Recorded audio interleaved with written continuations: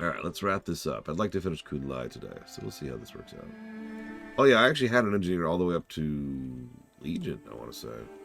Legion or Warlords, one of the two. How are ya? Ocean. Oh, would you look at the size of them? Old as the dirt they walk on, probably. Fine trophy. If you look at the test your metal as a big game hunter, start with them. Off with you. Tigers. No matter where I land, I go. What land I go to, excuse me, these big fanged beasts are there. Yet I haven't had a chance to hunt any of them. Let's go hunt some tigers.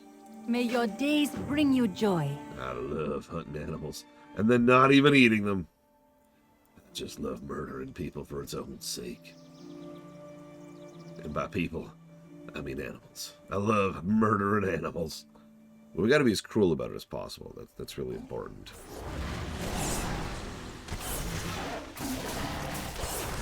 Like, is it even murder, really? If they don't suffer as you horribly butcher them.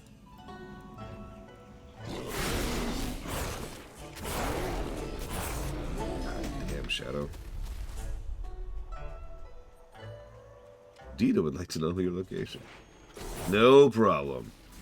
Because they want to join in. I get it. I see how it is. I understand.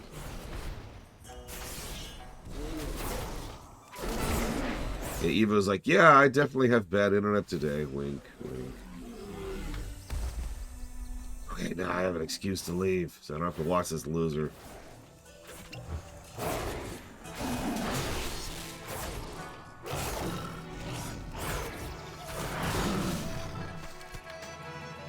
It's definitely better about both energy and combo generation, but I kind of already knew that. Especially at this level.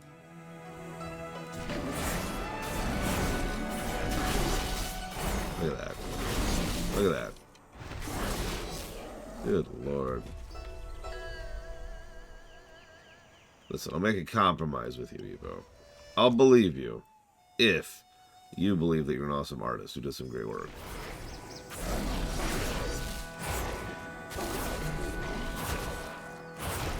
Which literally everyone can confirm. Every single person in the universe looks at your art and is like, yeah, no, that's amazing. Yeah, I like the lack of downtime on sub a lot. I swear I feel tankier, but that might just be because we're pushing through things faster. I've lost my range and my mobility, but I've gained the ability to absolutely destroy things. I think I'll take that.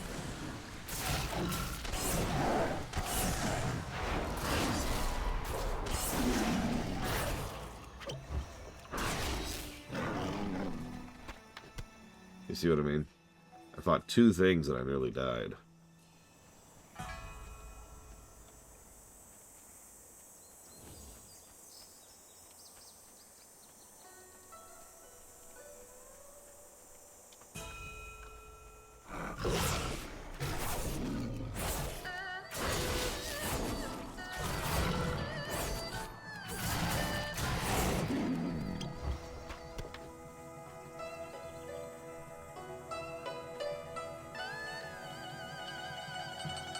What I should really do is put together an assassin build. So let's see how that is nowadays. When I last played Assassin, which was during Dragonflight, it was really high performing and really boring.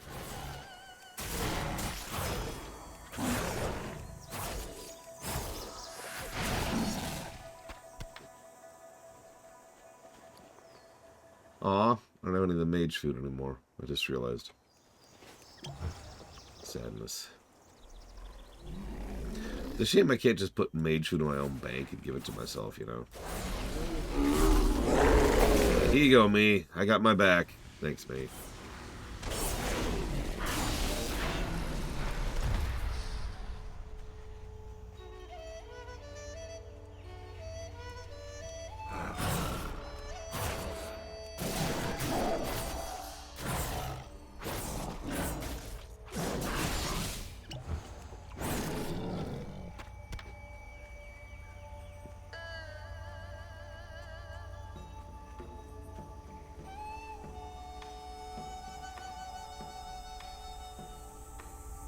Okay, those are objects.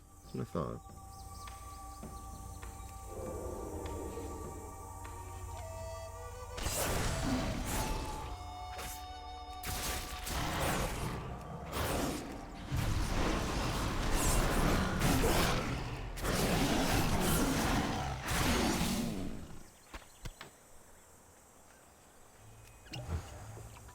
So mage food is a conjured item, which means it doesn't function like normal items do. In other words, I literally, to my knowledge, have no way of getting it to myself on another character. Because I have a shared bank account, but I can't just dump it in there, I think, at all. And I can't just mail it to myself. And this isn't Asheron's Call, where I can just drop an item on the ground and then pick it up on another character. Yeah, I can send food. It's not conjured food. Which is what I need and want.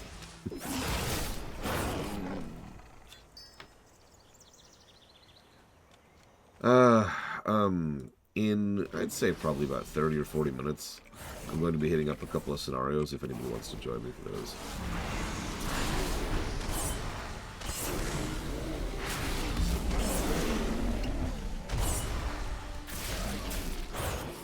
I will be doing Unga Ingo, as well as the Brewfest. Near as I can tell, it's a pure code thing. Spaghetti code thing. Because like I said, conjured items just are different. Probably because there's only like 2 of them in the game.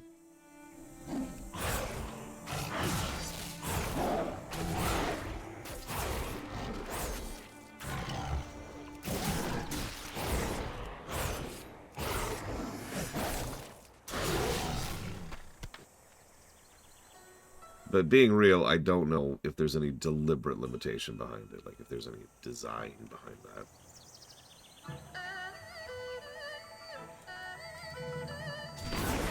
I mean, that's true as Mirstar, but A, why is that a thing?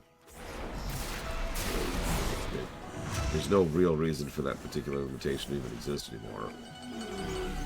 And B, even if that is the issue, wouldn't it be able to just dump it into your bank and then after, you know, X amount of time of not being pulled out of the bank, it just goes away? No. That just screams code issue to me.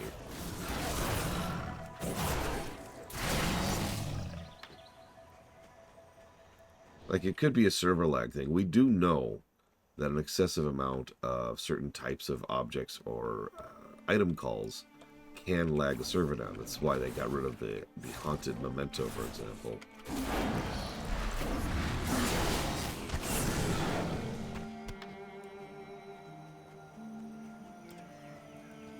So maybe that's why the duration exists, right? But if the duration exists, then they could just keep the duration thing. You dump it in your bank, and you've got 15 minutes to go pull it out, right? That seems reasonable to me. I should mention, all of this is perspective. I haven't actually tested it. So as soon as I kill 5 more Mushan, I think I'm going to go test that, because I'm kind of curious now.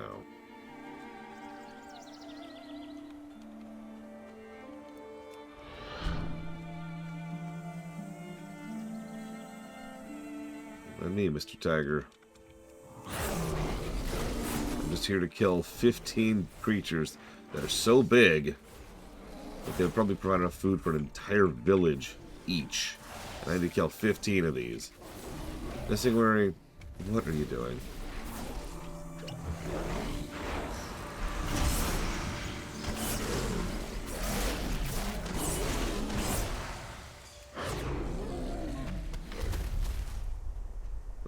I'm sorry. I'm not a big fan of hunting. I mean, I guess hunting's fine, no judgment. But, like, are we at least going to use the creatures we're killing?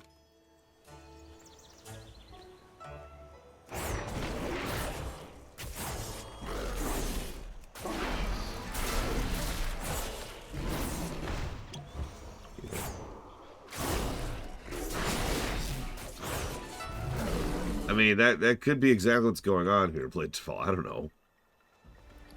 I'm getting a bunch of ribs out of these things. Oh, sorry.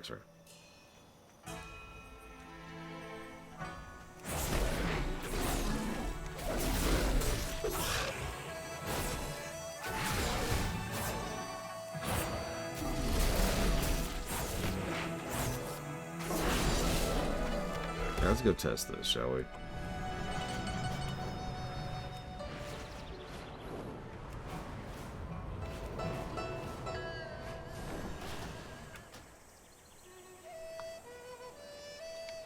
I don't remember what I was saying even. Oh! I will accept believing you if you accept that you're an awesome artist, which a lot of people can attest to.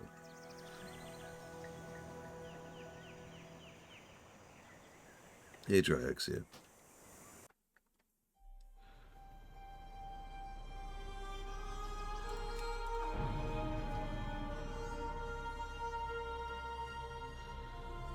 I didn't say draw okay. Did I stutter? Did your internet stutter?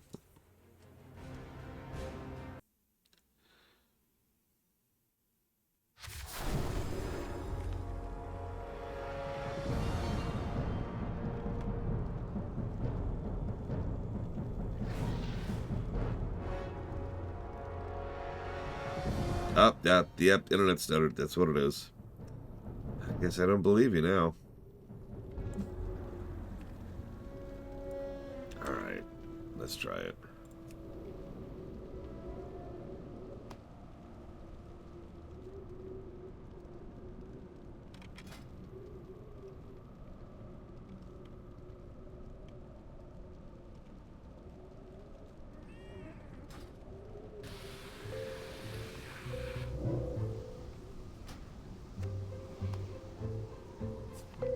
Huh. So, yeah, I just put him into the bank there.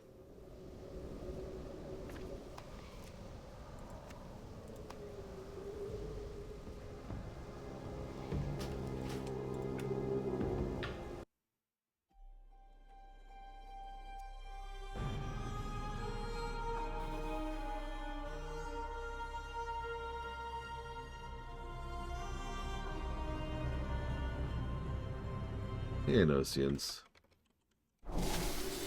Happy New Year. And thank you for the sub.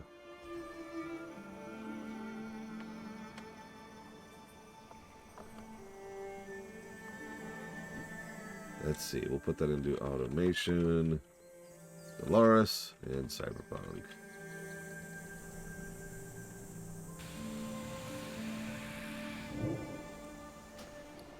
Yeah, they're just there now. Huh. Okay, well, I'm just... Never mind everything I said earlier. I just can give myself mana buns now. That's good to know. Oh, hello. How you really racked up a count. I'll chat with Mr. Plebe about getting the best one converted into a trophy. Nah, I'm good. Thanks. I hope to see you again soon. So when I was scouting east of here, I saw a collection of foxes. That's when I first learned to hunt when I was back in the Wandering Isle. I want to see the challenge of a young Pandaren hunter facing when growing up. Head east and take on the foxes. They tend to be clever and cunning, so be on your guard. Travel safe. Oh, well done, Silverfur. Me father travels across the sea to a new continent. All I can seem to find is boring old wolves. Me, I like to hunt stuff with meat on its bones. See you soon. So I can let it rot. I mean, Light be with you. I always was a fan of a good stag hunt. Stags are tough, fast, and territorial. They may be plant eaters, but they can give any hunter a run for his money. East of here is a whole mess of wilderland stags, just waiting for a hunter like yourself to give them a good run. Be careful. Oh, yeah, by the way, the name of their airship is the Kilimanjaro. Great to meet you. My boy here is a talented hunter, in training. Let's show him an old Nessie-style hunt, shall we? I saw a mighty big moose on east of here with a high, darkest night. Looked like it'd taken a number of hunters. You want to hunt big game, too? Go try to take it on. Also, I've noticed this. Oh, excuse me. I've noticed several of these quests still have the heroes' purses. Keep your feet on the ground. Which is fascinating, because that's a leftover from the remix. I guess they never ripped those out of it again.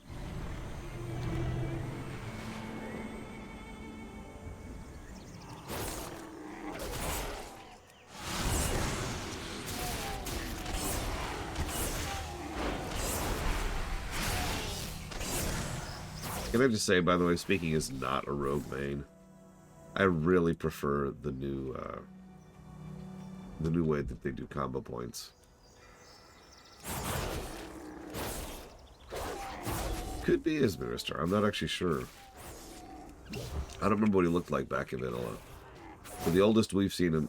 Excuse me. The furthest back we have seen him would have been on BC.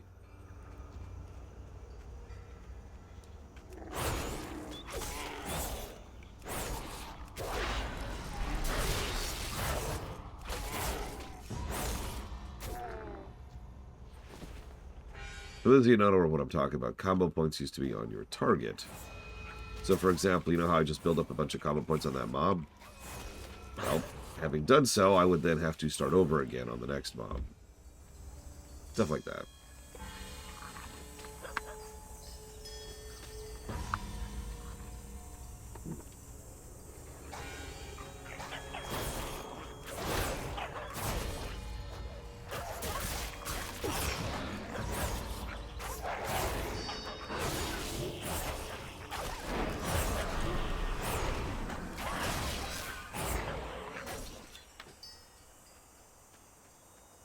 I've always loved how enemies out here just drop harmony.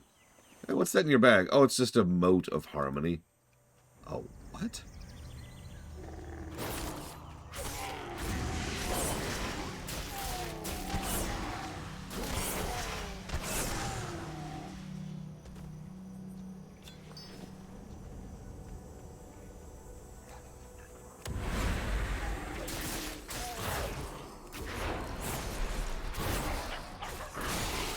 Yeah, it's just inner peace given form. Don't worry about it. How'd you get it? Well, I killed something for it. What? That's true.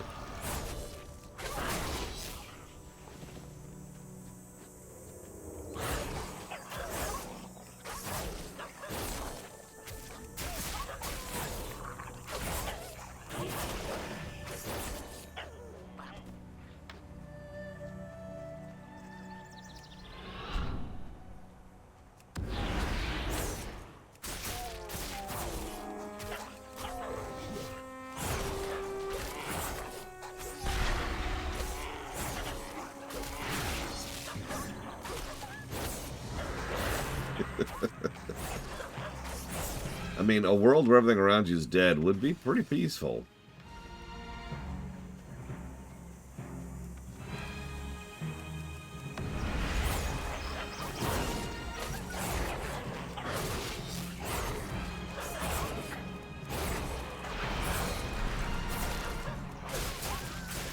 Oh god, I remember that episode.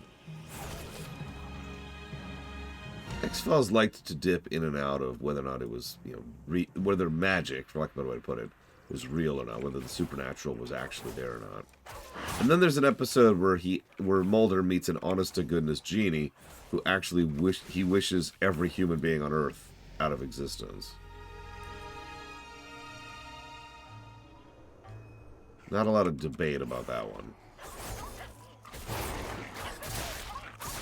I do like her response to it, though. Like, what, you think I can accomplish what other people have failed to accomplish for millennia? What did you expect?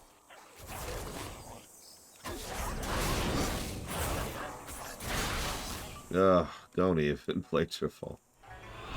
Yes, I know, it could have been an illusion, and it wasn't real the entire time.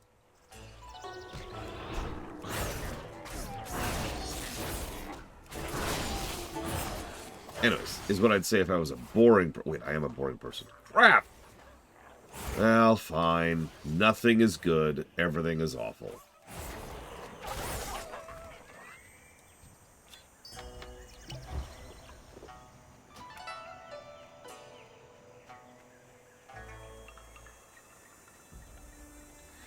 Well, we are already halfway through Pandaria, Evo.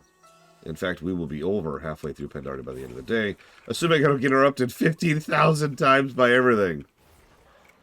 Claytonville mentioned last night how many VODs we are in, and I have to feel... There's no have to feel. I do feel that that's not really fully representative. Not only because I keep track of the actual hours we're playing, but also because I just constantly am getting interrupted by everything in the known universe. It's really quite frustrating.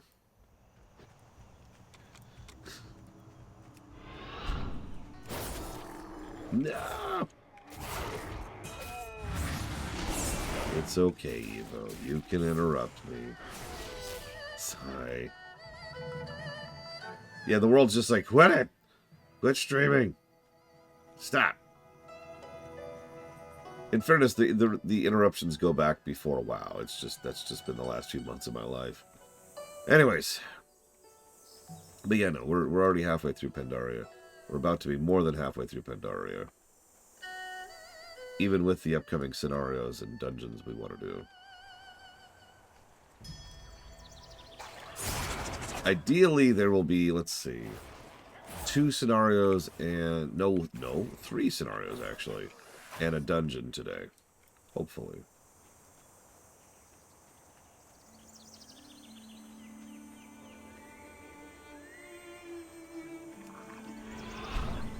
Go away, Fox.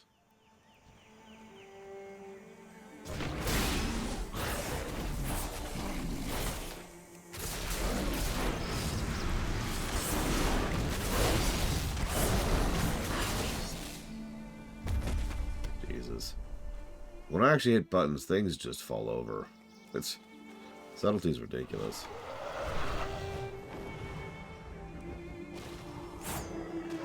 I actually put some very real thought into pausing WoW and just going and getting the queue caught up. Spending about a month doing that. But I realized that that probably wouldn't work well for most people, especially since the only reason I'd be doing this for my own personal sanity. And it doesn't really matter anyways. Tell me of your travels. Farewell. Yes, Evo. I finally made the switch to subtlety. King's honor, friend. Light bless you. What's on your mind? Putting the big into big game hunter. Safe travels. That's a right proper trophy right there. Be good. Let's see. Let's put that here. Oh, there's the trophy. I was going to say, where's my trophy?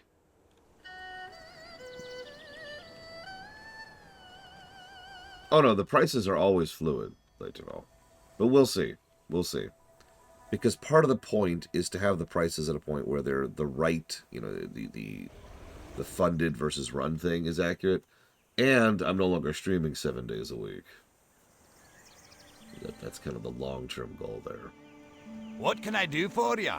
Granted, tortoises are not big game, but they can be mean game. They also work as perfect bait for bigger game.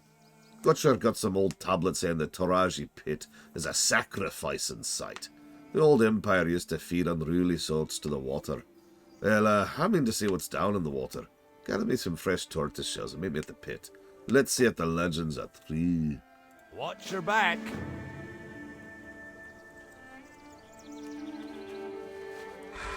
We're getting recursive now. We're killing animals so we can kill animals.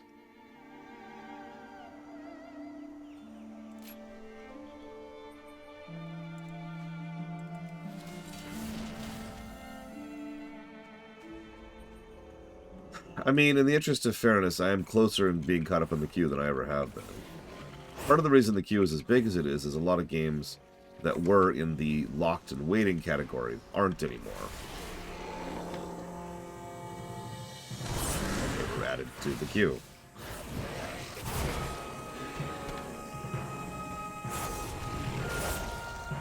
And then, of course, a whole bunch of games got funded as once, which is pretty normal. As I've mentioned before, there's a very strong correlation between how close a game is funded and how many donations it receives.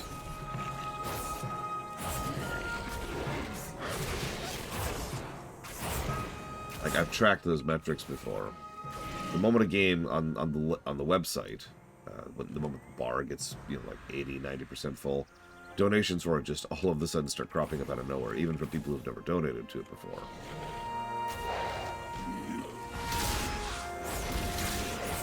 Gosh, I'm not sure. Can someone type exclamation mark next really quick, please?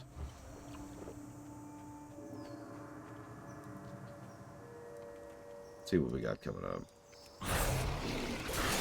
Okay, so we've got Armored Core 6. That's going to be pretty long. Stranger of Paradise is going to be pretty long. Eastward should be short. Colony should be medium. Dishonored 2 will be medium. Ratchet and Clank will be short. Space Marine 2 will be very short. Ace Combat X will be short. The gunk will be medium, Seek and Destroy will be short, Kingdom Hearts 1 will be long, and FF5 will be medium.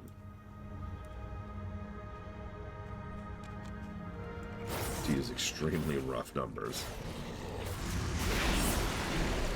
And yeah, we're finally playing Dishonored 2, since I decided to unhinge it from the thieves. By the way, grats, Mr. Red. You're almost done with Shadowlands. Until I start doing it and drag you along with me.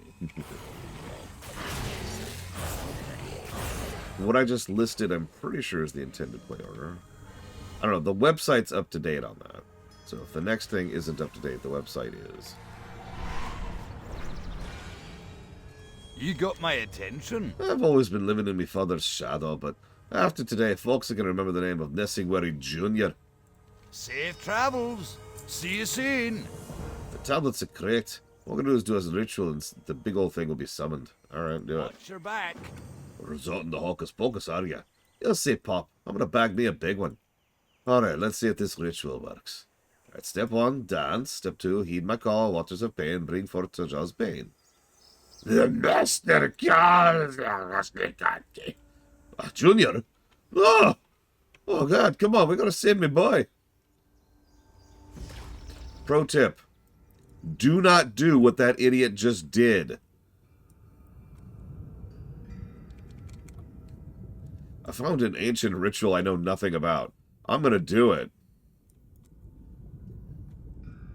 Christ.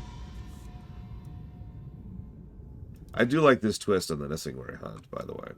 You'll notice it started off with your basic stuff. Go kill X of Y and large numbers.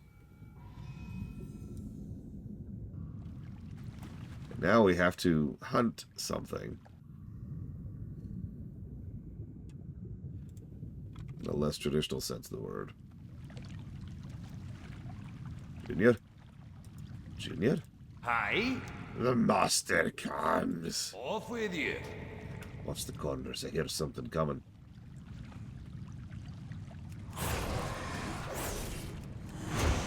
Let's pop some cooldowns for this. I remember this guy can actually be a little mean. Holy crap. It's... God, we shred things when I pop cooldowns. What? How'd I get here? Oh, Junior, you're okay. Sorry I made a mess of things. No, you were right. You did put the big into big game hunting. You did me proud, son. I love you, Pop. I love you too, son. Let's go get a pint. Idiot. Okay, let's see. Armored Core 6, Stranger Paradise, Eastward, Colony Ship, Dishonored 2, Ratchet & Clank 1, Space Marine 2, Ace Combat, The Gunk, Seek and Destroy, Kingdom Hearts 1, and FF5. Yep, nope, that is the correct order. Has whoever crossed the gross threshold for me? Once. Ever. Exactly once. There's an enemy in Legion, which is an abomination, aka a chimera, which is stitched together from several Draenei corpses. That's it. That's as close as it's ever gotten.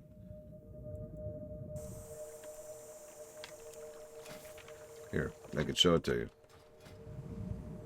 Because it's a mount. I don't remember what it's called. No, that's not it. Let's see.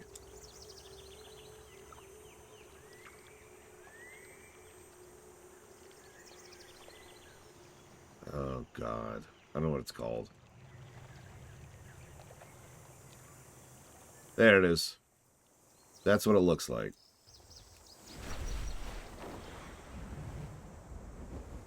Formed from the tormented bodies of the souls of the fallen members of the Army of Light.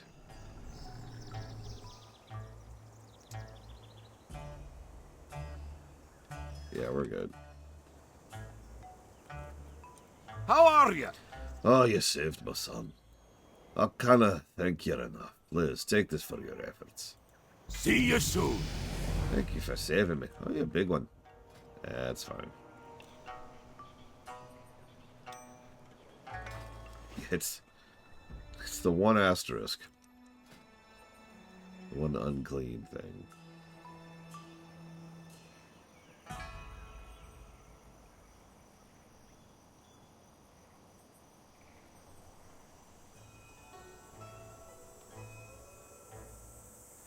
let's go for that. Sorry.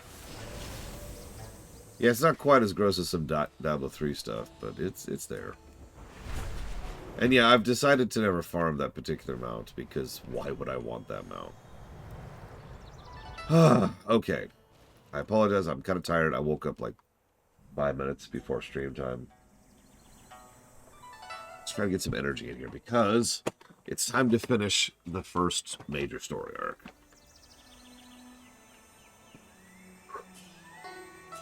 So you may or may not have noticed, I jotted down a potential story positive for visual storytelling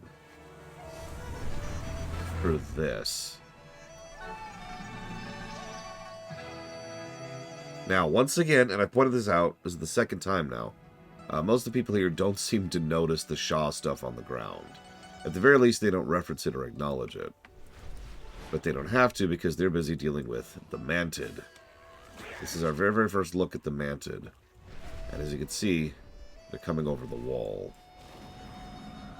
There's several Shadowpan up here trying to deal with this incursion and the breach we've got going on right here.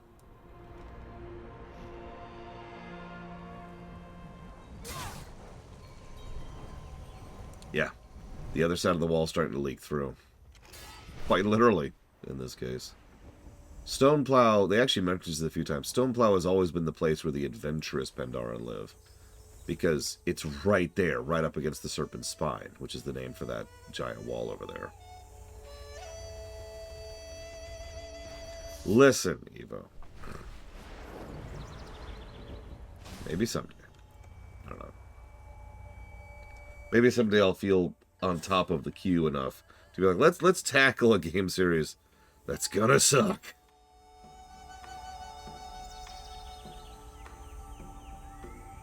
And then we'll review Ultima 1.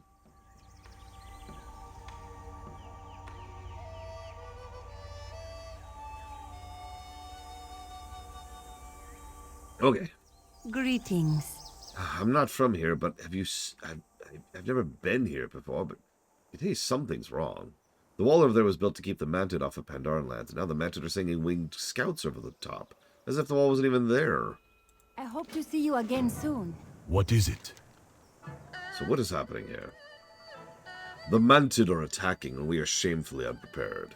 Under normal circumstances, our enemy is quite predictable. We anticipated the next full-scale attack would hit in about 10 years. They do so regularly every 100.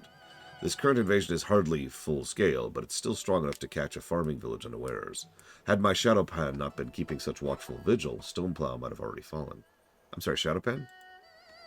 Yes, the defense of Stoneplow currently rests on me, Guard Captain Oakenshield, and 3 of our order.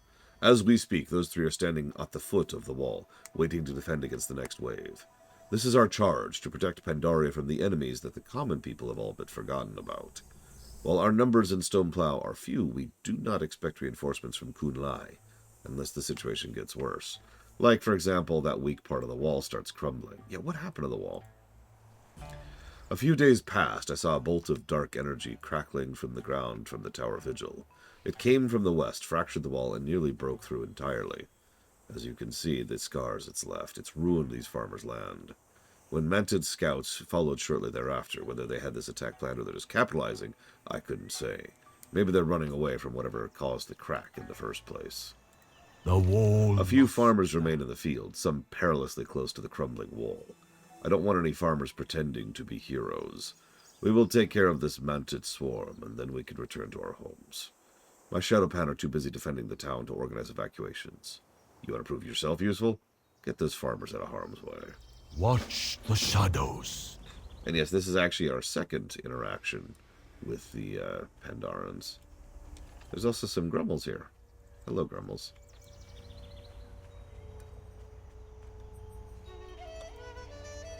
Counting Taranzu as the first.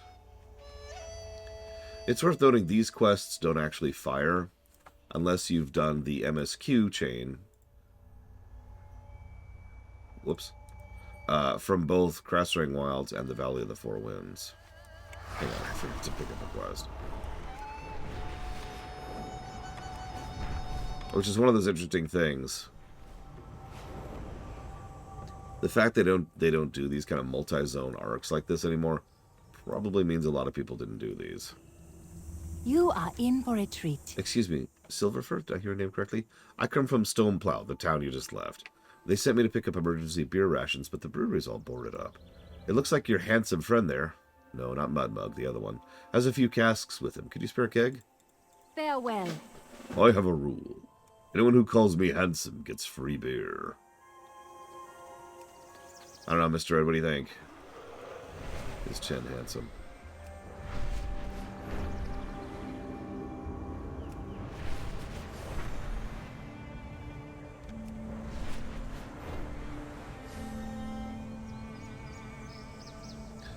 Brought you some beer. Pandaria conceals a great darkness. Ah, finally, Emmy's come through. I hope all is well at the brewery. My men don't do well without beer. Beware the western wind.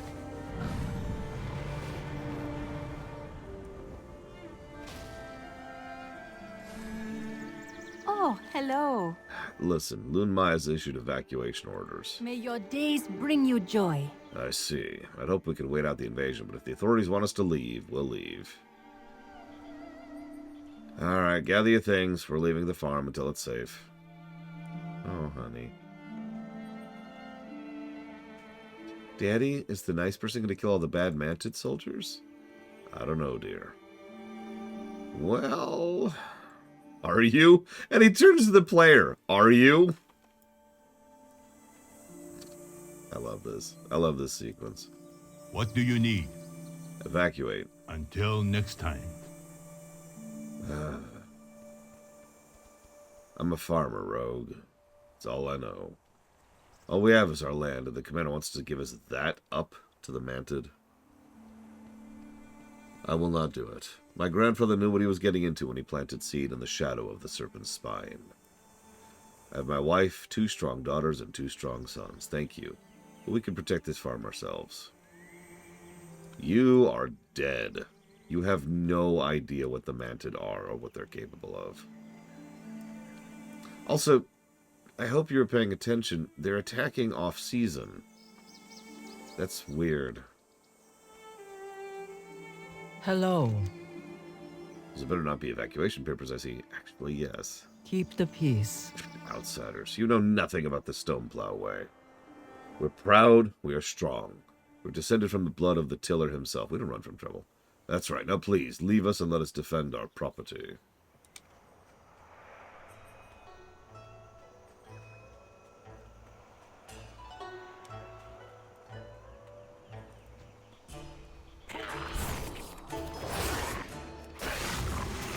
One thing Pandaria does better than most of the expansions of WoW is it has story arcs that go across the entire expansion. Cataclysm really was mostly a series of unconnected short stories. Even when we got to the MSQ stuff, the final zones, a lot of that was just...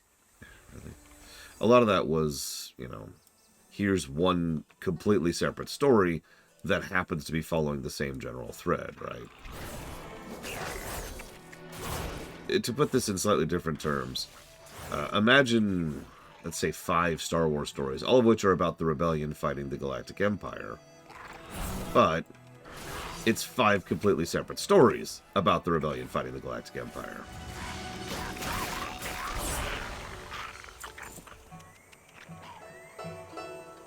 Pandaria is a lot more interconnected.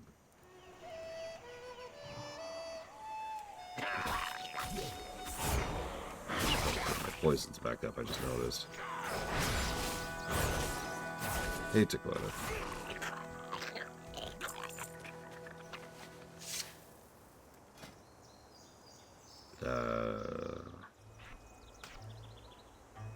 Good morning, Braglin.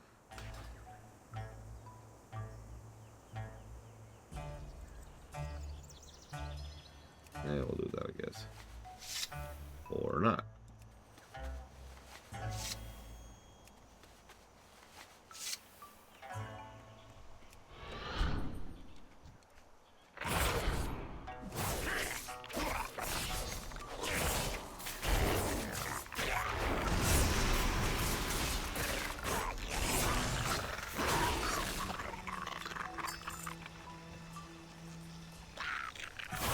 Now that I'm thinking about it,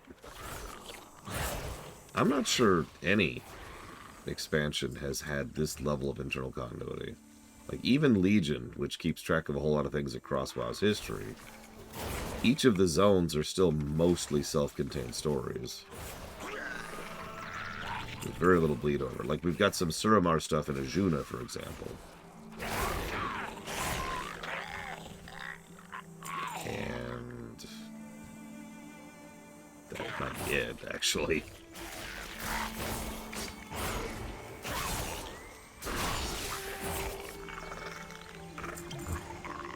And I mean, each of those zones is directly connected to, you know, the Legion invasion. But I think that's it. I think that's the only connecting thread there. War Within has a pretty strong through line, I'll give you that. And Dragonflight's a bit of a breather expansion, so for the most part, just kind of chilling for several zones in a row. Oh no, I'm low in health. If only I could conjure mana food and send it to myself. Can't believe. When did they make that a thing? It has to be recent.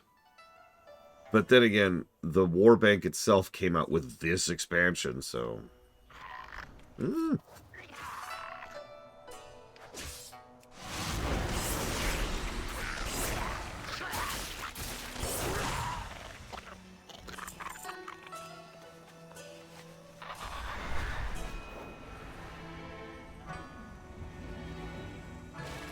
Tell me of your travels. So, I have evacuation orders. There is no hurry. Oh, I don't know. I am old, and I have always... Manted!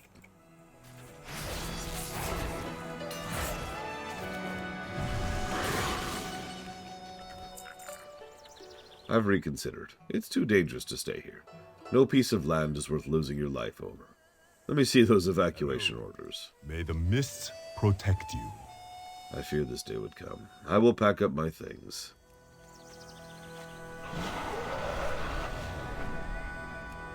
Hi, DeCastus.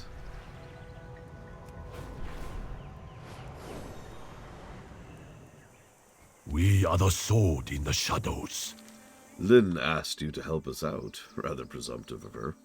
Still, we are short-manned. We won't turn down your help, or the girls. You have our thanks, Rogue. We serve so others do not A few stubborn ranchers want to make my job harder.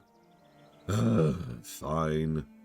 I will rob no Pandaren of his right to defend his land. Watch the shadows. We should be able to handle the defense from here on out. Lynn here is looking for someone I believe she calls the Hidden Master. I think I know who she's talking about, and I have a clue for you. Go north. The wall must stand. You hear that? The Hidden Master to the north of here? Watch Commander, I'm leaving now. I'm finally going to continue my training. Maybe I'll see you up there. Yeah, I'll see you there. Bye.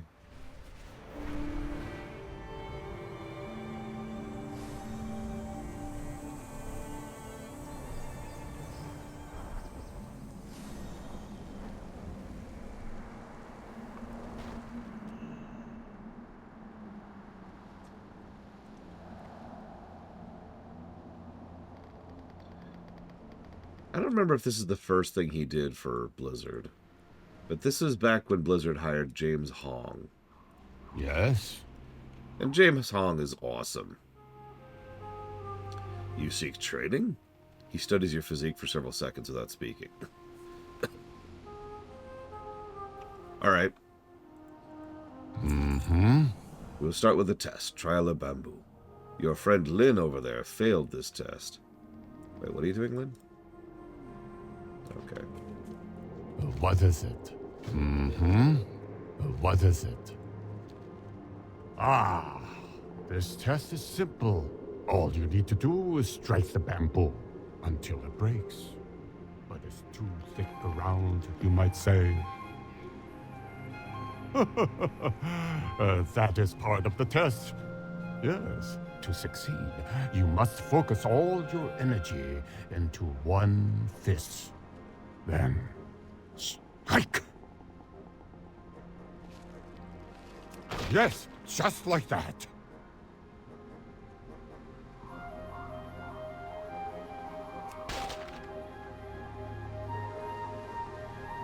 What I find funniest is for all the people decrying that this is Kung Fu Panda, none of them ever got this far and saw that there's literally the same actor in both works.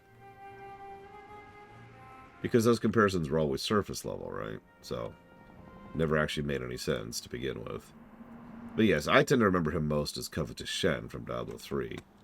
But James Hong has been awesome and has been in a lot of things over his career. Yes? You shall promise. We will continue. First round of training.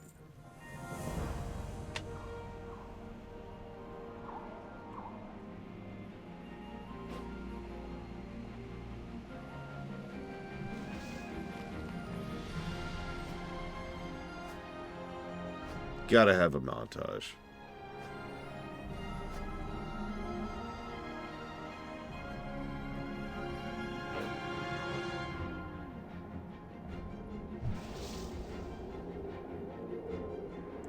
I actually very unironically love how they do this.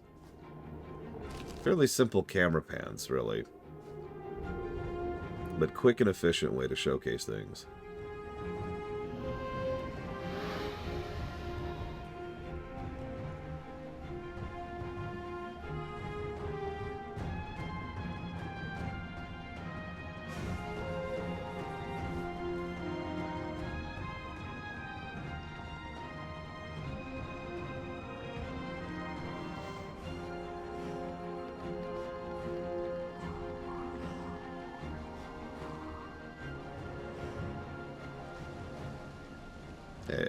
I know the feeling. By the way, to further emphasize how big Pandorans are, I can't look eye to eye with them as a Worgen.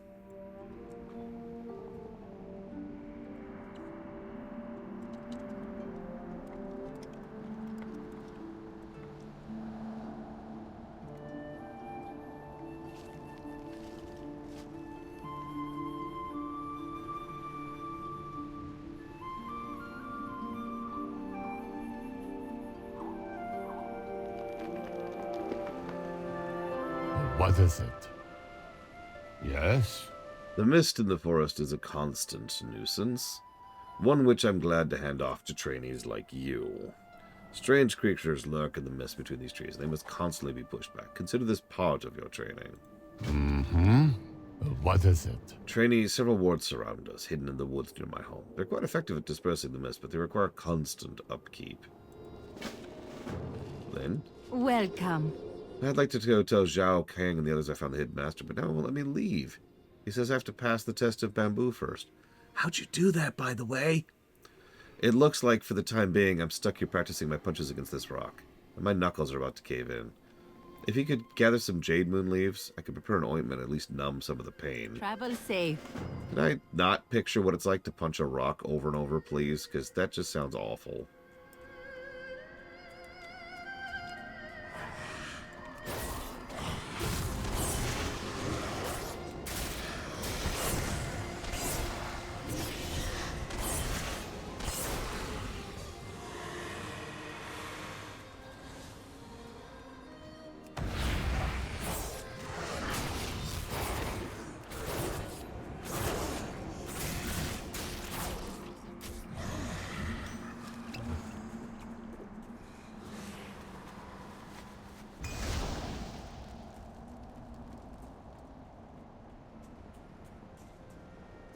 God, I haven't watched Karate Kid in so long.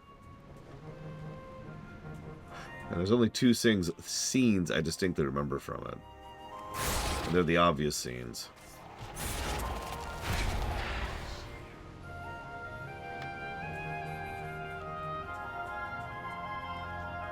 The first is the obvious one. Wax on, wax off. And the second is, no mercy! No mercy! And of course, like every other 80s movie in the world, the bad guy cheats openly. No one calls him on it. And then the good guy has to win without cheating. You know, to prove he's better than the bad guy.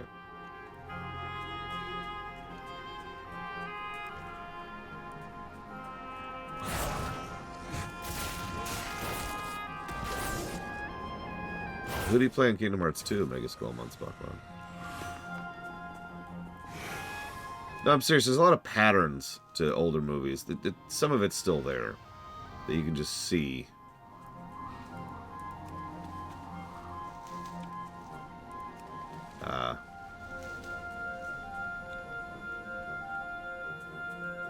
Like, how many times have you seen a cop do things that are flagrantly, insanely illegal? And, of course, they manage it because, you know, they successfully get the bad guy in the end. And he isn't let off immediately on 1,000 screw-ups of procedure that the cop did over the course of the episode.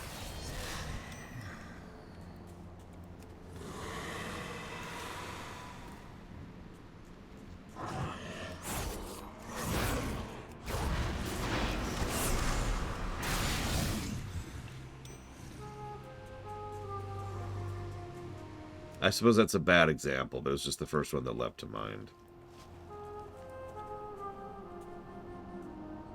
It's just been revoked. Congrats, you're now an international criminal.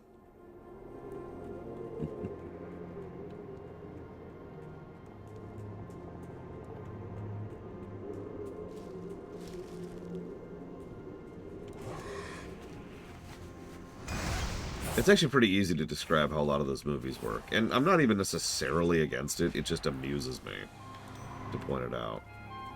Because it all boils down to the same thing. No consequences. The only thing the movie's concerned with is getting to the finishing line, which is the end of the movie. Once it gets there, the rest of it doesn't matter. So people just do things, and nobody thinks about tomorrow, because tomorrow doesn't exist. It's a really common trick in writing.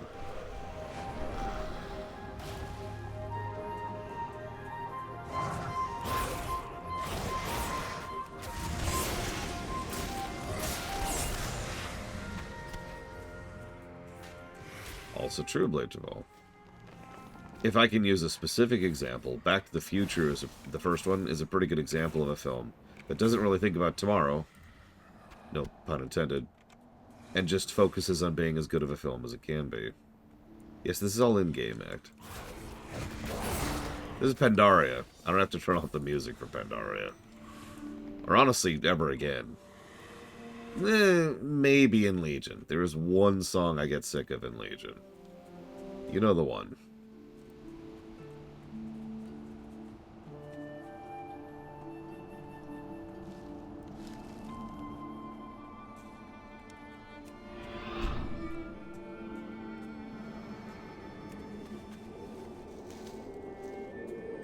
I don't remember Shadowlands music.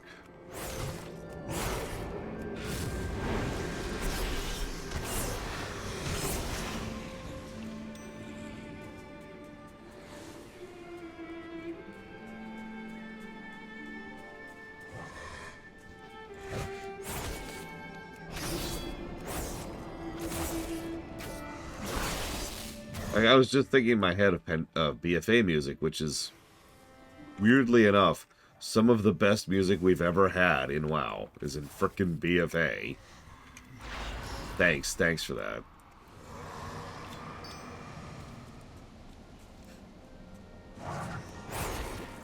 Like, I have a lot of issues with BFA. The music is not one of them.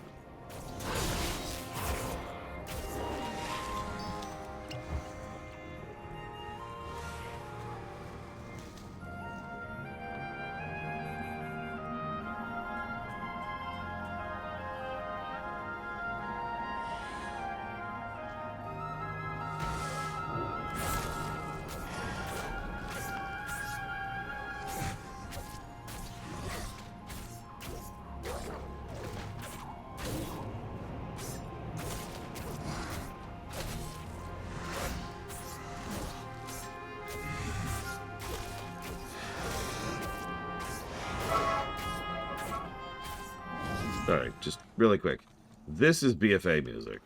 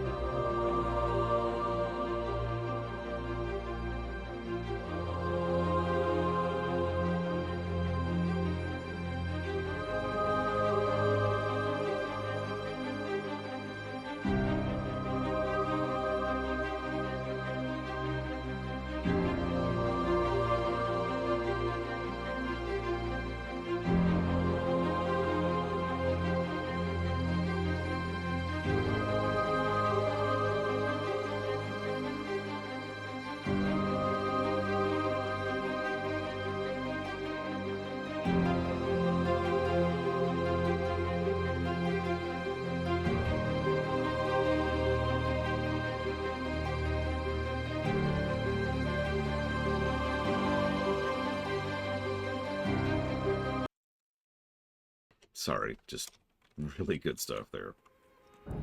Yeah, and it's I mentioned this when we were discussing the intros. Do you remember that? The intro screens? The best songs for the intro screens, in my opinion, were Wrath, Kata, and BFA. Like, just... Tell me of your travels. There. The leaves are coated with a thick, waxy coating. Here you go. Farewell. Thank you. I can prepare proper ointment later, but for now, this'll do. May your days bring you joy. You're welcome. Yes?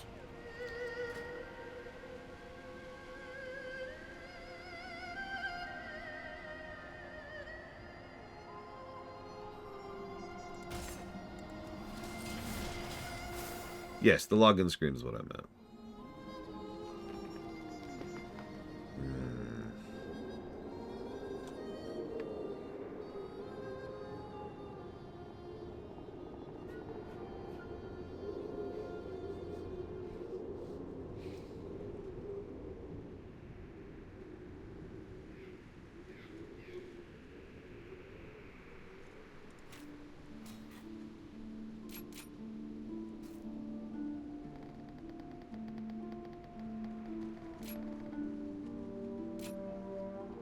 Let's try that. Let's see how that feels.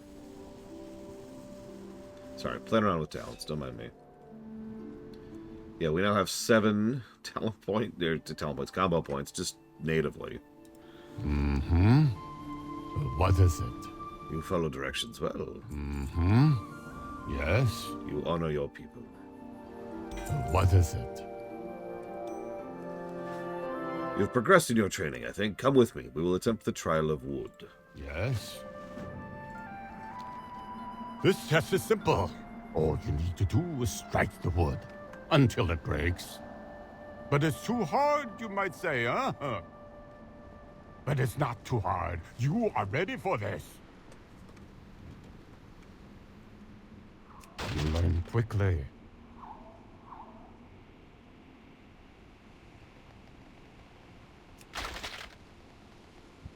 We're doing this quest almost immediately before the finale. But it's worth noting you could do this, like, hours or days before the finale, depending on how you line these up. Because you can do a lot of these quests in whatever order.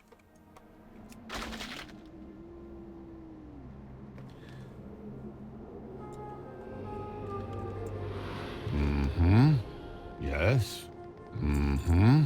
I can sense your anxiety, but you're not ready yet. Your training must continue before you perform the final test. As for your task, I need you to fetch some eggs. Yes, eggs! The marshland atop the hills to the east is home to a number of birds, all of which are generally peaceful in nature. You should have no trouble gathering enough eggs to last me several weeks.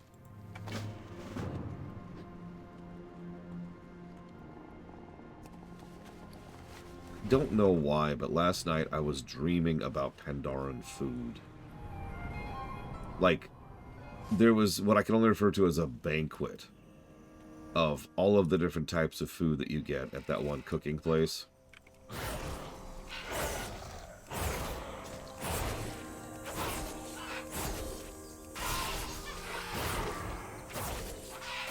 And I was actually crippled trying to figure out which thing to eat because it all looked and smelled so good.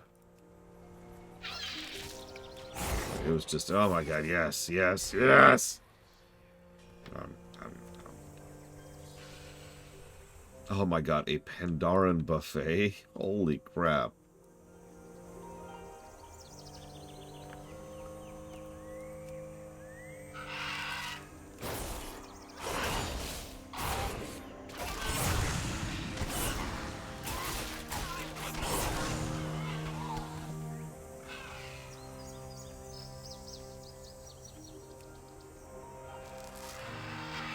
And I do generally like Chinese food. I actually generally like most types of food. It's a rare exception that I don't. Second, I just noticed that I'm not pulling the buff I should be pulling. Give me 1 second. that there. It's the yellow buff.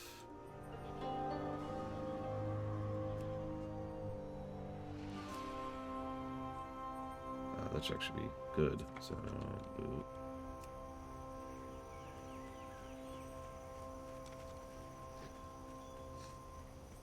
Well, for example, I tend to not like Korean food, but the reason why is pretty banal. It's because of the anise they like to use.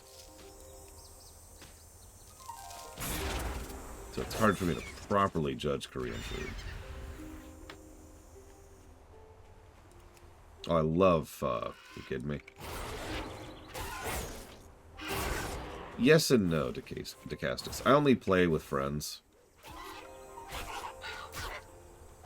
So, for example, the latest patch, I actually haven't touched at all. The new island. Literally haven't even unlocked it. Because I'm not going to do that until I do it with my friends. And none of them are subbed right now. They won't sub again until the next major patch, which is not for a few months.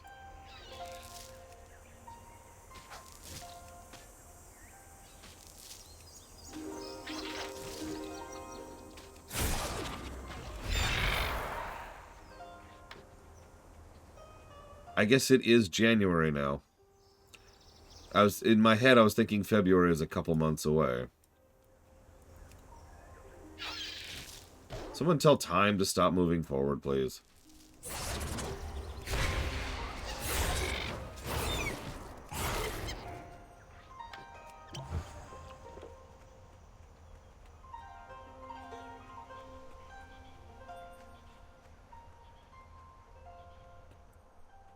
Nah, time is actually at a perfectly reasonable pace. The problem is everything else. But nobody wants to hear me rant about that right now.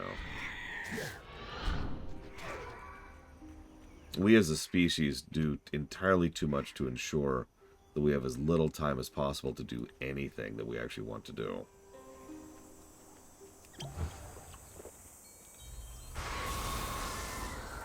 Yeah, my nieces went back to school today. Poor kids.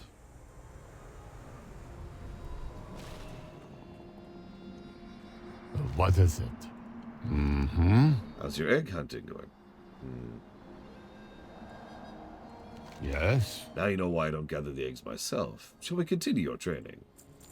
Montage number 2.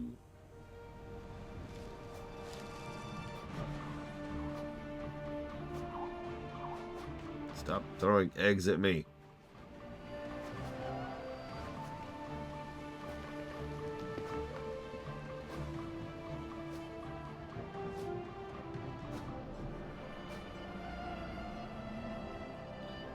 Okay, let me blindfold myself here. There we go.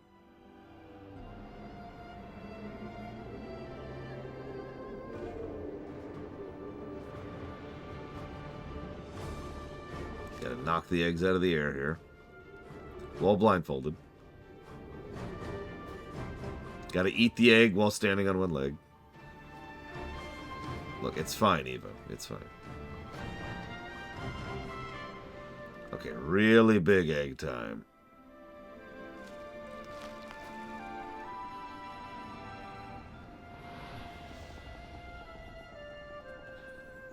Ah!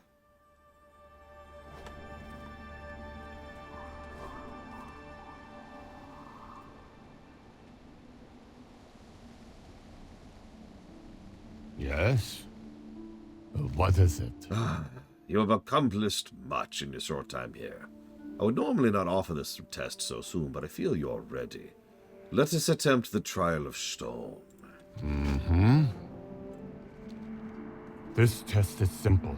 All you need to do is strike that stone until it breaks. What? That's impossible, you might say. Well, then you would be wrong. With clarity and focus, nothing is impossible.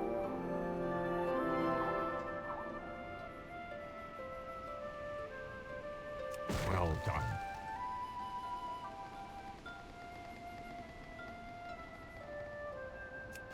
For example, I consider the time you spent drawing that Vorsat woman to be time well spent, Evo. It's actually funny. I myself am really big on not wasting time. The difference is, you know, I understand what wasting time actually means.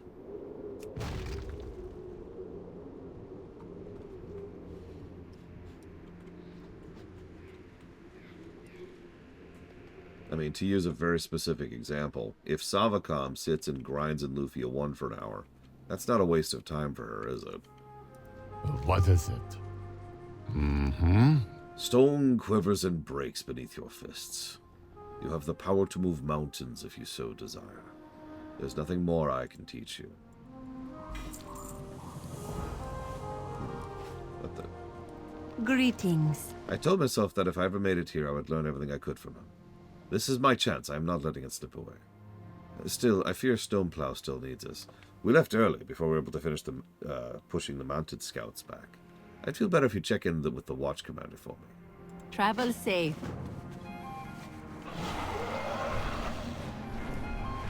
Yeah, rest is not wasted time. Drawing is not wasted time.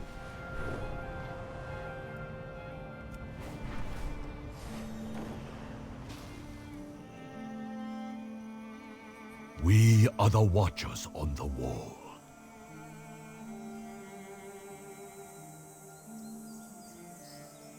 Beware the western wind. I'm glad to hear Lynn as well. Our defenses are holding for now. The Mounted keep sending scouts, but they haven't gotten much further than that.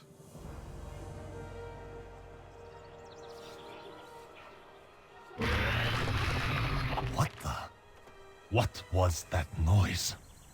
It came from the wall, sir. I know where it came from. What was it? First time we hear the Mounted theme, by the way. That is a Kunchong. No! Men! To arms!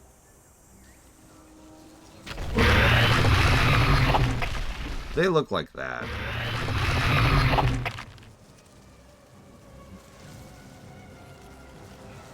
They're basically Ultralisks, just to put it really simply.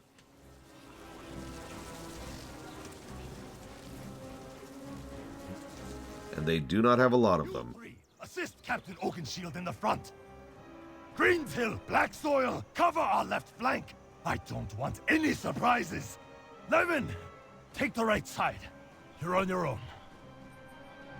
Everyone else, if you can hold a weapon, protect this village. Don't let them pass this line. You're nothing but farmers' children.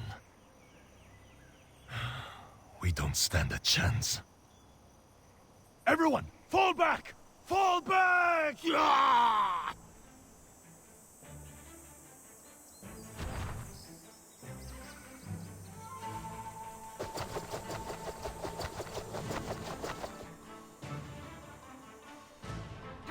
For Pandaria! Zhao, Lin, Ken. Who are you? Does it matter who we are? We are here to help you. You were surrendering? Why? Because these invaders can break down a wall. You have got another wall. And it is made up of the people who call this place home. Hey, give me one of them pitchforks. Any one of us would lay down our life to protect this land. This land, it belongs to us. It belongs to our ancestors. It belongs to our children. And we are not about to let that change.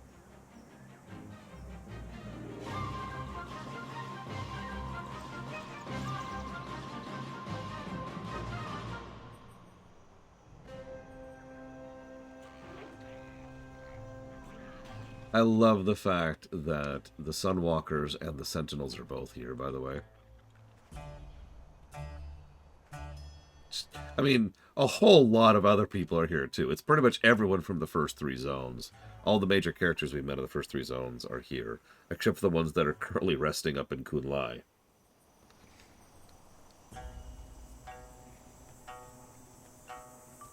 Oh, hi there. I've been thinking, we got all this beer the Chen brewed, and we got all these people you gathered. We should bring the two together. There's a bunch of folks in the fields risking their lives for Pandaria. You and I should bring them a keg or two. They might raise their mugs in victory. They might enjoy one last drink before getting skivered. But either way, I don't want them to fight without a good brew in their belly. Yep. Let's go deliver some dang beer. Tell me of your travels. You see those huge manted commanders? They have a strange aura about them. Reminds me of the sadness we saw at Zoo's watch. Perhaps they're under the influence of the Shah, too. I kept Ken's mask, the one he used to remove the Shah from Yi Mo. I believe that if we use it on the manted, we can convince them to turn back. I hope to see you again soon. And by the way, I just want to point this out very quietly. That's Miss Fanny. You remember her? No, of course you don't. But I do. We are the sword in the shadows. Without the wall to protect us, we barely stand a chance. If you hadn't gathered so many people from 3 zones, we wouldn't stand a prayer. Check up with Captain Oakenshield. He should be near the break in the wall. Kill as many manted as you can on the way. If we win, we win. If we lose, we go down fighting. Beware the western wind.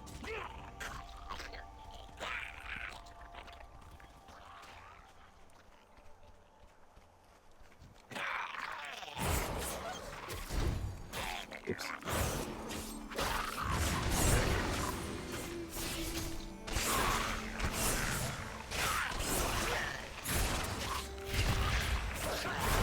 Oh, they hurt. They hurt. Oh, they hurt. Oh, they hurt. Oh, they hurt.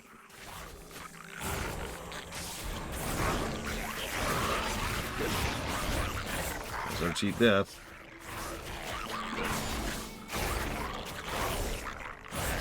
Ah, almost. Almost.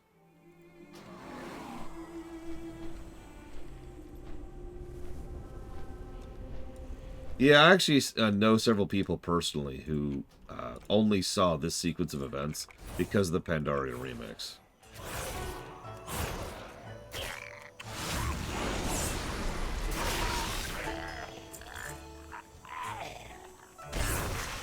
Because it was so lucrative to do quests and so quick to do quests.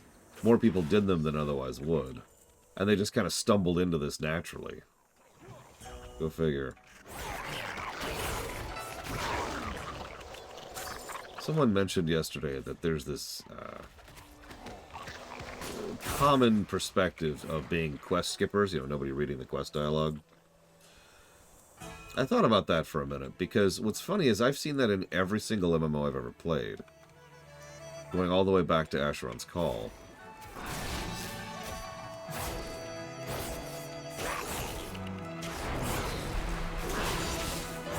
I don't really have much to add to that. It's just interesting how prevalent that mentality is. Like, we see that in FF14. And FF14 is extraordinarily story-focused.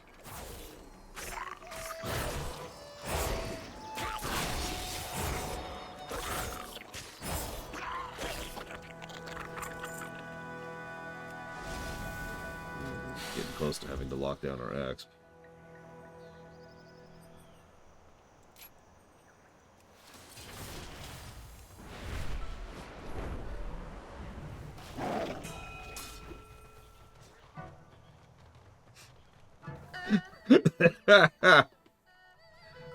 Sorry. When you deliver the beer to Laelia, the Night Elf woman. Beer delivery in the middle of a battlefield? Maybe Pandaria will make a good home after all.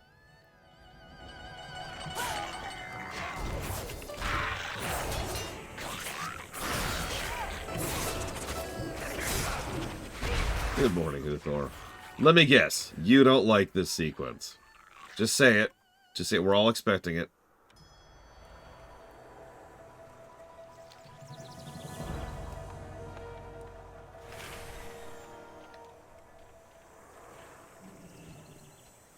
Well, that's actually a valid question, Evo. Hang on, real quick. We rip the Shah out of the Wing Commander, and something that comes out called a manifestation of fear. And when we do so, the Mantid asks, "Why am I here?" and goes home. That probably gives away everything it needs to right there.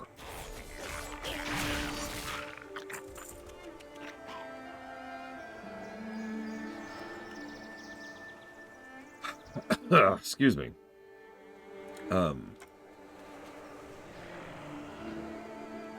So before they actually added MSQ markers, which was pretty far into WoW's history,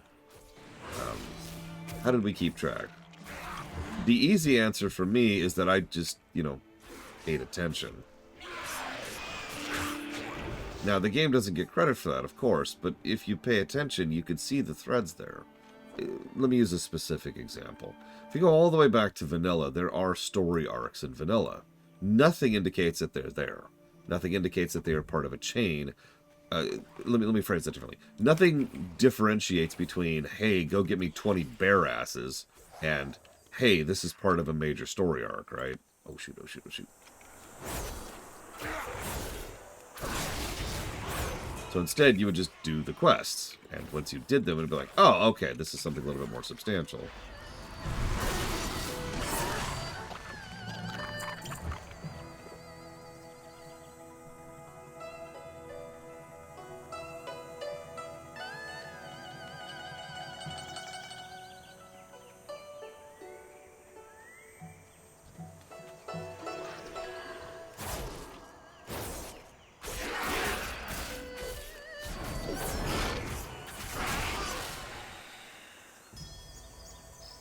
What is happening? Why are we swarming so soon? The Pandaren were prepared. This attack was folly. Looks like the Manta are definitely under the sway of Shaw. The Shaw of Fear. Perhaps they're not attacking at all. Maybe they're running away from something. What is on the other side of that wall? We'll get there. I mentioned connection and inter-expansion continuity. Just to make this very, very clear, the other side of that wall right there is the Dread Wastes. That's the last zone. So we won't really be fulfilling on this story arc until we get to the final zone. But we will.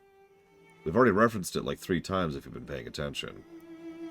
Pandaria conceals a great darkness. I spent my life atop that wall.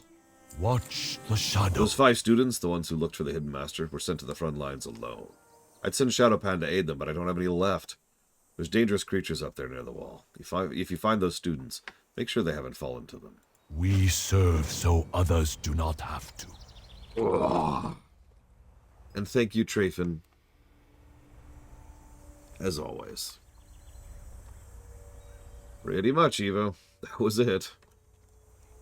That add-on that exists nowadays to help you understand the story arcs, that's pretty recent. Even that uses the tech that's in the game. This tech right here, that tells you where you're at in the chapters. Let's see, Resident Evil block, Mech Warrior 5, and Mina the Howler. You got it. Yeah, I don't know what it's called. I actually have it installed, but not on. Oh, there it is. BTW Quests. This thing right here. I've never actually used it, because I've never needed to. But, it exists. Over here! For the Jinyu. Yeah, I'm going to be very curious. For Pandaria! I'm going to be very curious what's going to happen in Warlords. If they did any backporting in Warlords.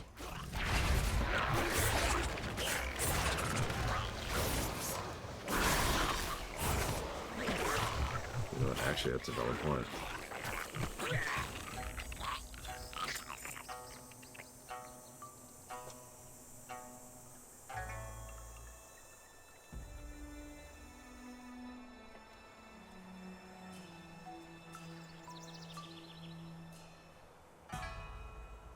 Yeah, there's been a bug that I've noticed during this run, so it's a very recent bug, where it'll only play one voice file at a time, as in it only can play one voice file at a time.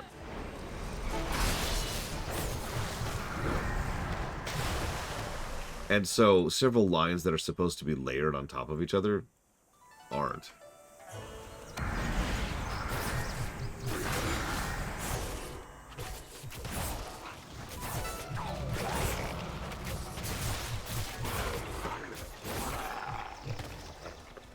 Let's keep moving. I see another big one. That made me hungry. Like there, right there. Everything makes you hungry, Xiao.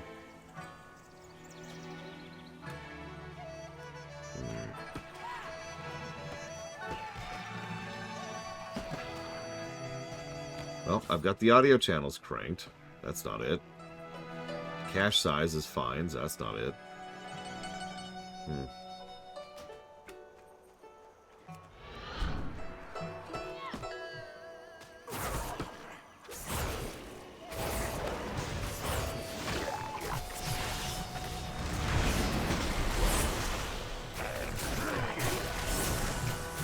Stay away from those claws. They look sharp. It's fine. Woohoo! These mankers? No time, brothers. We've got to keep fighting.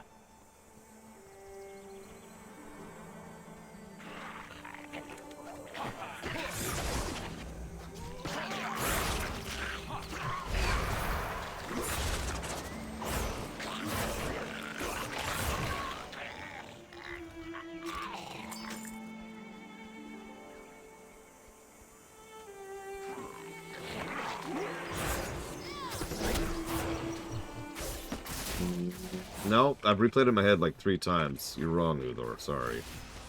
He said, these mankers messed, and he couldn't finish the sentence because then clever Ashio said, mankers, interrupting the line, which then was interrupted by Kang saying, no time, brothers. Take care of those eggs. We'll focus on the big mama. Return from where you came, Mantid. Yeah! Get back over Like here, that. wall, you jiggly dukes! Like, you can hear where it cuts off the audio file. It's especially obvious with Ashio because he's got modulation. So there's a bit of an echo to his voice, but it cuts off artificially rather than naturally dangles out, as it should.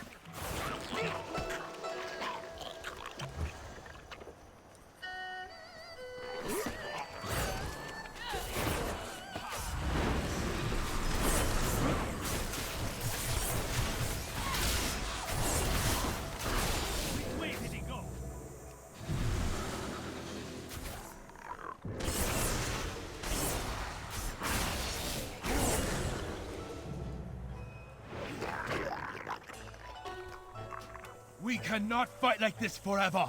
Go speak to God, Captain Oakenshield. Tell him we need reinforcements. Yeah, there are none, dude. I hate to break this to you. There's nobody else. You are the reinforcements.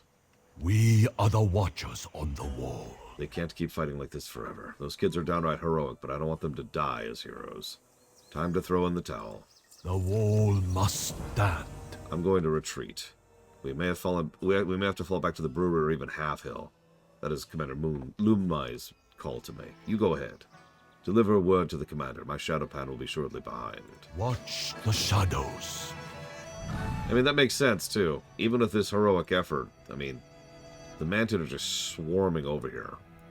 And there's still that Kuchong just sitting there on the wall. What is it? Well, we gave it our all. It's time to evacuate, save lives, and reassess our strategy before the Mantid take the entire valley. All hope is not lost. Yes? The commander speaks hastily. He has the weapon he needs to win this battle. He has you. But it's too hard, you might say. Nothing could be wrong. Well, nothing would... God damn it, stop reading so fast, Lore. You would be wrong. It is not too hard. Nothing is too hard. Go now. Go and save Stoneplow. You can do this, but you cannot do it alone. You will need the help from that Mushan beast. Yes, I believe her name is, Miss Fanny. All right, Miss Fanny. It is your time for glory.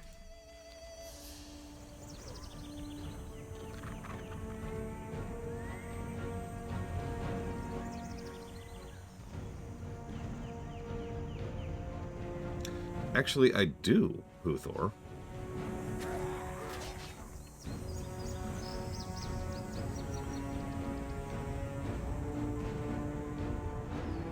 Because the default world quest tracker is garbage. Boop. If you remember, that was the quest that started the entire zone.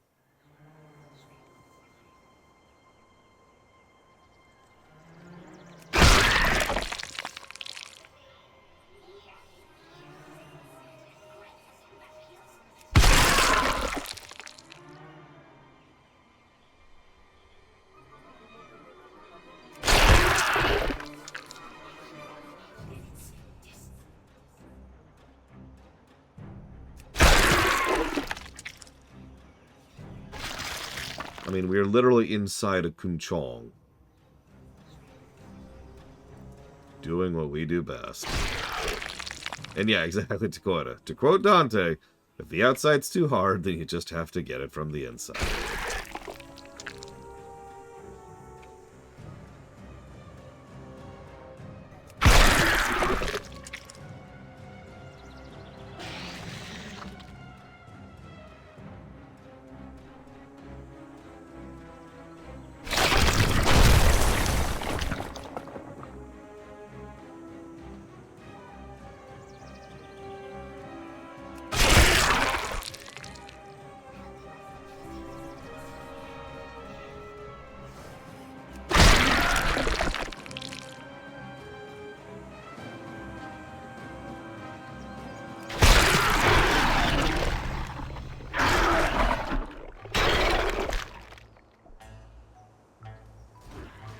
Down she goes.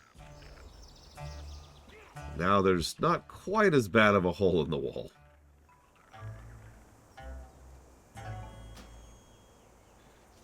Let's see.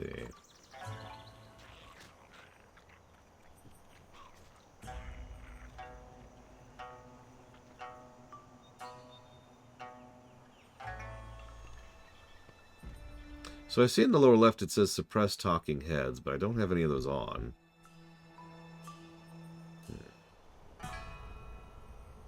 Good morning, Linnarith. I've noticed a lot of add-ons are using this framework for options, and I kind of hate them because they're so hard to parse. At least for me.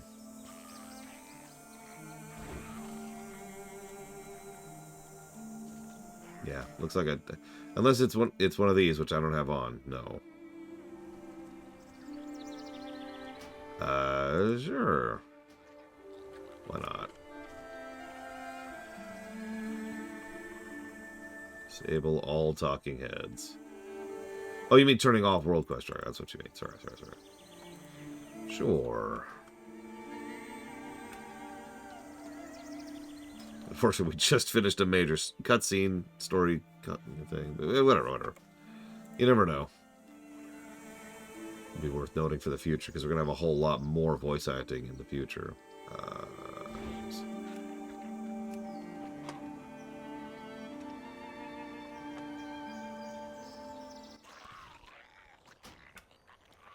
We must not falter.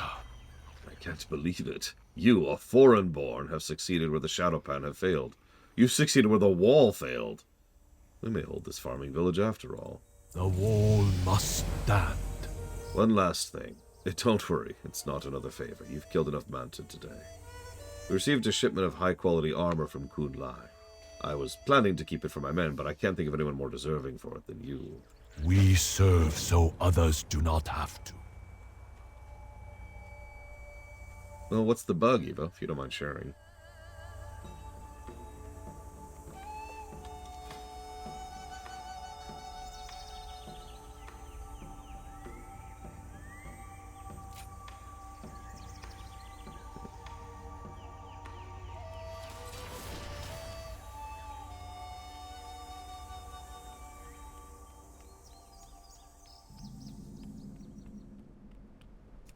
I'll go ahead and take my armor here.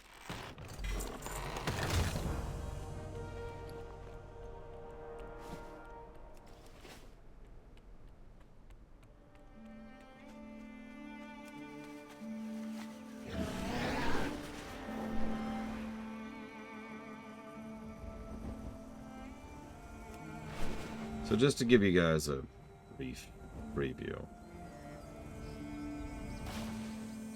Whoops. Hang on. Got too close to the corpse. Hang on. Hang on. That's what waits for us on the other side. Over there. That's a good point. I will definitely find whatever bugs exist in your game. Without even meaning to.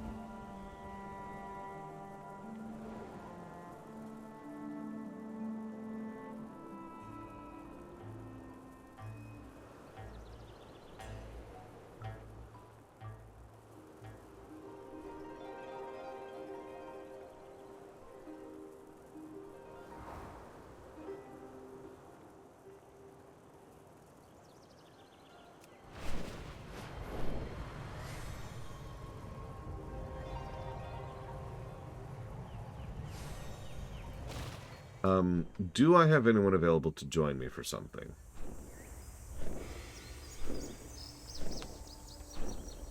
I will need 2 people.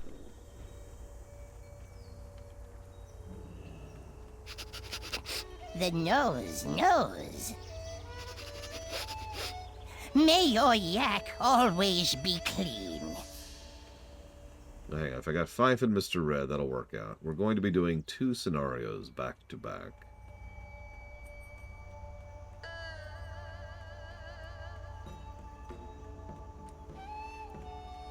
Welcome. Oh, are you a Worgen from Beyond the Mists? What a crazy age we live in. I just needed a moment to rest here. These steps really could take it out of you, going up or down. Travel safe. It's just 100 steps. It's fine. Oh, God. Oh, God, kill me. Kill me, I can't make it. No, the worst part about going up staircases like this is when you're halfway up and you realize that that's it, right? It's halfway up and halfway down. But either way, you're screwed.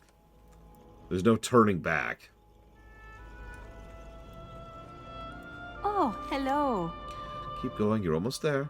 This is my 3rd trip through the pass. I wish I could say it was getting easier.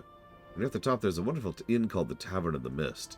Keep your weapons close, though. You'll run across all kinds of characters. May your days bring you joy. Almost there. There's a cold mug of relief waiting for me at the Tavern of the Mist. I can almost taste it already. Slow down. Life is to be savored. Yep, speeding up, because life is to be savored. You got it.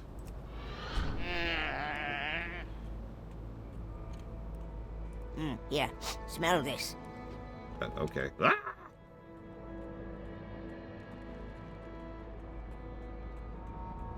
I mean, Lord knows we came back to this tavern a lot back in the day. Don't worry, we won't do it this time.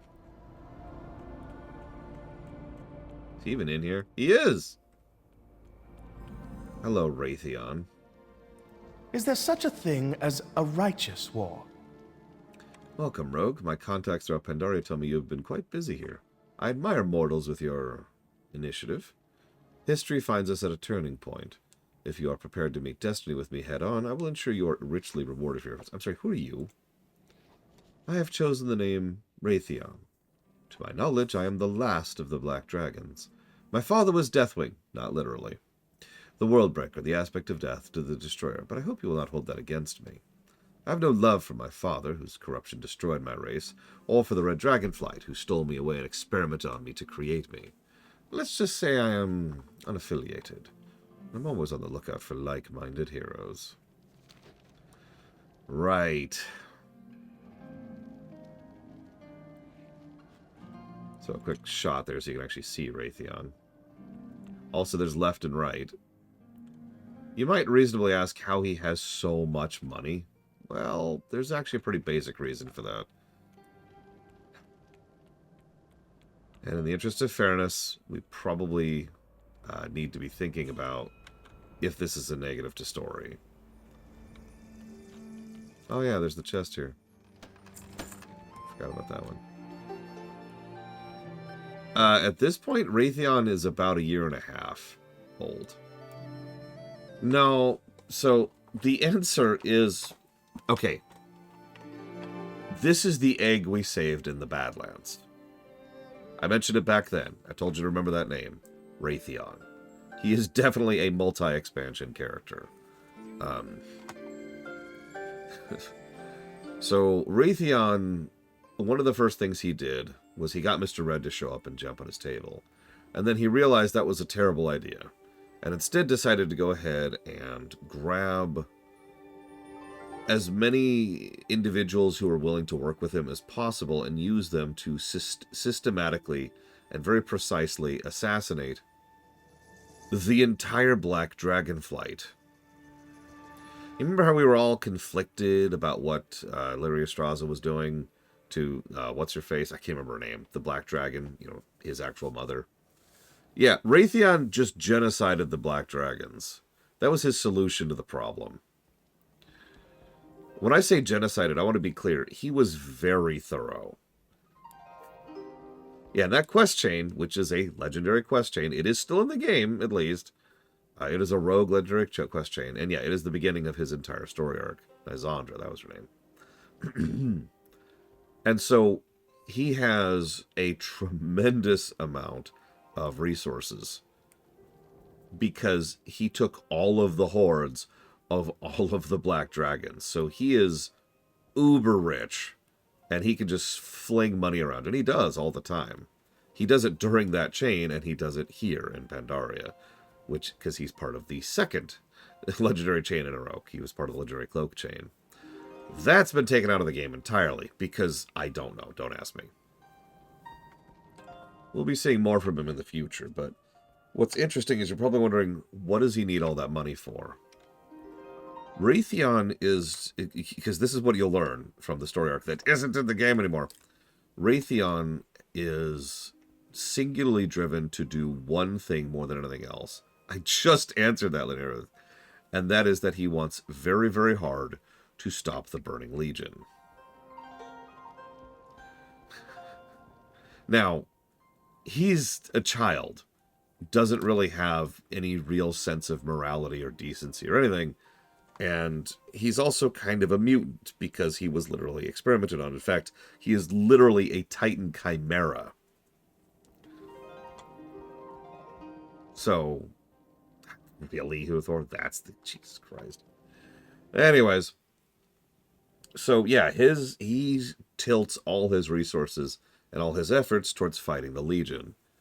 And then he finds out more about the old gods and starts studying and going after them. That's his big shtick.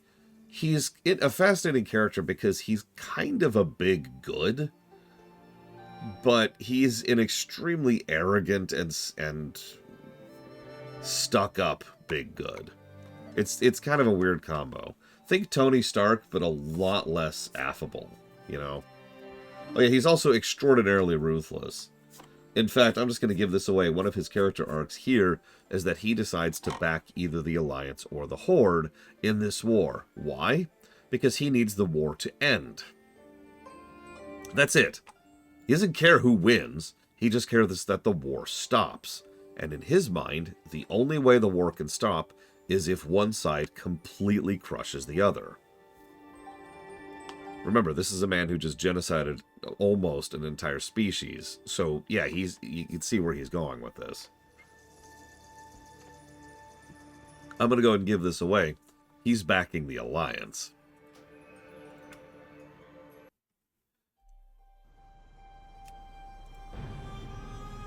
Does he succeed? Nope. Yeah, actually, yeah. Lola Rita was not a bad comparison. Didn't think about that. The reason why he backed the Alliance can actually be answered by one word. Hellscream. Okay, so Mr. Red and Fife.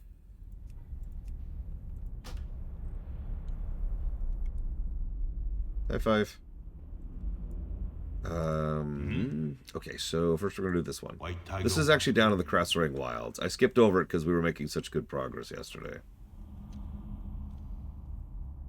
Yeah, I know, right? If you're going to back either Garrosh Hellscream or the Alliance, it's not much of a choice, is it?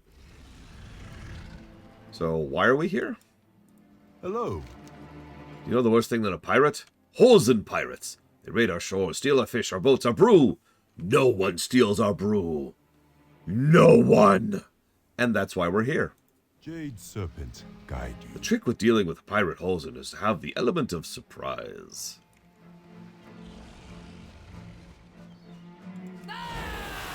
Watch out!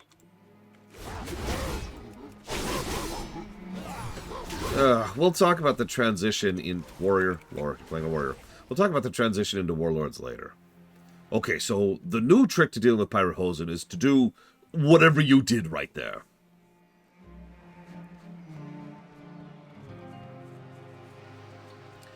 I should mention one other thing about Raytheon.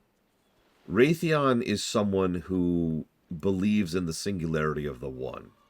He thinks that one absolute unified force is the solution. And remember that that the dichotomy between a unified group or a singular pillar is a huge thematic point of most of WoW, really, especially from this point onwards. Oh, hey, some brew. I'll take this one.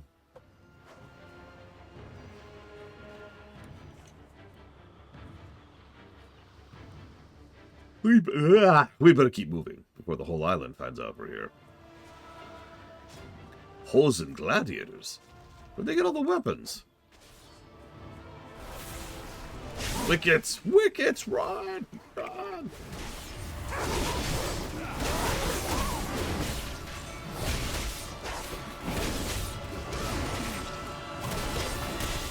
Oh yeah, sorry, I should also mention he becomes friends with Anduin. And that's another interesting thing, because both of them are kind of going through their own development part. I don't know what to call that. Like, Raytheon is a child who is still developing. He's a dragon, so his life cycle is different, but he is still developing. And Anduin is having his first time outside of the keep in his entire life. Whew, that was close. Okay, here's the deal. One of you stay with me to keep the cauldron safe. The others go find some Unga jungle brew. Bring it back. Okay, so normally I'm the one who stays behind because it's the more boring job, but for the sake of the stream, I'd like to go ahead and go out and show off how this particular scenario works. We only need one person to stay behind, though. I'll show this off very quickly. So, there's bombs. You can see them there. There's cannons. And then there's just good old-fashioned beating the crap out of things. Periodically, that ship over there will send in troops on that little pirate dinghy there, which, yes, it's a banana, shut up. And they'll be attacking this spot periodically. They'll also be coming in from the jungle, disguised by bushes trying to steal back the brew. So the person who stays behind, it's their job to make sure that nobody steals back the brew.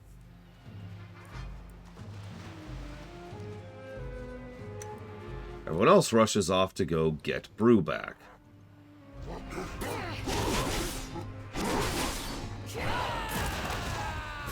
I find this more interesting than good, but I admit I also don't dislike it. And it's quick enough that usually it's not a huge issue. There's also... So, the person staying behind has too much downtime is the main problem with that. The person going out... So the main thing you get is, you may or may not even notice, but I've got a buff there called Brew Collected. Once that gets to 25, I can no longer carry anymore. Asterisk. Here's the asterisk. So, if I carry, say, 24, and then I pick up, like, say, 10, you know, a really big keg, then I will be able to carry 34.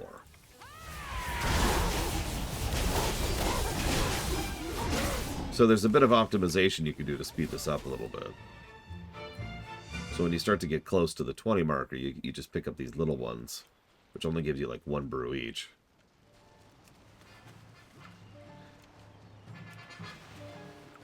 And yeah, I kind of liked the non-standard objective of this one.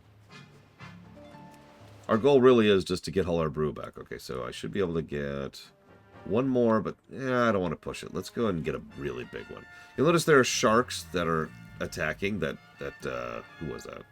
Mr. Red just murdered that poor shark. And its stupid, dumb, ugly face.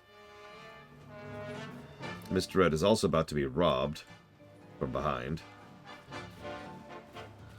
Nope, that's not Mr. Red, that's Fife. My bad. Look, y'all look alike. All you blood elves.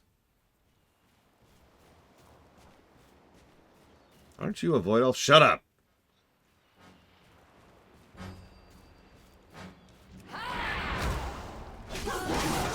There's also...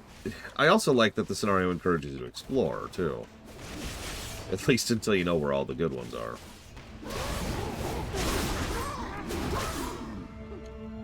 Okay, we're going to pick up a big keg now. And see, now we have 48 brew. So it won't actually let us pick up anymore, but you can see how we went over the 25 limiter there.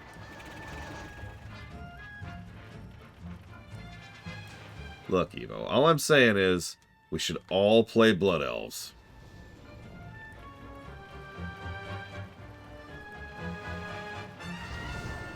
I mean, it wouldn't surprise me if this was either deliberately or unintentionally an inspiration for, the thing I can't think of the name of. Expeditions.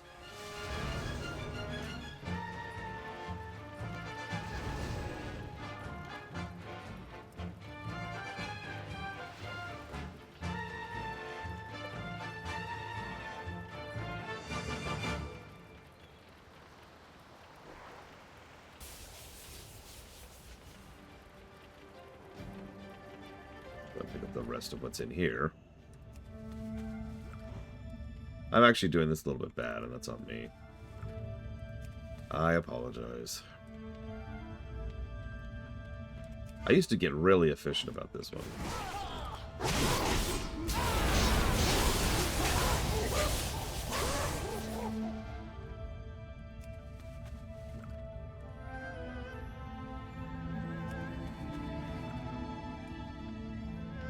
I mean, the scenario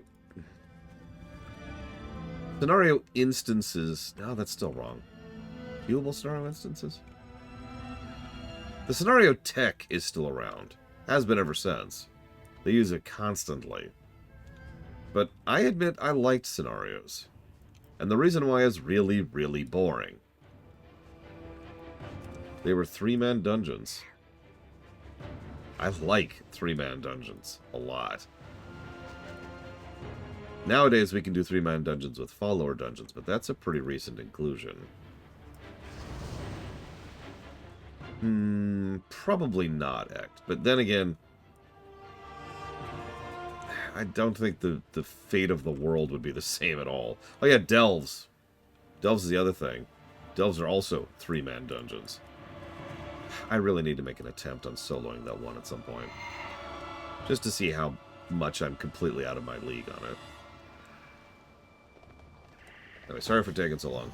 Another nice little tidbit is if you takes too long to find stuff, he'll actually give you hints on where to find really big things of it. By the way, congrats again, Fife, on getting the motorcycle. Here's our boss. Gotta have a boss.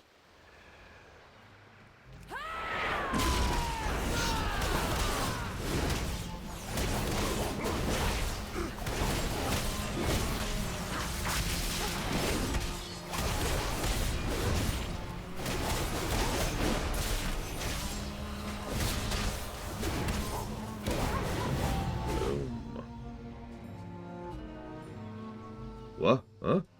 Oh, the Ook is duked? That's fantastic. Well done, heroes. This one's on the house. Ah, yeah. This is how it should be.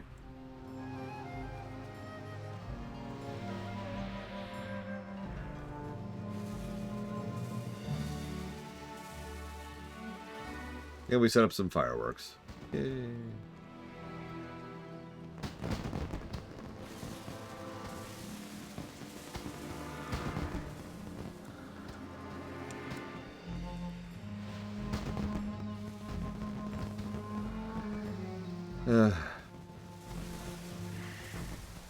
I'm sorry, just the idea that content that isn't part of the endgame loop is just abandoned by a huge number of players is so frustrating and dumb on so many levels. I'm sorry. I have no nicer, more polite way of putting that. Screw the people who have that mentality. We have lost out on so many great mechanisms and concepts because, meh, it's not part of the end game. Slow down. Like, scenarios, warfronts, and expeditions, just to name 3. Anyways. Oh, where is it? Where is it? There it is. Enough of that. Oh, yeah, and Torghast. I'm one of those weirdos who actually liked Torghast. It was fun to hop on different classes and see what kind of new crazy stuff I could do in there.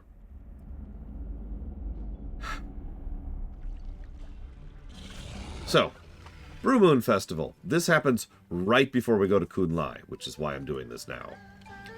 Good to see you. You got a minute? Speak up. I'm glad you're here. Tonight is the night of the Brew Moon Festival, and none of the ingredients for my famous Kun-Lai kicker have been delivered. I sent my assistants out to gather them, but none of them have returned. Could you find out what's keeping them? Okay, so let's just go north to south, shall we? Welcome to the party, Galuta. Welcome, hey, welcome. They're already boozing it up, of course.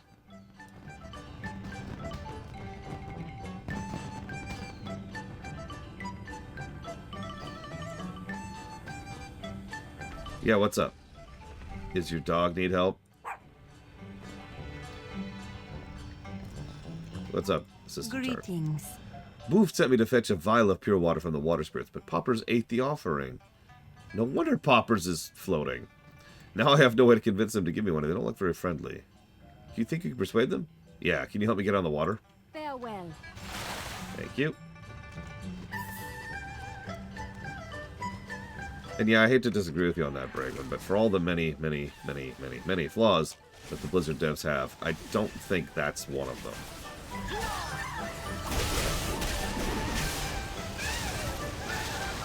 As Uthor points out, they've been trying over and over and over and over to come up with fun things that players then abandon. Warfronts are a perfect encapsulation of that, because Warfronts were completely abandoned, like, after a week or so. Okay, so, interesting little side mechanic here. Li Te there is actually invincible until the person who has aggro, that's Mr. Red, by the way, drags her over on top of these water spouts so we can pop the bubbles.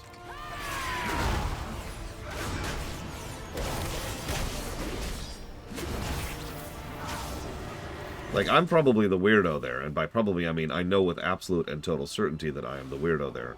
I don't give a damn if it's endgame viable or gives me gear to help with progression. I'm here to enjoy playing a video game and have fun with it. So of course I jumped into Warfronts. They were fun. There we go.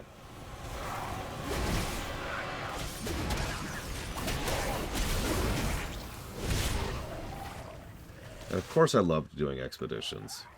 And of course I liked doing Torghast. I should mention I've never done Torghast solo, so I can't speak to that. Okay, one of the ingredients for the booze down. Let's go ahead and see if we can help with the second thing. Yeah, sorry, I play WoW to have fun. Because, you know, WoW is a fun game to play. And I like having fun in a fun game to play.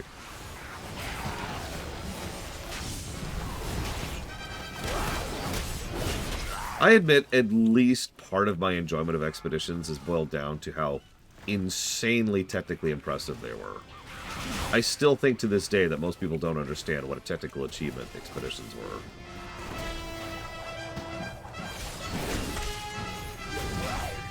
Like, honestly, MMOs now can't do what expeditions did back in BFA.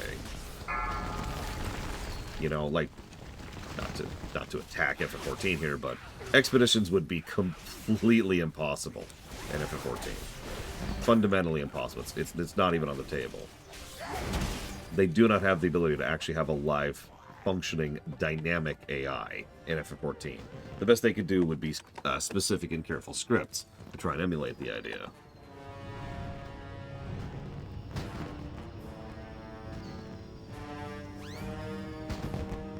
Actually, I have not, Ms. Miristar.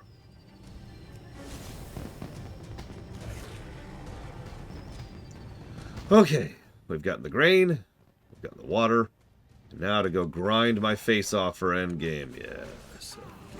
You know, if I could use a weird parallel to reach out to those insane, evil people. I mean, excuse me, those completely normal and nothing wrong with them people who only care about endgame. One of the things that I enjoy in video games, actually in life in general, is progression. I like doing things.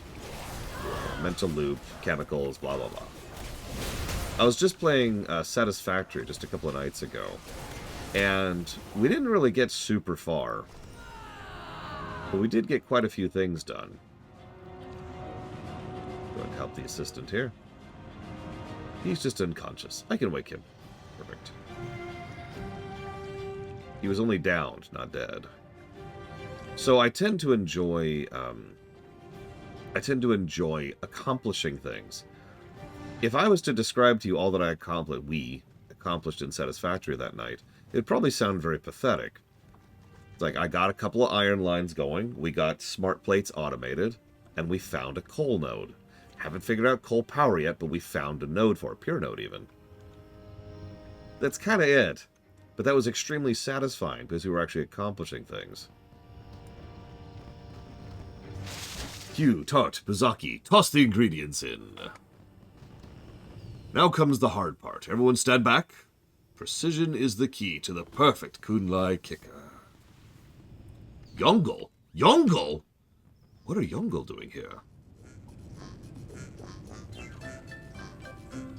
That's a good question.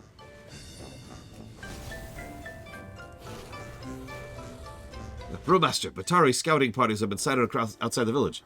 They must be after the Kun-Lai kicker. Kailota, investigate these sightings and help set up defenses for my village. I'll defend the brew until it's ready. Then we can use it to fight the raiders. Right, what kind of defenses do we have here? Other than killing them horribly. So yes, this is our introduction to the Yongle. They look a lot like Taurens because these are what Taurens came from.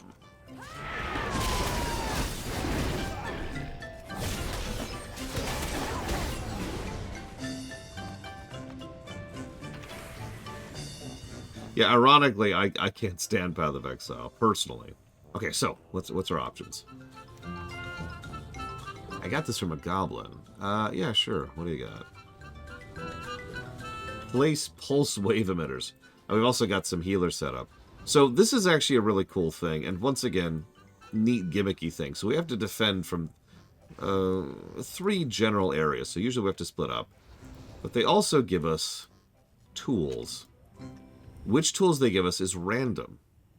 Sometimes we get the keg launchers, sometimes we get the traps like I just mentioned, that I just placed. I don't see anything else, actually, this particular time.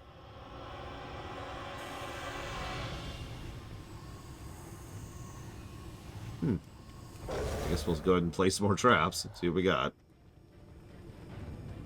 What else you got? Yep, okay, I'll put one on the bridge. Like, I like this. This is cool. This is fun. You get some NPCs to help you hold the line in case you're having issues. You get a healer, like a safe zone you can rewind to. Rewind? Really, Lore? You can retreat to in case you need to.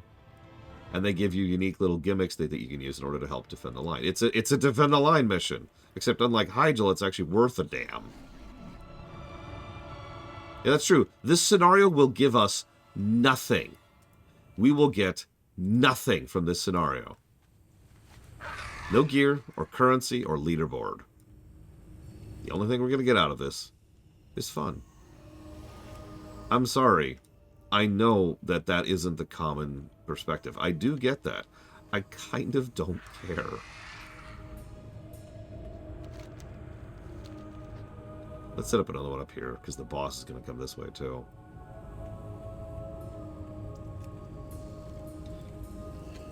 We don't even get experience. You see that debuff in the upper right there, Dragon Player? Experience eliminated. We literally get nothing.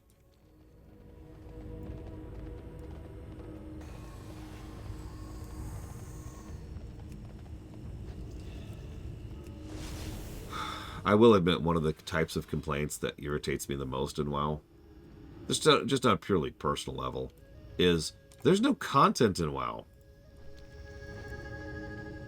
Please think about that sentence for 5 seconds. Like, really think about that sentence. Even if we adjust it to there's no content for me, that's still not really true, is it?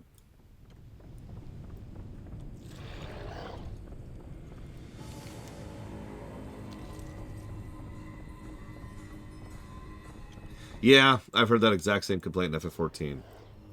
When I did the patch content for Endwalker, one of the comments on the VODs I got was that there's nothing to do in FF14 in patch cycles, so they only ever sub every expansion.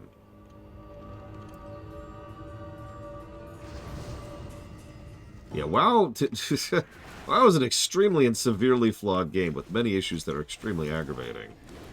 But no content?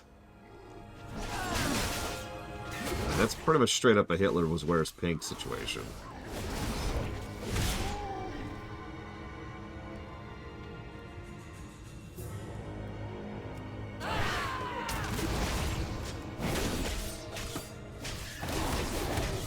WoW has so much such content that Blade Tavall's sick of watching it. Stop watching, Blade Tavall. Stop watching. Don't do it.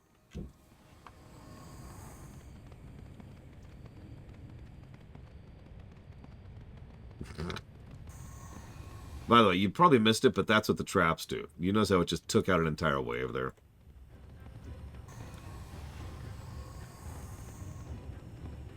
Oh, oh.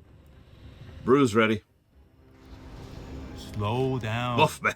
White Tiger watch over you. There we go. I now have the ability to stun my targets on hit. Whoops.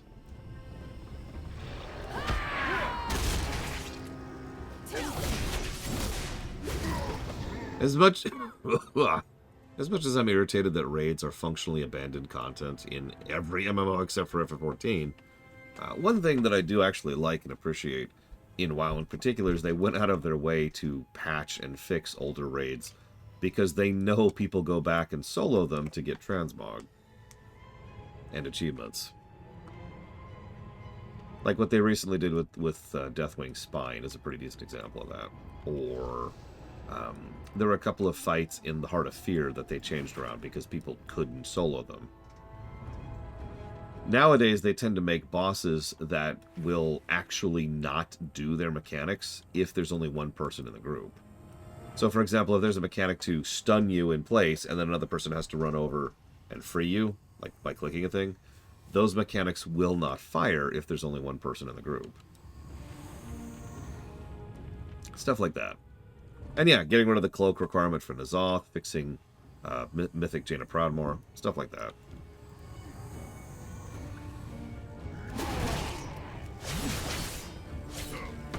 It is not much. I'm not trying to oversell here. It's just something I appreciate. Because I am absolutely one of those people who goes back and solos raids all the time.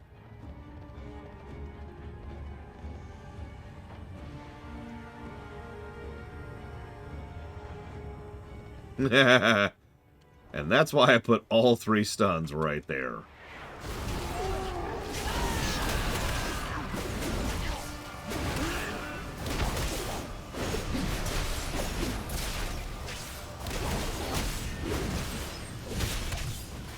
Stay away from lines. It's fine, it's fine. Down you go. Whoa. No, that was fun. I like Brew Moon. The Brew Moon Festival.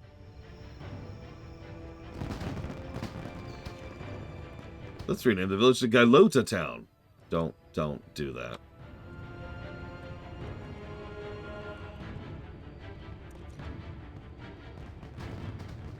Yeah, still a good scenario.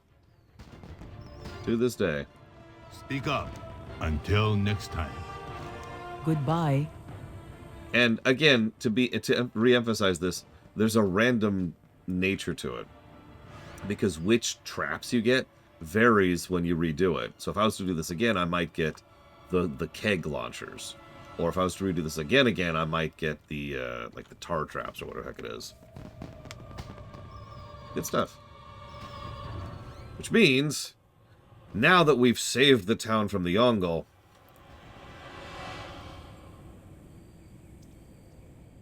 it's time to go kill everyone. We do have one more scenario and one more dungeon for Kun-Lai, but I'd kind of like to wait for those until later. Thank you again, Fife and Mr. Red, for joining me for that. I don't know if it's snowed. I haven't looked outside today, which sort of sounds pathetic when I say that out loud, but it's true. My weather app says no. That would be really funny, as Mirror.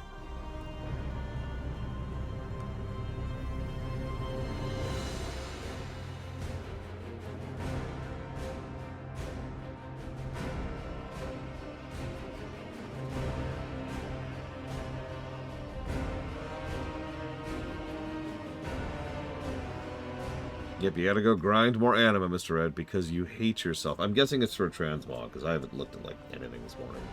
I literally woke up 5 minutes before the stream time was supposed to start. So I'm a little behind. Okay. There's actually another scenario that happens here, but we're not doing that for a minute.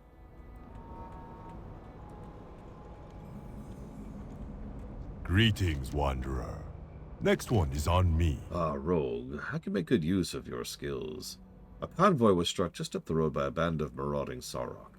These marauders made off with more merchandise from her ladyship, the Madame Goya. One does not steal from her ladyship. Yes, by the way, Madame Goya runs the black market. The black market. May the mists protect you. The Spring Road is under the protection of her ladyship, the esteemed Madame Goya. Sarok of Hate Scale, northeast of here, require education in this fact. We have warned them before, but sadly they seem to have very short memory. Travel northeast, find their leader, eliminate him, and you'll have the gratitude of her ladyship, and an appropriate bounty. Next one is on me.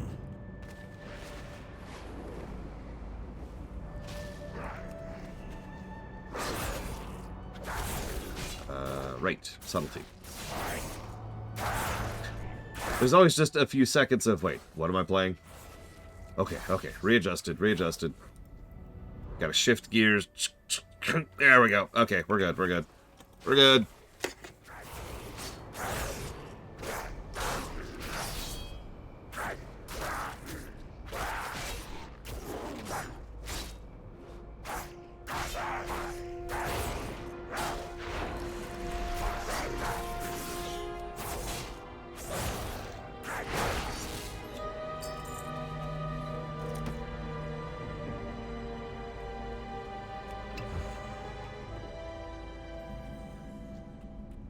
Not to bear the lead on this, but to really emphasize how much subtlety is not the stealth spec. I don't feel the need to have stealth in my bar, because I can just pop this button and have access to stealth abilities. You probably didn't even notice I'm in stealth right now. Technically.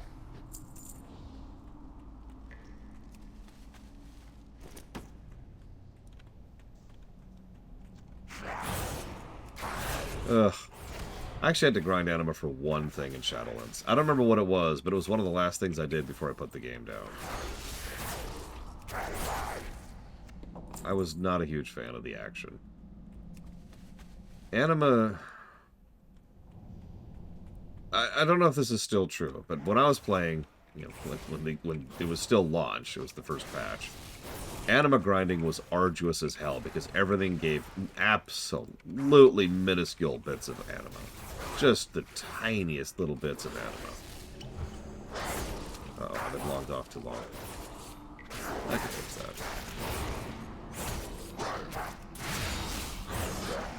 Like, imagine getting, like, 15 anima. No, that's an exaggeration. Imagine getting, like, 3 to 5 anima per item. And yeah, you need thousands.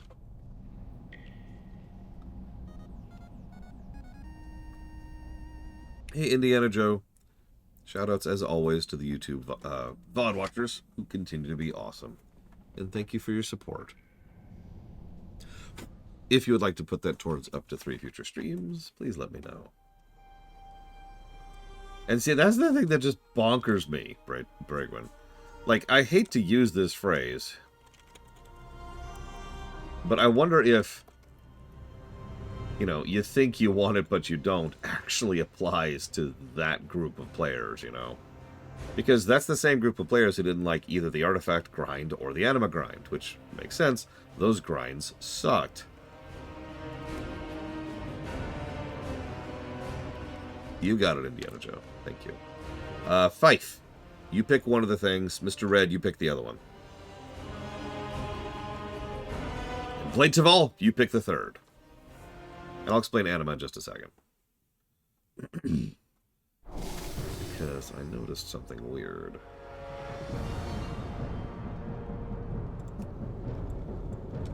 Okay, so we'll put that towards Half-Life 2. Yeah, it is. Why can't I do that properly?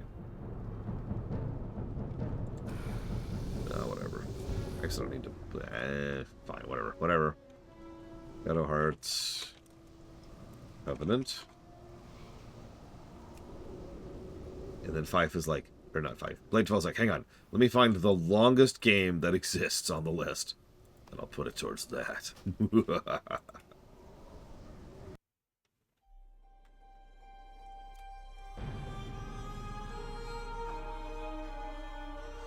Also, you can trade anima now. Oh, I guess that makes sense. You can trade currency. Also, 8,000 anima to start. Jesus. I'll take it.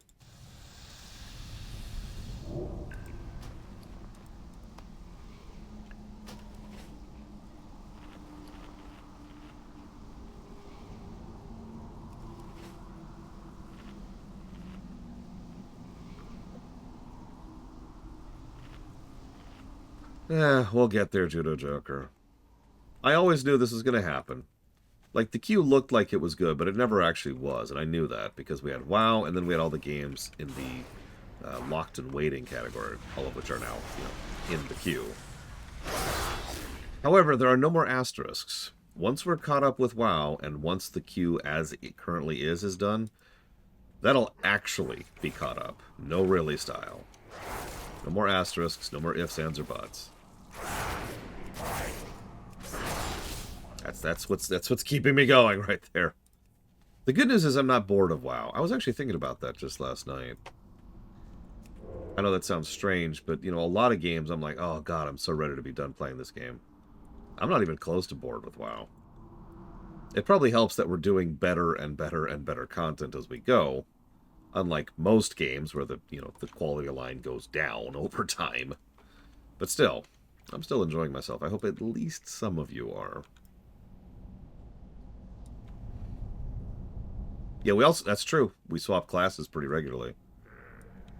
So I get to get a little bit of variety in that. If I was just playing a rogue this entire time, that'd probably get old. Yep, then we'll hit BFA. But no, it's okay, because then BFA we can complain about constantly. It's gonna be great!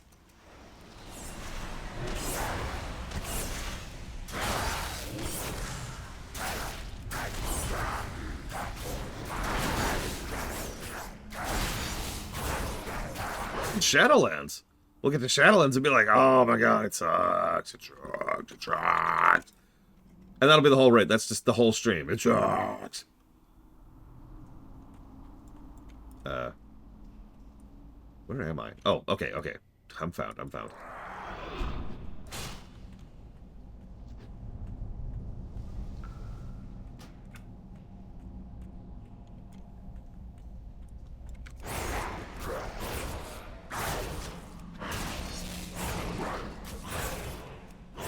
I mean, you know me. I have no problem giving positives where positives are warranted. But, like, Shadowlands? No. We're taking a baseball bat to Shadowlands. I will acknowledge the good parts, because they are there. And then the rest of it... Wonk!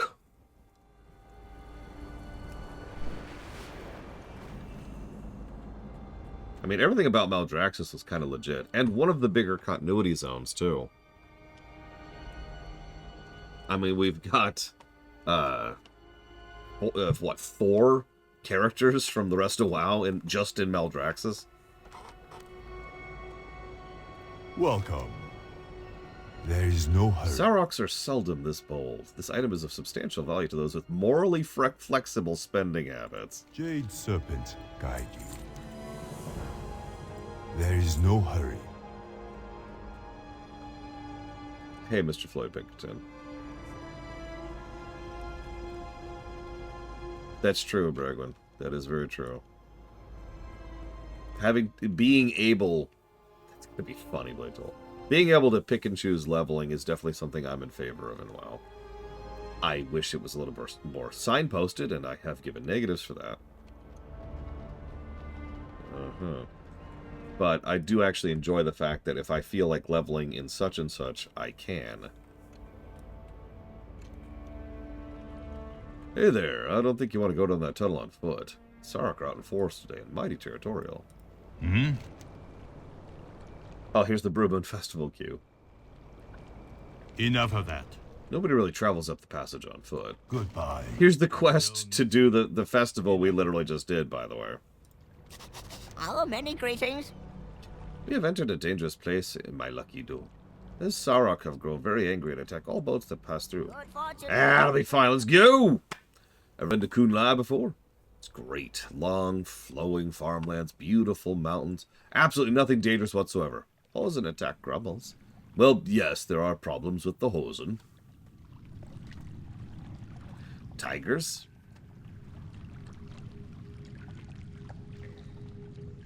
Yes, and the tigers.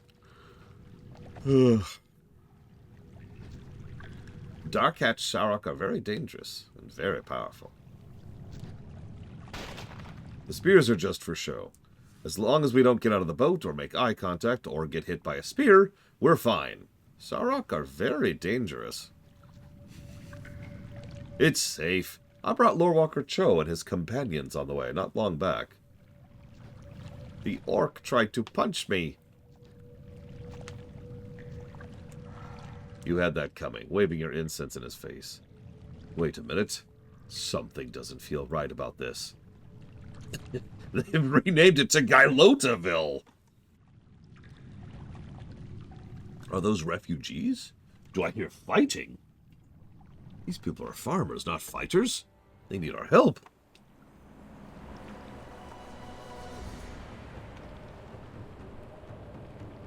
What do you need? Goodbye.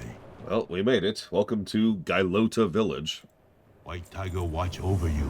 The hell is going on here? By the way, you may notice these Black Talon agents are everywhere. That's because that way, no matter where you were, you could start the legendary chain. Because that's who starts it.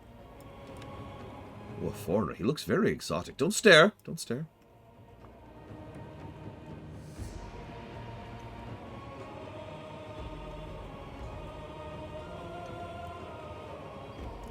Please, I beg you, help us. Whoa there! Yeah, who's Gylota? What a dumb name. Ugh, sounds imperial. Speak up. Goodbye. More strangers. This day is testing my limits. Until next time. Oh, you're a friend of Cho's. Welcome, welcome. I would serve you a banquet, but as you can see, we're in dire straits at the moment. Would you be willing to lend us a hand? Enough of that. Clearly you're a hero come to aid us. Slay the Batari tribe in Kun-Lai Pass to the northwest until the Fire Warrior is angry enough to appear, and then dispatch him. White Tiger watch over you. Sure thing, but like... you mentioned an orc? Greetings, rogue. Your people are inside, but first may I ask a favor? What wisdom do you seek? Our warriors are fighting to keep the Yongle at bay in Kun-Lai Pass to the northwest. Here, take this liniment. It's a powerful medicine that's been passed down in my family over the generations. We use Dit Da Jaw to heal the injured warriors if you do not have healing powers of your own. Spirits bless your And I path. just want to poke my head in here. There's a lot of refugees. Holy crap, look at all these. Oh, hello. So yes, There's Taylor, Sully, Mishka on the Alliance side, and then Nazgrim, Rivet, and Kieran on the Horde side.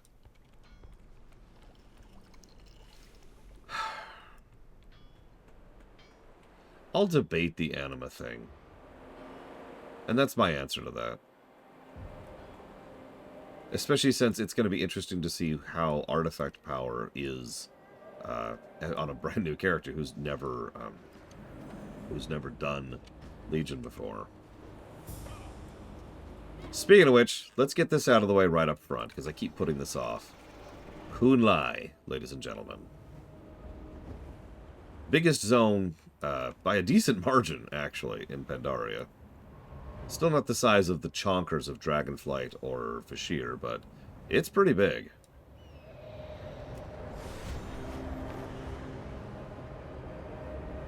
But size isn't relevant. What matters is how they use it. So we've got Yongle camps, rolling Amber Hills, Shaw corruption. Always love the Shaw corruption.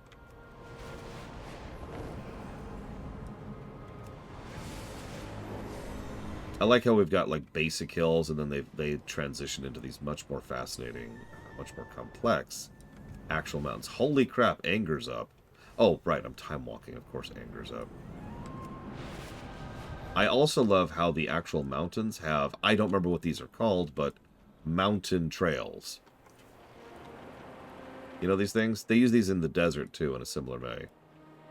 You got poles in the ground, and those have ropes leading to the next pole. And that's how you can see, even through the snow, where the actual path is.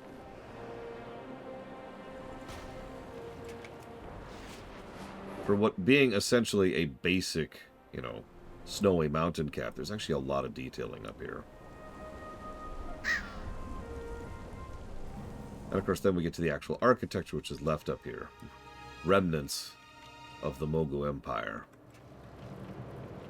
And vaults. Oh, there's lots of story up in Kun-Lai. I'm just looking at visuals right now.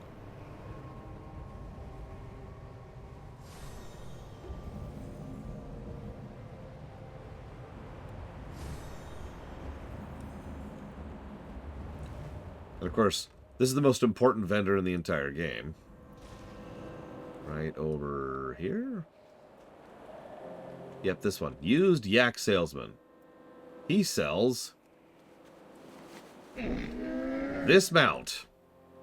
I have many. So you can have a portable vendor. And you can have a portable transmog. Good trails. This is where you buy him. This is my little PSA for the day. This is where you buy the yak, right here in Kun-Lai. Many farewells. We are right here, just northwest of the Yongle Advance. Yeah, it also doesn't cost $90. In fact, it costs $120,000, which, to put that as nicely as I possibly can, is a joke nowadays.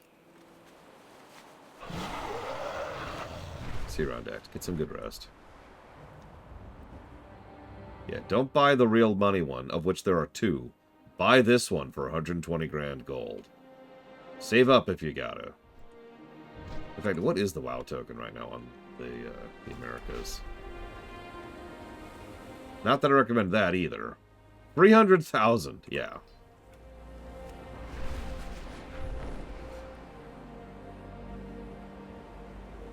Also, we've got the yak wash. No, seriously, it's a yak wash. It's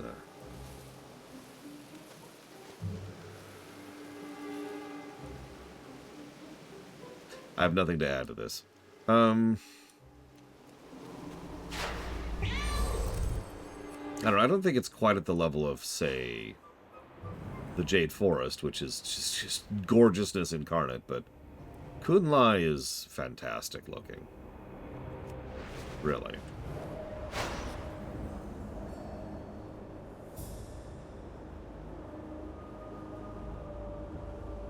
Granted, it's a little on fire right now, but that's because of the plot events that are happening as of this moment in time. And there's a bit of Shaw corruption here and there, but that's just where anger can spawn.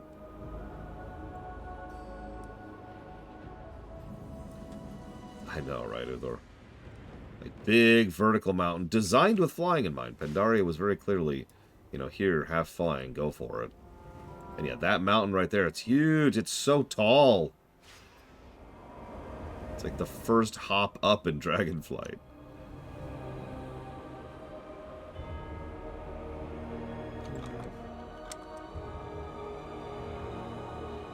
Whoops, that's gameplay.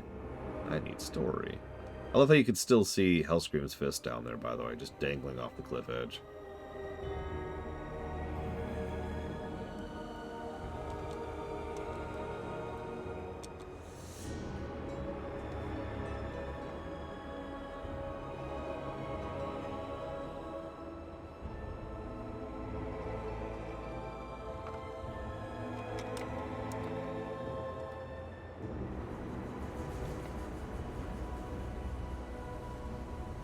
No, you're right. We need to look at the skyboxes. Hang on. Because we're finally at the point where we can finally start giving skybox positives, because, you know, they look more like that. That. One moment, please.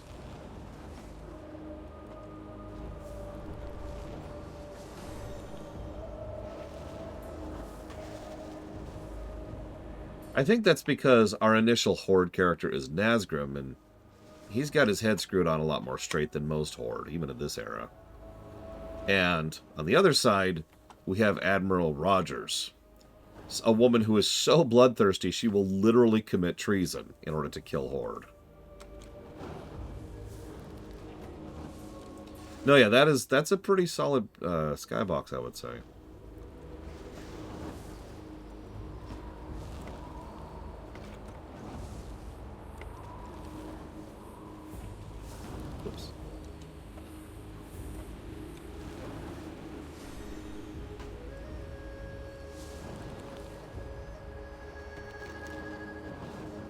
Yeah, exactly. Taylor's cool. Everybody likes Taylor. Except for Huthor.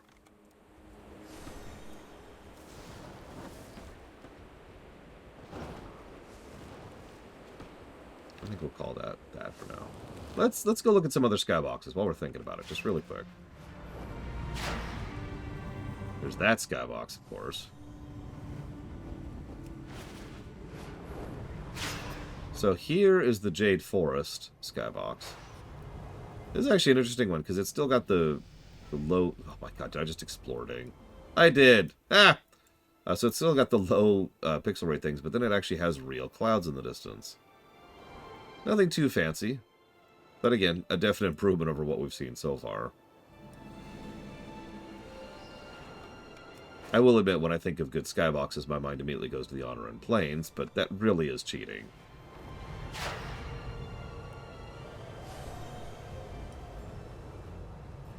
Actually, you know what? Hang on.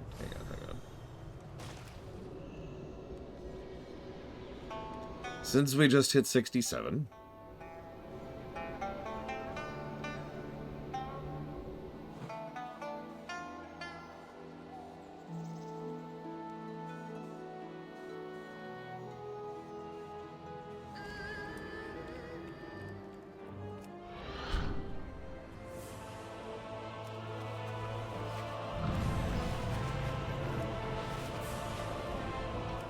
This guy's probably like, why do people keep talking to me lately? It's really weird. Greetings. People really want to stop leveling? God. Have a good one.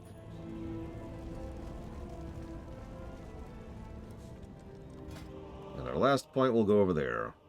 All nature and bleed damage now does shadow damage. And all shadow damage increased. Absolutely not! I forbid you to take such an action! If I am to one day lead our people, then I must understand their hardship. This is the only way. Bye. Bye. La la la la la la. Can't hear you. Can't hear you. Not real. Not happening.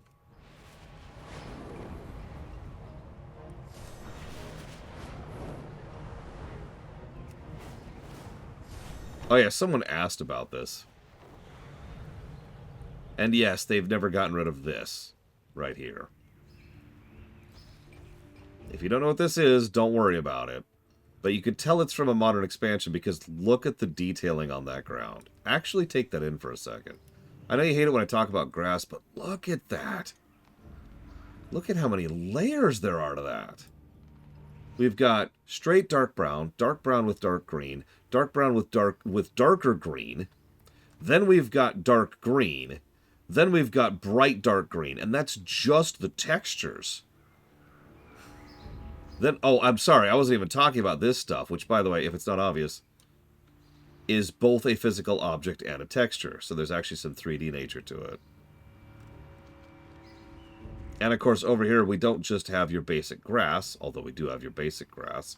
We've also got things like these bushes and these flowers and these different types of bushes and these different types of bushes and then the thorns and then a different type of flower. The level of detailing here is actually bonkers to really think about. Think about how much time and effort a team of people put together. By the way, another new type of grass put together just to make this this ground, this grass work, for lack of a better way to call it. This is Warlords, by the way, what you're looking at here. This is Warlords visuals. God dang. Anyways, I should stop wasting time. I apologize.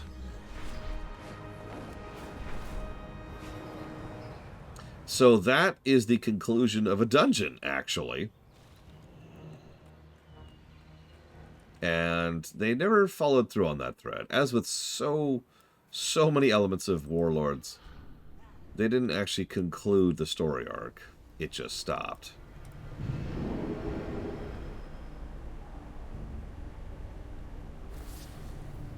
That is the curse of Warlords in a nutshell.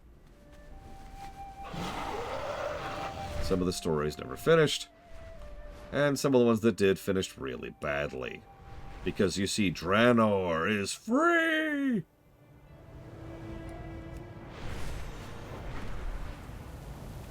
So the Crossring Wilds, This is basically a vanilla skybox, and that makes sense. Because, you know, in the Crossring Wilds, your view is supposed to be down here. So it makes sense that there's this kind of light pinkish purplish skybox, and that's it, because it's just supposed to be framed alongside the trees. But either way, not super impressive. So here's the rainy skybox. You only see this when it's raining.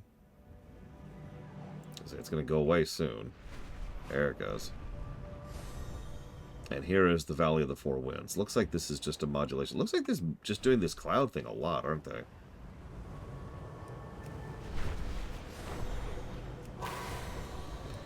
While we're here, let's go and hit up the Dread Waste and Townlong Steps, because that's kind of it. With one notable exception we'll get to later.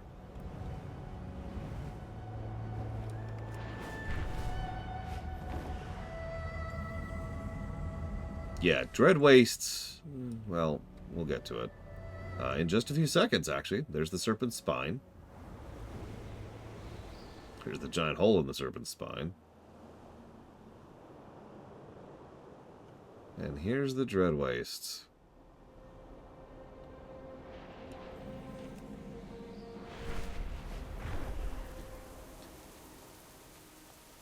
I actually rather like this one, if I'm being honest. Because obviously it's the Shaw thing straight up, but then it actually blurs into whatever that nonsense is. And there are peaks of, like, just vision here. Now, I don't know, it's appropriately horrifying for an endgame zone.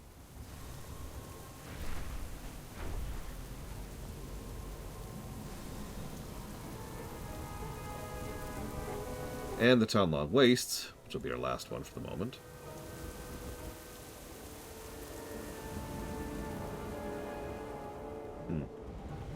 Interesting.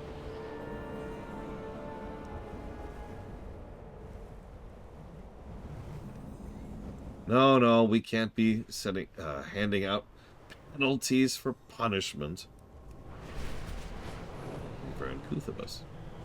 And yeah, back to Kun-Lai here.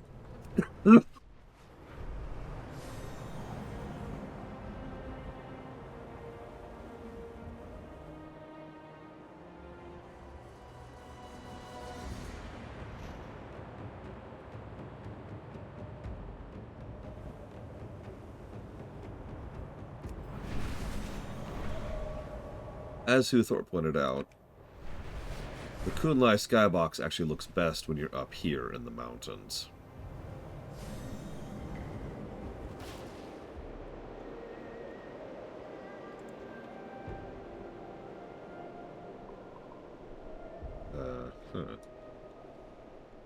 Because then you look out and you see that.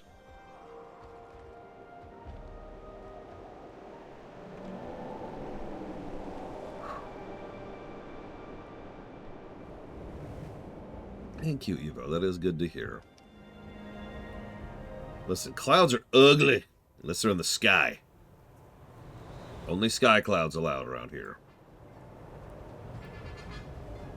Unlike squalls. Nobody likes squalls. I don't actually feel... I'm not feeling a brickwork positive for the skyboxes. However, I am feeling not giving them a negative. So that makes these the best skyboxes so far.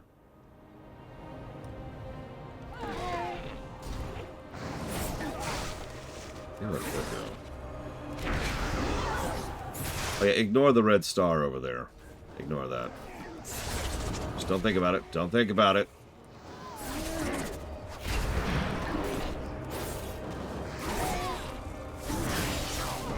Just think, the next expansion is Warlords. You've already seen a tiny snippet of how good that's going to look. Yeah, I stole that joke wholesale. I'll admit it. It was just wholesale. I can talk.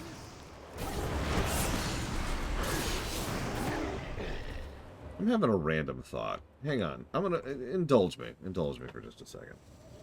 I just want to see something real quick. I know. More delays. I'm sorry.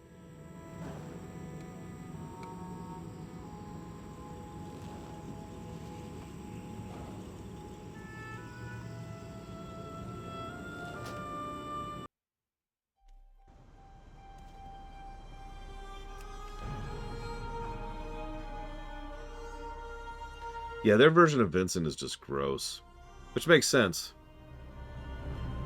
The whole joke was that vampires have been over-fetishized, so they showed a really, really gross vampire.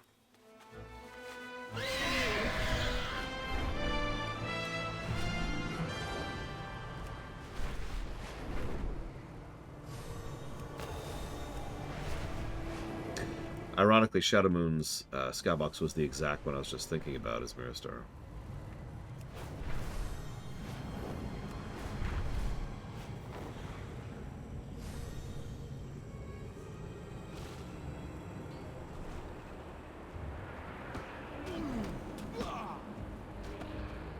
Come, speak with me. Stay focused.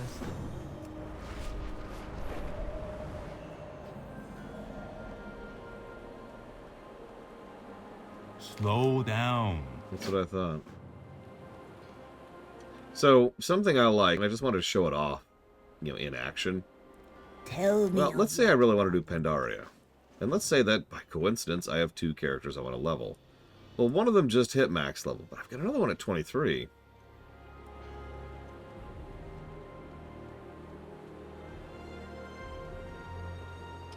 So, I could just switch. I could just finish off Pandaria on Bavurl now. I like that, for reference. Now, that's not 100% because there's a couple of asterisks on what you can do at what levels. But that's still cool that you can do that. So what would I consider a positive skybox? I'm going to go straight for the jugular on this one.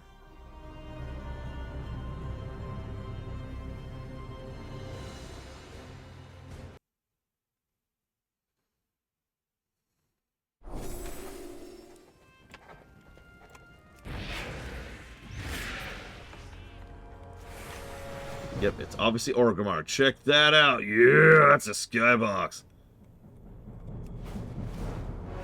Technically. Very, very technically. Look, there's a color there. Okay, I don't know what you want from me.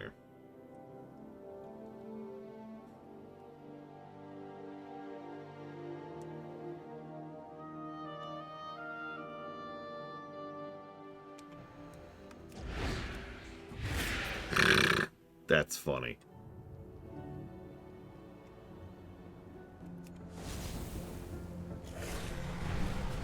That is a skybox.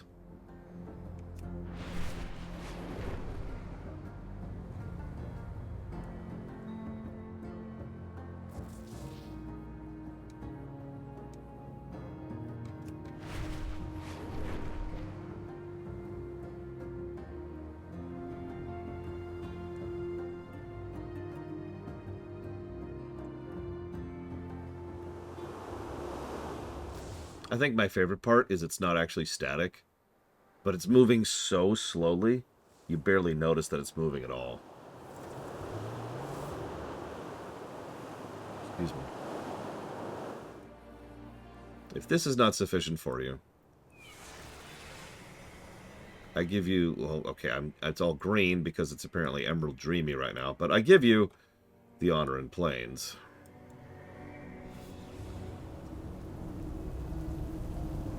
Oh, hang on. Looks like we got some weather going on. Check that out.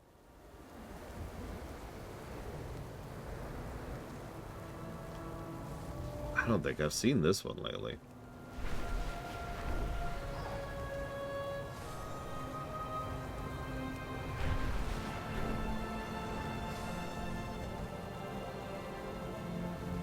It's also nice to be moving at full speed. It's probably sad that I can tell the difference, but whatever. And then there's just in the middle of the clouds. Not actually in the storm, just outside the storm.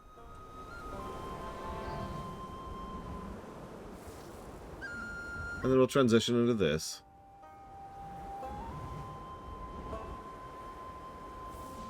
Also being hit by the dream.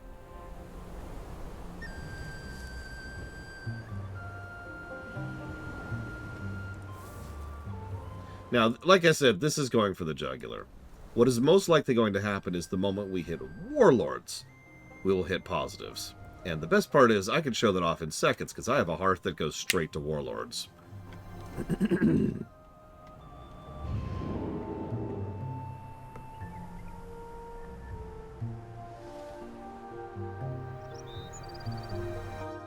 I am coming from off of memory here, but I'm pretty sure warlords will end up being a positive to skyboxes.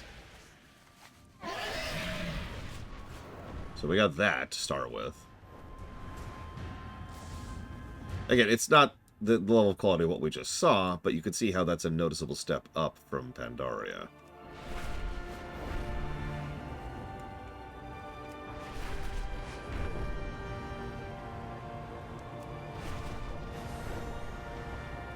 We're going to head east for a little bit here to show off a couple of things. Yeah, the moon isn't in pieces. It's weird.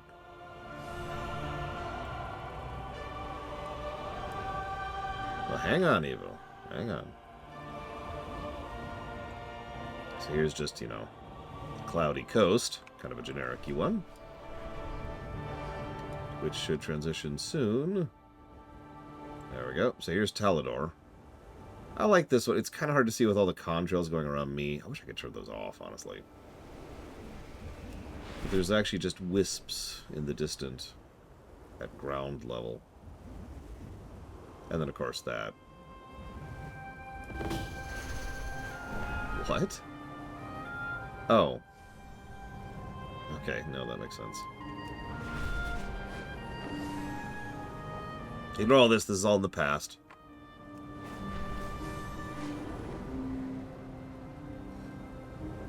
I'm going to double check myself on it for previous games. But skyboxes usually don't come up. That's the problem. But a game like this, there we go. There we go.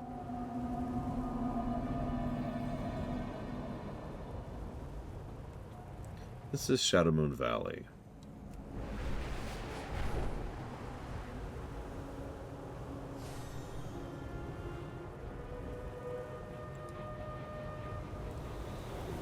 And just to show it off as it is intended to be seen.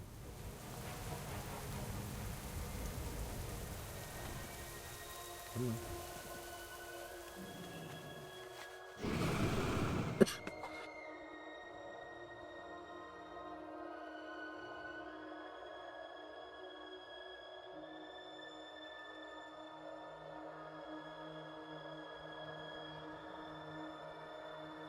Again, it's not as good as Dragonflight. I'm not sure anything is as good as Dragonflight. But that is solid. That's what a positive to Skybox looks like.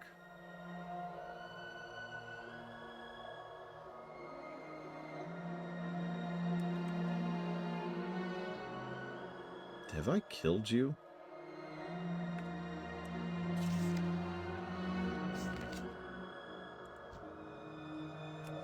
No, better be sure.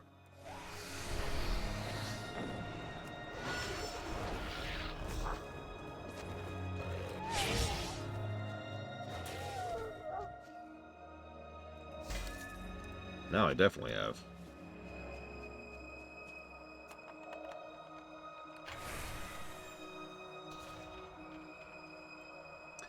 While we're here, actually, if you'll forgive me one last indulgence.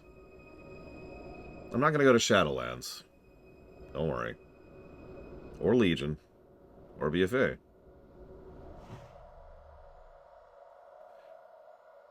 But War Within has a unique approach to skyboxes. Because it only actually has one, really. That's this one.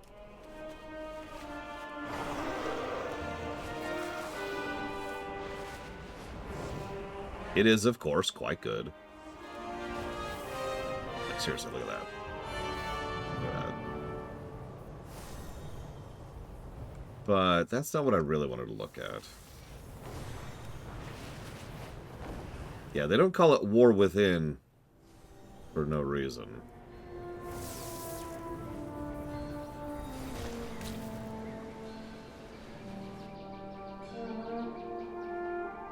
Because, again, this isn't technically a skybox, but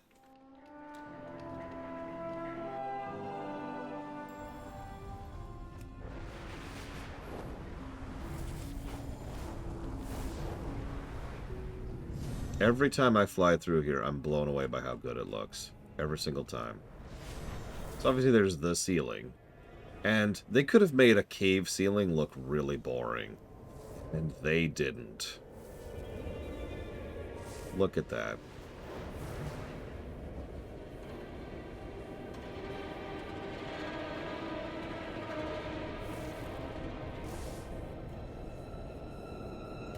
Sympathetic vendors in the Umbral Bazaar. Shut up. Yeah, ignore the part of the ceiling that's just pure void. It's fine. It's fine.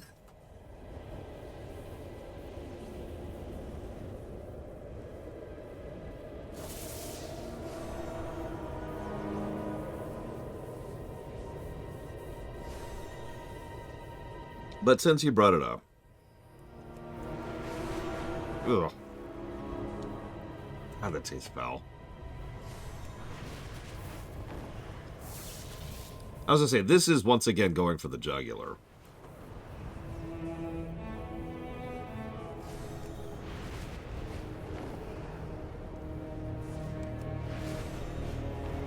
No. I'm gonna look at everything but you know what. I also want to show off something. A very, very minor something. But it's something that an overwhelming amount of people I know don't even know exists. I'm gonna laugh because everyone in chat's gonna be like, "We know that exists." There are currents, air currents, that force you to max dragon flying speed to help you go up in entire swaths of the underground zones. There's one at the other entrance too, and there's one over here, as you can see. This is such a totally unnecessary and nevertheless awesome quality of life feature. Anyways, we're going to turn right for no reason. Looks like it's daytime at the moment. But yeah, it's not quite at the level of what we just saw. Yeah, let me get rid of our contrails here. But I still think that's a pretty solid, ground box.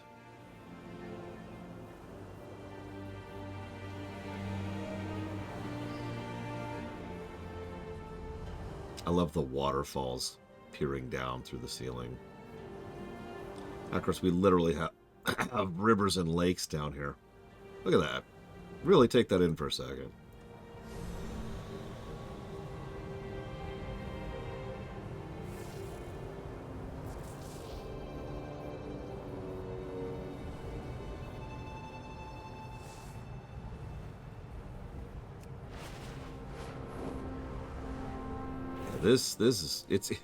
It doesn't even really convey properly how large it is until you realize how fast I'm moving. Although I'm not actually sure if we're full speed in War Within or not. I've never bothered to do a comparison.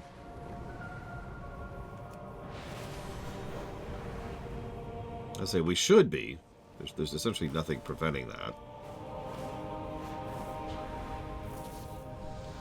So here's the other one. Now I happen to like this ground box quite a lot. Start to see pipes leaking again. Shop. You start to see holes which actually lead up to the surface because we're a lot further up here. And of course, you know, there's a lot of detailing and terrain in the stalagmites and stalactites, the chunks of jade just hanging out there on the ceiling, foliage dangling down, rivers pouring in from above. Yeah, this is just great place. Look at that. Look at that. Okay. But enough looking at amazing visuals. Let's go back to merely good visuals, shall we?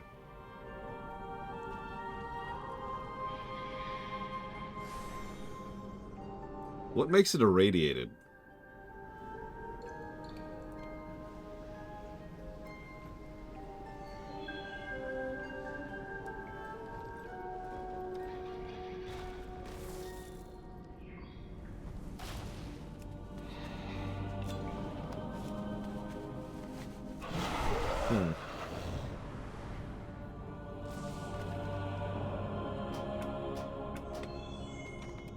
Ah, well, I'm sure it's nothing. I'm sure it's nothing.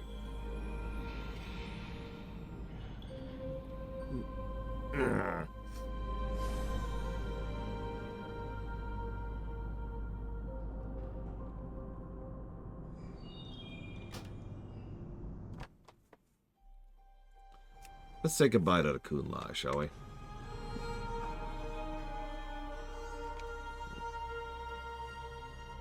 Man, I'm finding myself turning into a typical WoW player. All I care about is getting to the end game.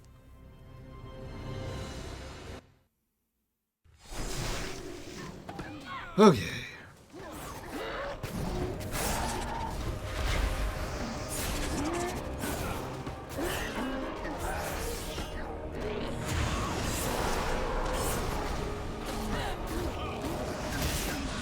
Yeah, could you imagine if this game actually had content in it? Ugh.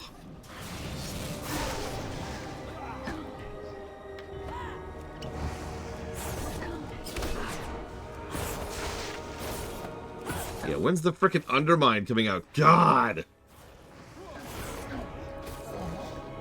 What makes me sad, not really that sad, but like a little bit sad, I will not actually be able to properly showcase the Undermine for probably another 1.5 years or so.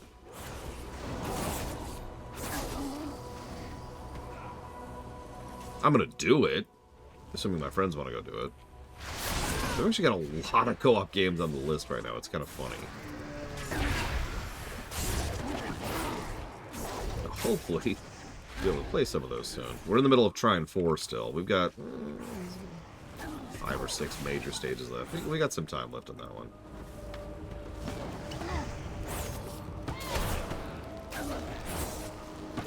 And then we got to play Trine 5, which I haven't played at all. Although one of my friends is like, you know, what you should do is you should skip Trine 5 and go straight to this other game that I want to play. Because it's short, see? And because it's short, we'll be able to play it, like, immediately and not have to, like, wait and I just want to play this other game. And then they punch me. They punch me over and over in the face. It's terrible. My poor face. I guess it could be worse. I could be getting butt punched.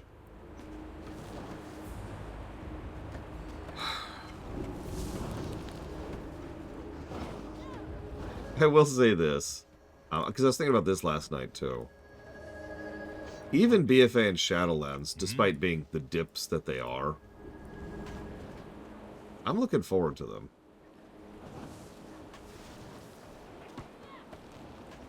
For all of my whinging and moaning, the fact is that this is WoW. It's pretty much never going to stop getting better, you know? Slow down. Like in an overall sense. Especially on the gameplay axis.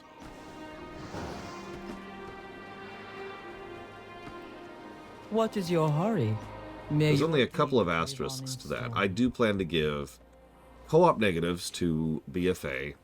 Several, like full triple co-op negatives to BFA. And then 2 co-op negatives to Shadowlands. Because for reasons I can't even begin to fathom, both BFA and Shadowlands decided to pull back on how many things and how many quests shared in a group. It was really frustrating. I also plan to give BFA a full triple negative right out of the gate for bugs. There were a lot of bugs in BFA. Like a weirdly large amount, like more than usual. It's also the first time I started really noticing a whole lot of spelling errors in the quest, which I know sounds like a really minor thing to point out. But it struck me because you don't see those, generally speaking, in WoW quests. But it does make sense in hindsight. For all the crap I'll give BFA, the fact is, oh god, I feel really bad for the people who made that. Dazar'alor? We could debate some negatives for Dazar'alor. I think it feels more like an absence of positive situation to me personally, but we can debate negatives when we get there. Borealis we'll have to think about as well. Yeah, no, like, Blizzard was known for the longest time for being the company that did polish. That was their shtick. So to see an unpolished product for them... Hi, Bregman. Sorry. Don't hate me. Okay, you can hate me. I accept it. To see that lack of polish was just weird. You know? Shadowlands had several bugs as well. Not as bad. But still, we kept running into occasional issues. I'll use a specific example. One of the main story quest things is a scenario where you hop in, it's like, hey, go do a thing. And we're like, oh, cool, it shares. We're both in the same scenario. We weren't supposed to be.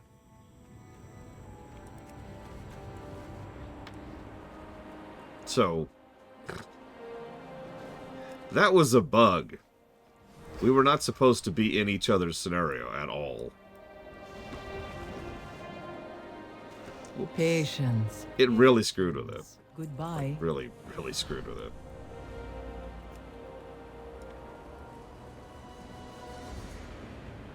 Hmm? We are delivered. I was right about you. Thank you. Goodbye. I mean, it was kind of wonky, but kinda, yeah, Blade Taval. Because like I said, it wasn't supposed to work that way, but it totally did.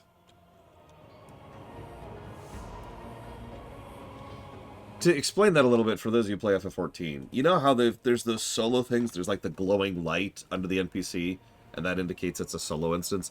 Imagine you click one of those, but instead of it being like, you can't go in there with the group, another player is just kind of there. The instance doesn't really acknowledge the other player, but they can still kill things and heal you. Yeah, BFA, yeah. BFA's development, that is to say, mid-Legion, is when Bobby Kotick was officially involved in Blizzard. Because that was post-Titan. And that's when Bobby Kotick really started ruining Blizzard. I don't have a better way to put that. Welcome, Wanderer. You have my thanks, Silverfur. You've shown great honor through your actions.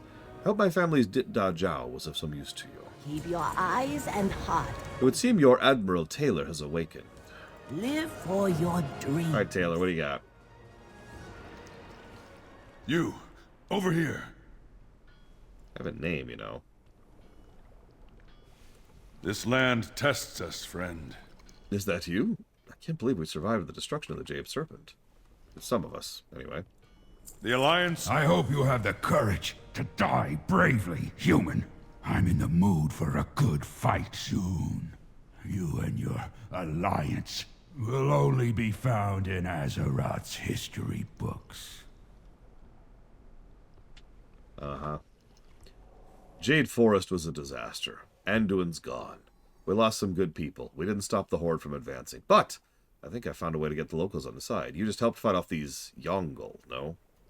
I hear Yongle sacked Westwind Rest, a local village. We've been told that 2 groups of survivors have camped out on this road to the west of town. If we help them out, maybe they'll consider siding with the Alliance. Remember, the king is counting on us.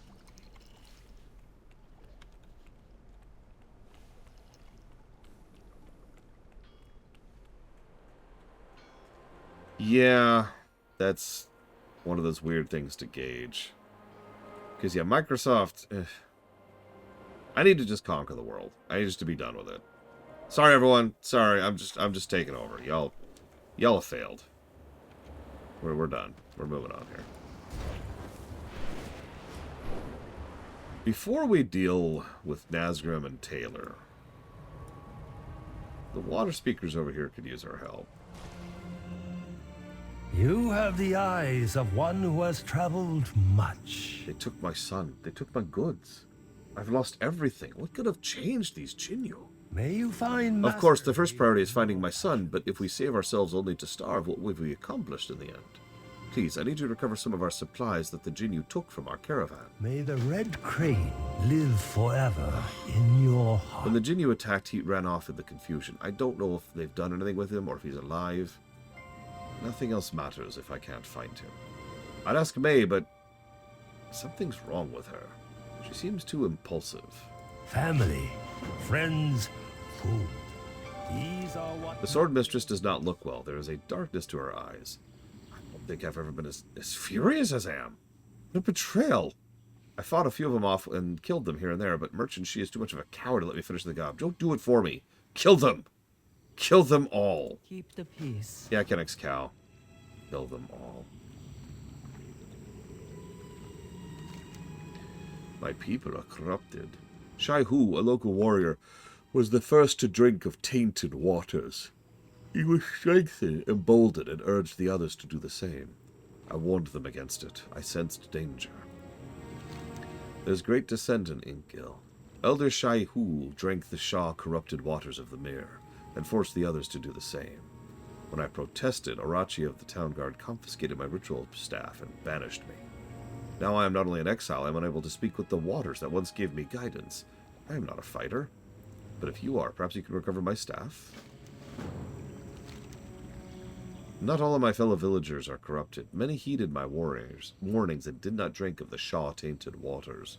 They are hiding, terrified and intimidated by the guards. Please tell them there is hope. Go to the village, speak with them, and send them to me. Have a buff. What's it do? Oh, I see. Let's follow the road here.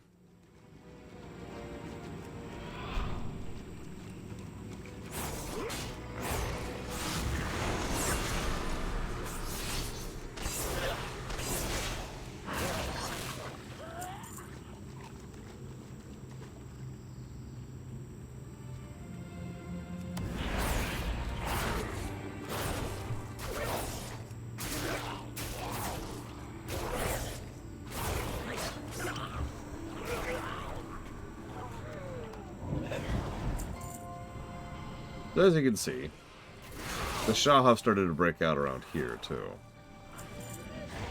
Oh, and they hurt. Oh, they hurt. Not the Shah. The people corrupted by the Shah. Oh, no. Oh, no. Oh, no. Oh, no. Oh, no. Oh, no. Oh, no. Oh, that was close. It's okay. I've still got these monobuds. Oh, I spent too much time. I spent too much time showing off skyboxes. Damn you, lore. You suck, lore.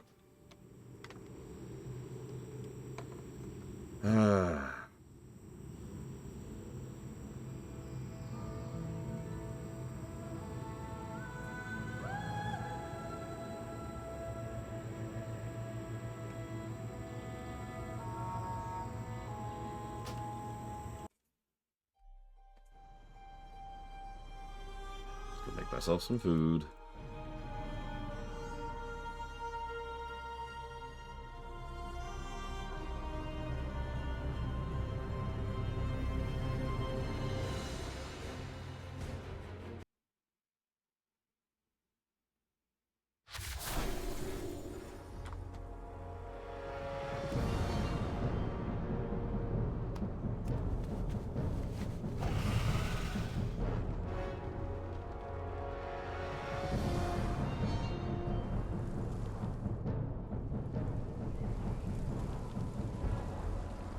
Yeah, the people actually responsible for the AAA problems will get nice, big, fancy parachutes. Well, spit it out. And probably get a new job.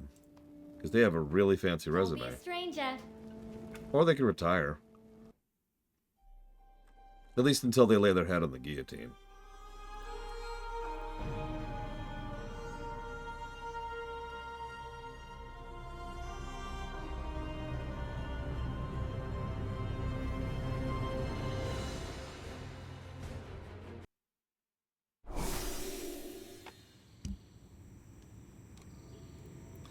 Also true, Blade Javal.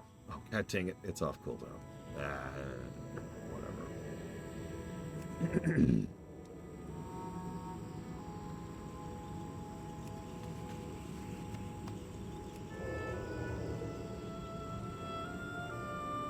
Perfect, Zeiss.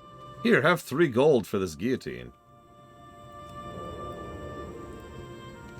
Get out of here. Not you, Zeiss, the NPC I'm saving.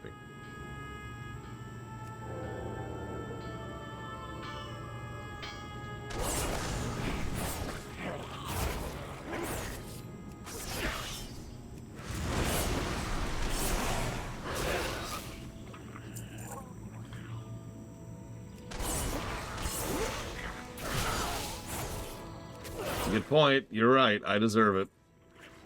I accept my fate of the guillotine.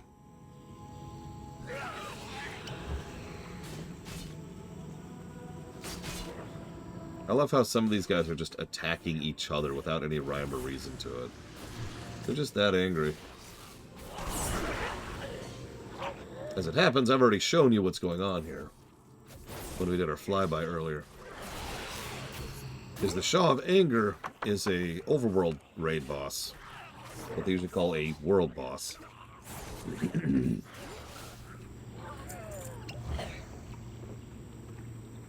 And you saw the Shaw crap just all over the place.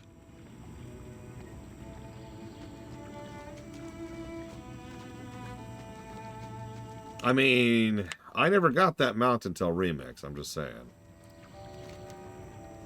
That or the one at the Throne of Thunder.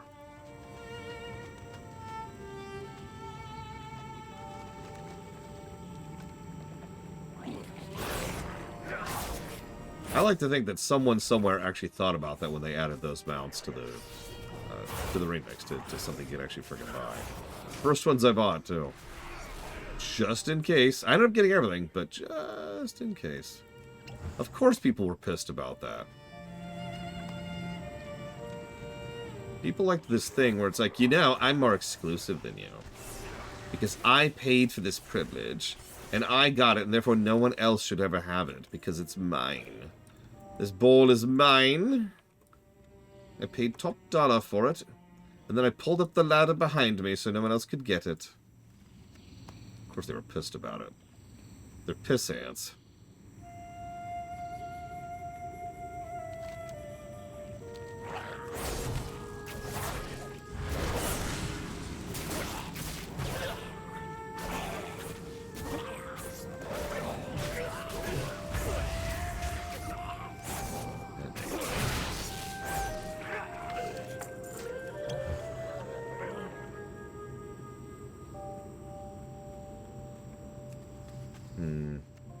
I think I was missing 3.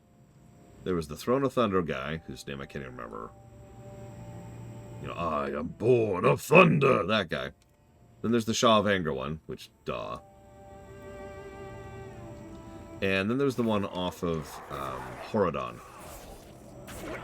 Those are the 3 I was missing. Emphasis on past tense.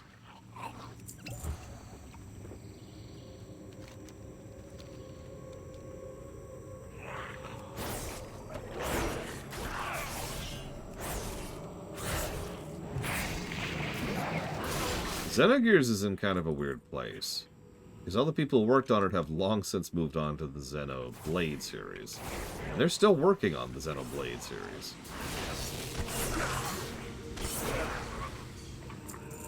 And Square owns the rights to Xenogears. And who knows with Square? There's no predicting Square.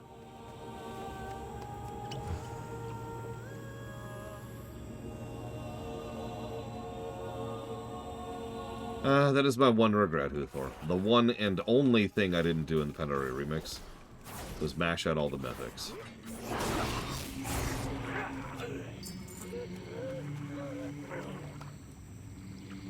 Couldn't get a group, and couldn't duo it. We tried. We tried duoing it, and it was just a little bit beyond us. Hello. I saw the killing. I just ran. My father, May, are they alive? Jade Serpent. They survived. My father's alive. I thought we'd all die in this horrible mare at the hands of these insane Jinyu. I'll find my way back. Meet me back at camp. Next one is on me.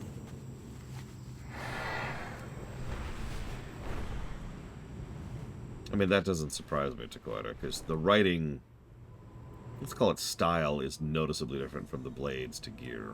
Hell, from Gear to Saga to Blades. For that matter.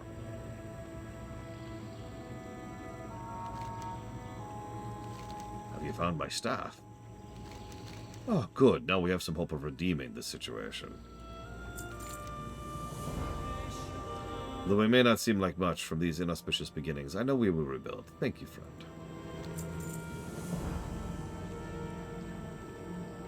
Hello. It is satisfying to hear our enemies are dead. Perhaps you can use one of the bodyguard's weapons. Yeah. I think she's crazy, guys. Stay focused. Tell me of your travels. May the Red Crane live. Oh, you found him. This is all I have to give, but take it for finding my son. You've more than earned it. Slow down. Life is to be savored. The moment I first rose from the river, I knew I was destined to be a water speaker. I was taught many rituals, and I've performed all of them save one. There was one, an extremely ancient one, we were told to call upon if we were ever our people were ever turned against us. This must have happened in our people's distant past, because we haven't needed to use it in our village's memory. I suppose now is the time to do so.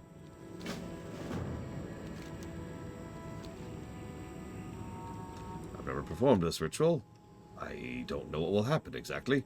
It's been passed down from ancient times, but none of our people have needed to use it since then. And yes, I have, von Falkenstein. Let's see if this is sufficient to cleanse the corruption of my people's souls.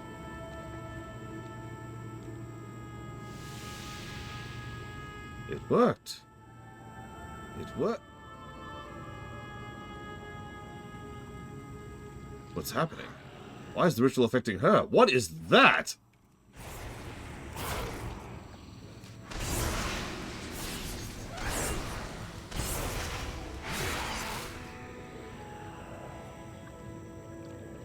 I feel much calmer.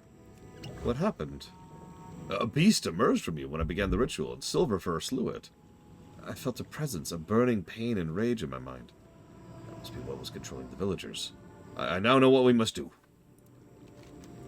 I see now this ritual rips whatever was controlling the minds of these creatures from them. I know what we must do. You just said that. Pools of the same murky substance that came out of May emerged in the lake recently. I will travel into the mare with you. Point out the pools, and I will cleanse them. Let's do it. Oh, I was just saying, give me that water buff. Oh, whoops. I need to go over here. No!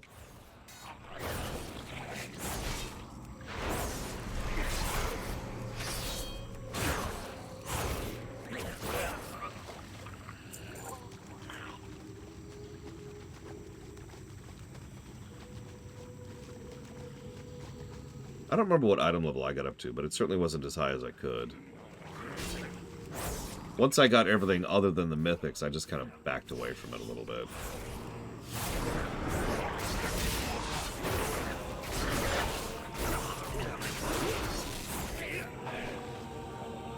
I didn't want to no-life something that was there for fun, you know?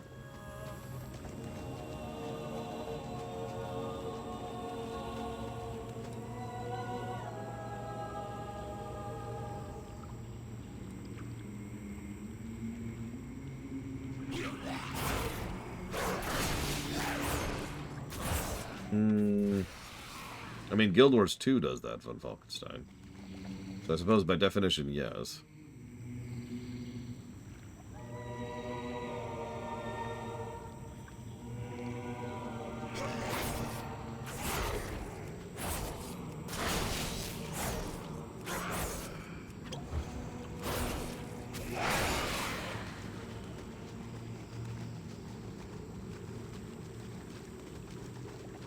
That is a lot of Shaw corruption, I'm just saying.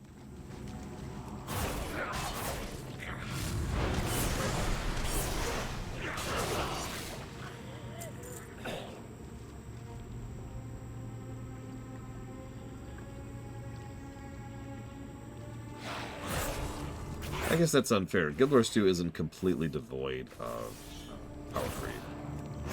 Almost every new spec that's added to the game is better than previous specs.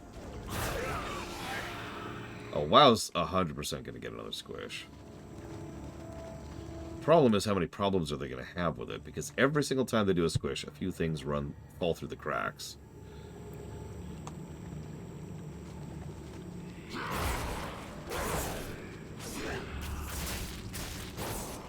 Like, literally every time.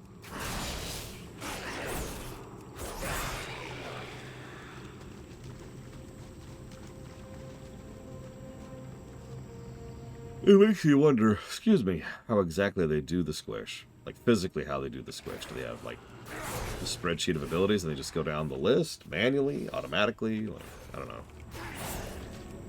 Do they use an AI to do it? Because that'd explain a lot.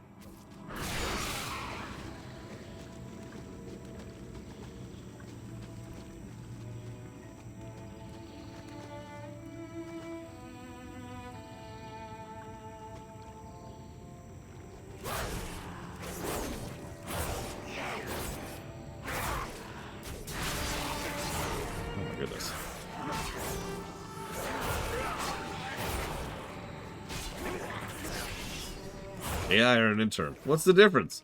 I'm kidding. I'm kidding. The mayor. I can feel the corruption clearing. At least now this corruption will not spread, but there's one more thing we must do. I can hear the voice of the mayor. It has been purified. But this chapter in my people's history will not be closed until we defeat Shai Hul. He has retreated to the central island, corrupting the holiest of our sites.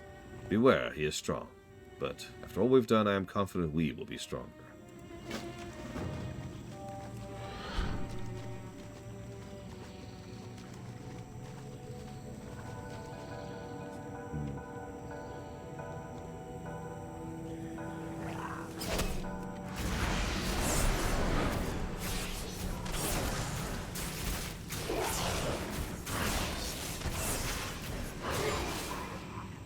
Jesus Christ.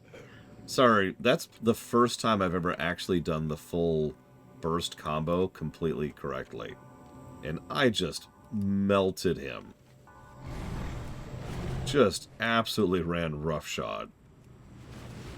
Hi, Game Geek.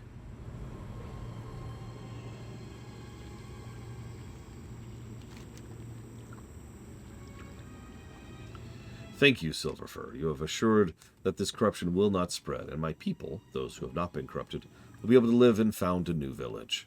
Our history will live on. You have done more than any of us could have ever hoped. Thank you, friend. You're welcome.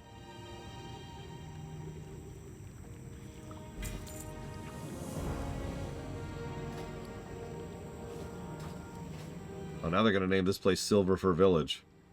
We've got Galota Village and Silverful Village.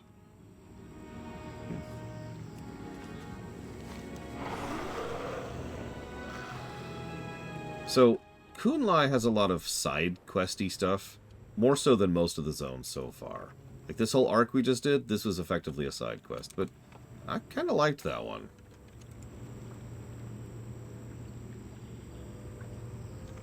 Don't worry about the rival villages, it's fine, it's fine.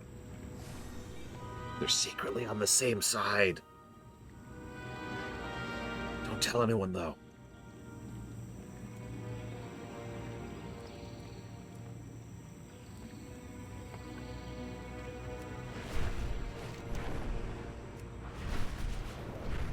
Speaking of side quests,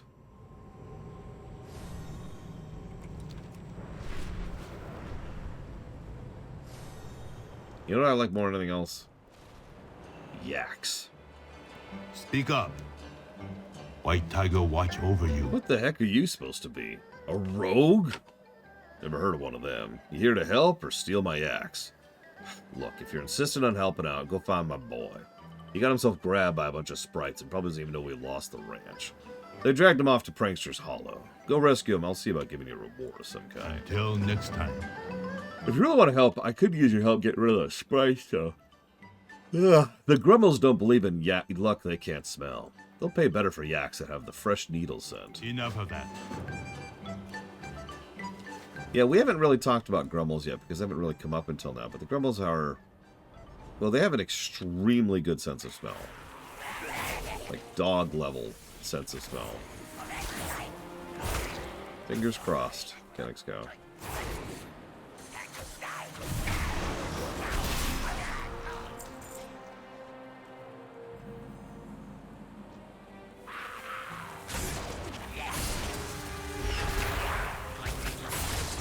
We are a dog person, interestingly enough. So here's the question. Do you think we're going to have a better or worse time because of that?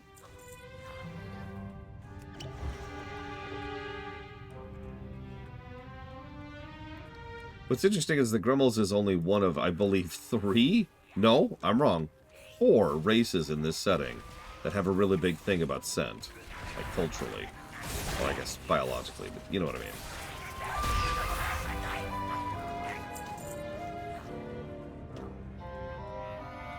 That's actually an interesting point, yeah.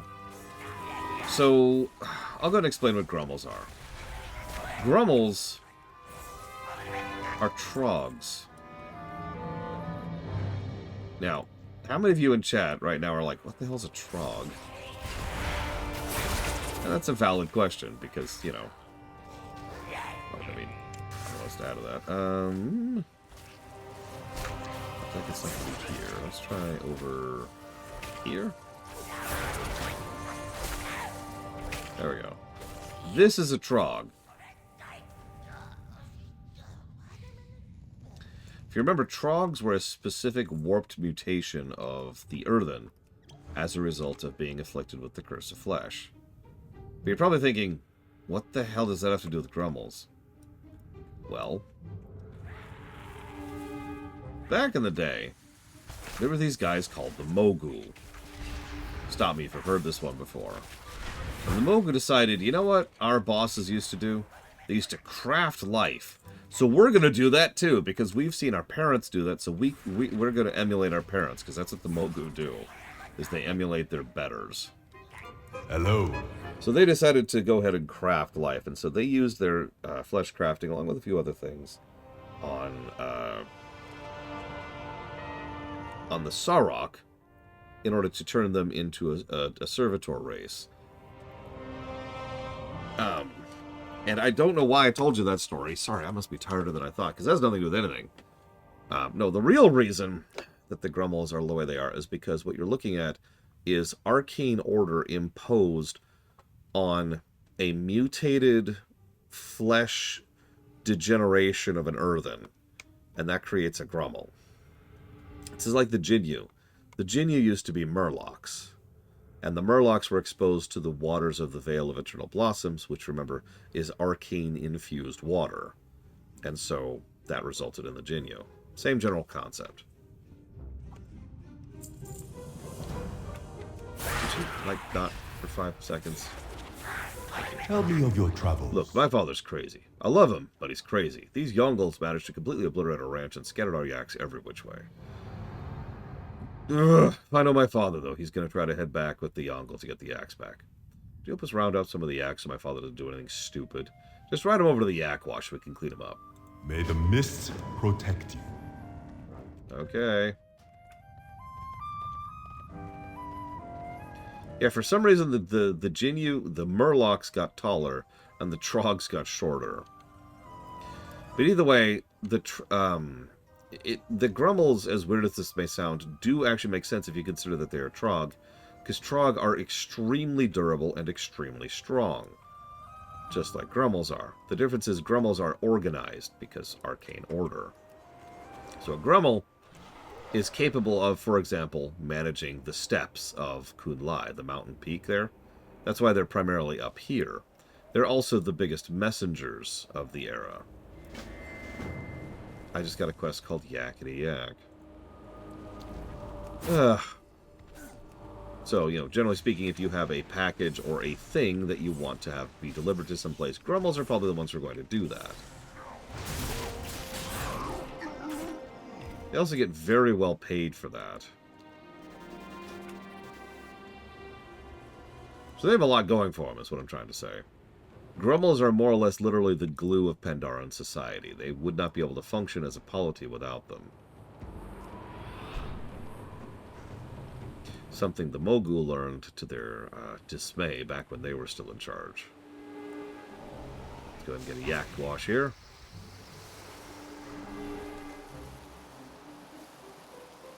There we go. Much cleaner. Thank you very much, Game Geek. Always appreciate you. And give me a moment. Let's see.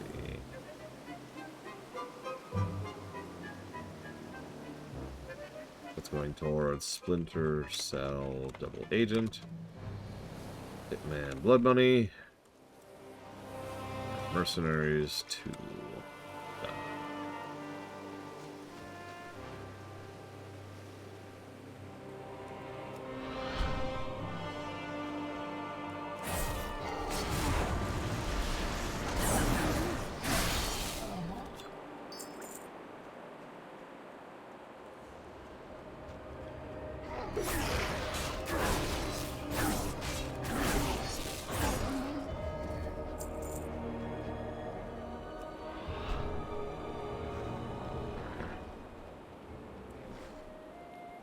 I didn't mind that retcon, but it was completely unnecessary.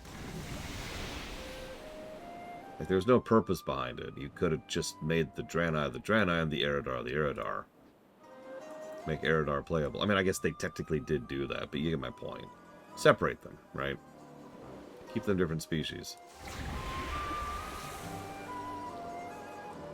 Frankly, they never really have done anything with the broken Draenei connection. Not really. So, it was all done for nothing.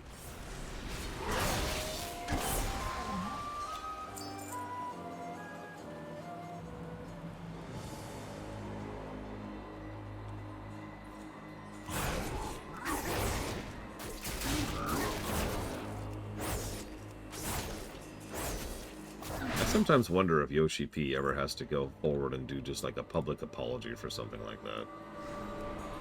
I know Japanese work culture is just different, and they're more willing to do that kind of a thing, like they did with FF14 itself. You know what I mean.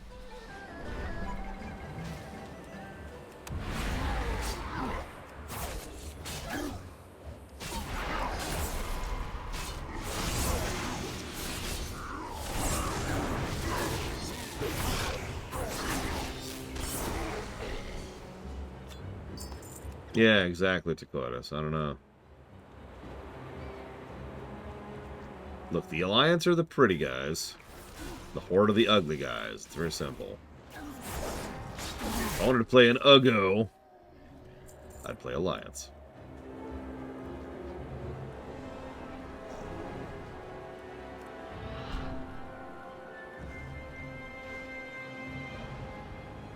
Yeah, now, Evo. Back in the day, it was orcs, Tarns, trolls. Ugh. Ugh. Ugh. Vomit. Vomit everywhere.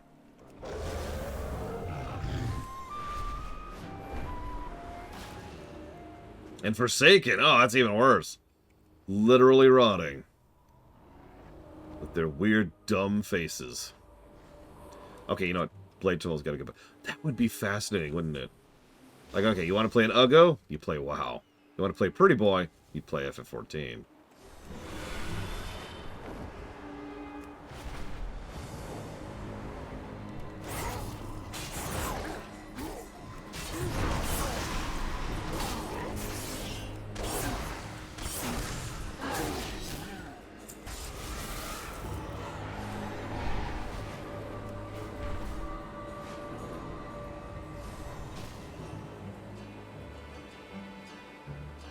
What do you need? Until next time. Nothing like the fresh scent of pine needle. Goodbye. Oh, you just earned me a handsome bonus. Getting those needles is a pain in the paw, but worth it when you deal our yaks to the market. Here, for your troubles. Enough of that. White Tiger, watch over. I am grateful for you culling some of the Yongle for us. Hopefully your little display of authority will be enough to discourage them from coming over here. Goodbye. Ah, you never know how much you can lose until you've lost it.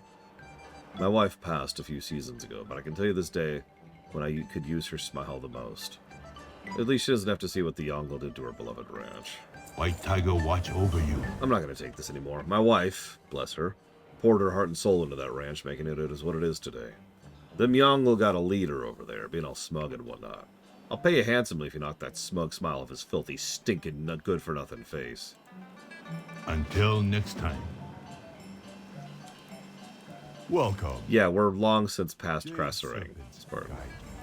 I wasn't lying about your reward. Here, take these washed yaks to the Grummel Caravan Master 8 coins. You can find him at the Grummel Bazaar west of here. He'll credit us and give you a delivery fee. He may be short, but he's my biggest customer. There is no hurry. Sure. You want to hear something funny, Blade Taval? And I swear I don't mean this as any kind of a thing or a dig. But I'm kind of the same way, except about FF14.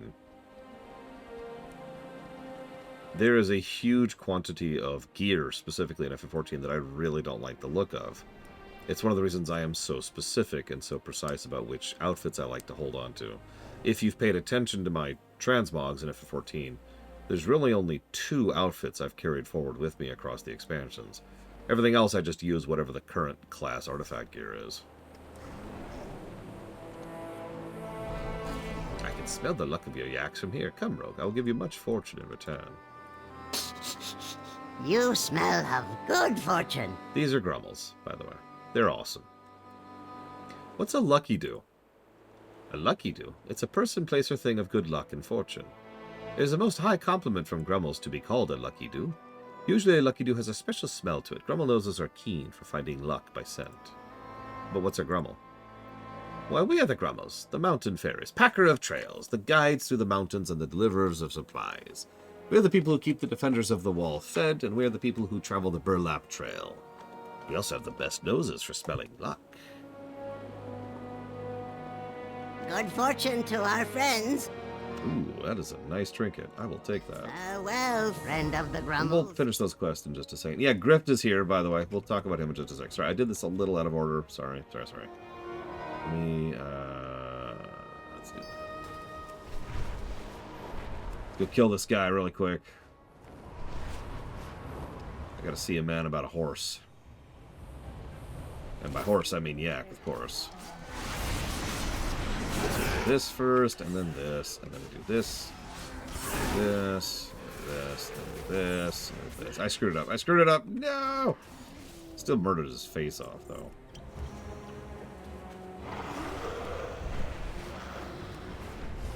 So it's that, and then that, and then that, and then that.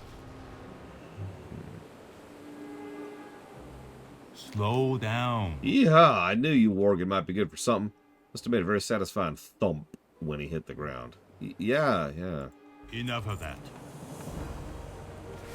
Now we go talk to the Grummels.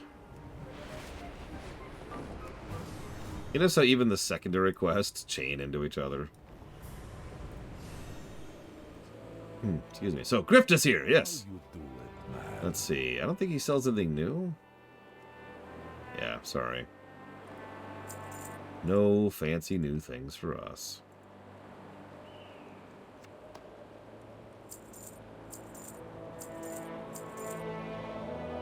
Stay away from the voodoo. Get a load of me, man. Grifter be back again. New stall, brand new wares, ready to pass on the deals to ya.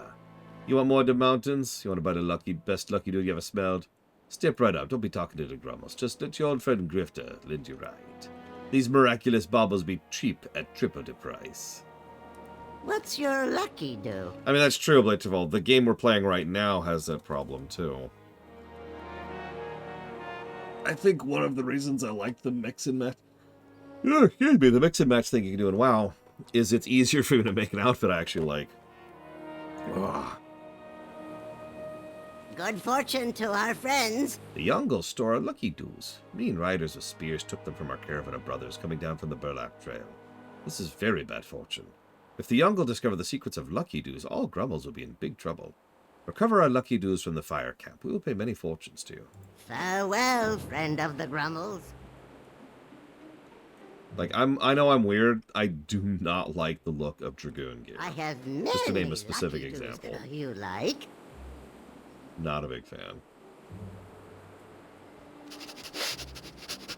I know fortune when I smell it. When the Yongles came, they began to dig up oil. What is this oil, I wonder? Perhaps it is a thing of undiscovered luck. This I must know. Here, take this vial. Fill it with oil from their windmills. I will give you fortunes if you bring me some. Good fortune, my friend. Crunchies, crunchies, lucky doos and loot. Yongles are attacking the Burlap Trail. This is most bad fortune for Grummels. We use that trail to carry supplies to the Serpent's Spine. Without supplies, the defenders on the wall are in danger. Grummels are packers and explorers, not fighters. Could you be lucky, do, and stop Yongle blockade? May your feet find good trails. Yeah, the spiked armor thing, exactly. Like, I get it, it's a lore thing. It makes sense for people who fight dragons on a regular basis. But man...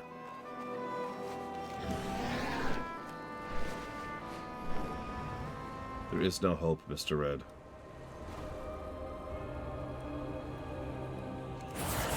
You must join with me, Mr. Red. You must join with Sauron.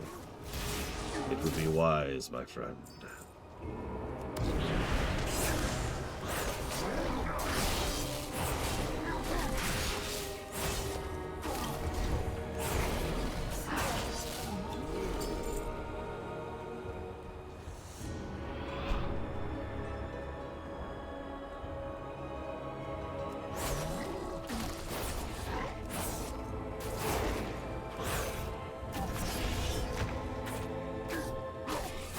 Really?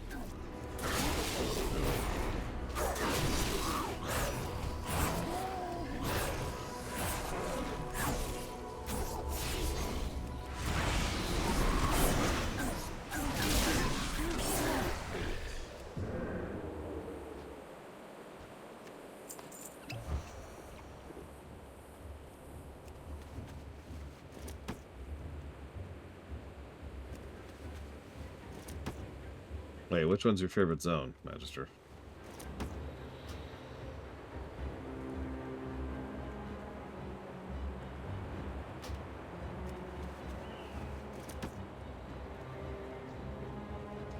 I guess... okay. You're probably wondering who or what the Yongle are. Oh my god.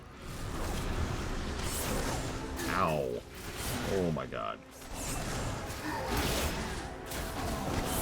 Jesus. Fireballed in the face. That's what the Yongle are.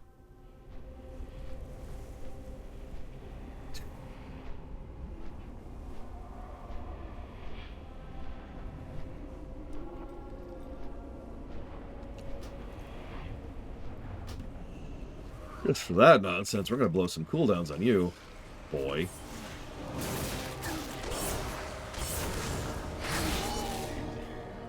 Shit.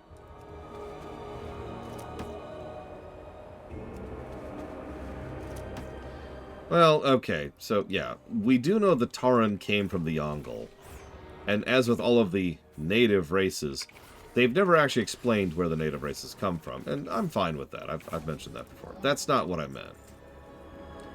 The Yongle, they live beyond the wall.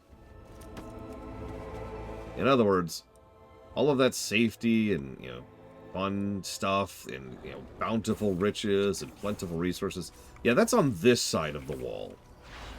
The other side of the wall is... It's not Draenor levels of Hellworld, but it's certainly leaning in that direction, you know? The reason I bring it up right now is because right here is a good time to talk about it. And I quote, "Before we were a tribe, before we are rivals, before we are father or mother or child, we are first Yongle. A Yongle is strength, a Yongle is courage, a Yongle is resilient. We stand in the shadow of the greatest enemies of Azeroth and we thrive. We thrive together. Let no Yongle declare war on any other Yongle. Let no tribe war with any other tribe. In this we must remain brave. Let those who would fight each other fight alone. Let he who would rule place a banner and defend it alone. So we remain strong, we remain united, we remain Yongle. The Yongle are extremely tribalistic because they live in such dire circumstances that they sorta have to. Like, they have to be unified in what is effectively a fascist military state. Because if they don't, they'll die.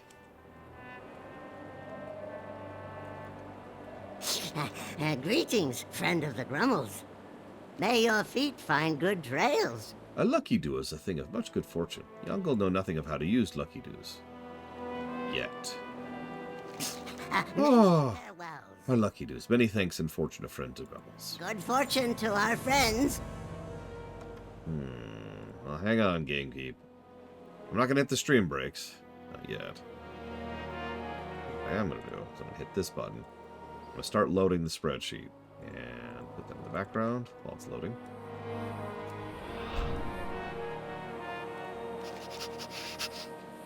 I got a lucky do for you. Yongle are scary. Yongles with a lucky do like this oil, more scary. Happy day. Your reward, take these coins. May your feet find good What to make trails. first? Incense? Campfire logs? Ever-burning candle?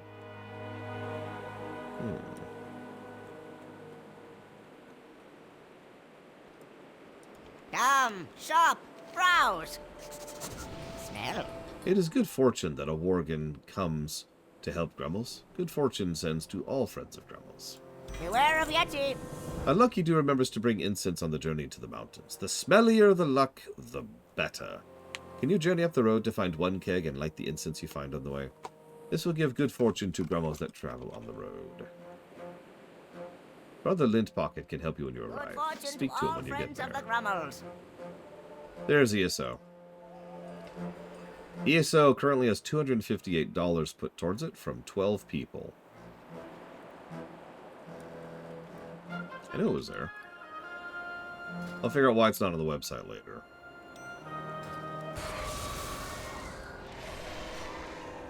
And yeah, most people, myself included, all theorized that the Yongle were an offshoot of the Tauren. It wasn't until the book came out that it made it clear that actually the Tauren are the offshoot of the Yongle. And if I'm being honest, that makes more sense. The reason we all assumed the Yongle were the offshoot of the Tauren is because that's exactly what they are, in a meta sense. You know, here in reality. The Yongle are Tauren 2, or 3, more accurately. So I was like, yep, nope, that tracks. But no, in lore, it makes perfect sense. The Yongle were the original brutal, savage Tauren who, you know, holed up in their own little corner of the world. And the Taurens who got free and ended up interacting with the Night Elves and becoming shamans and becoming druids. Totally different group that ended up being their own people. And yeah, that tracks. Most Tauren would probably be more like the Yongle if they still lived in a survivalist state, which, again, they do not. The only time the Tauren have ever been truly threatened is in more recent times, and that's thanks to the Centaur. Many greetings. Welcome to One Keg. Here's a toy. Thanks. Farewell, I throw it on the friend of ground. Grummels. We'll come back to that quest. That's a vector quest.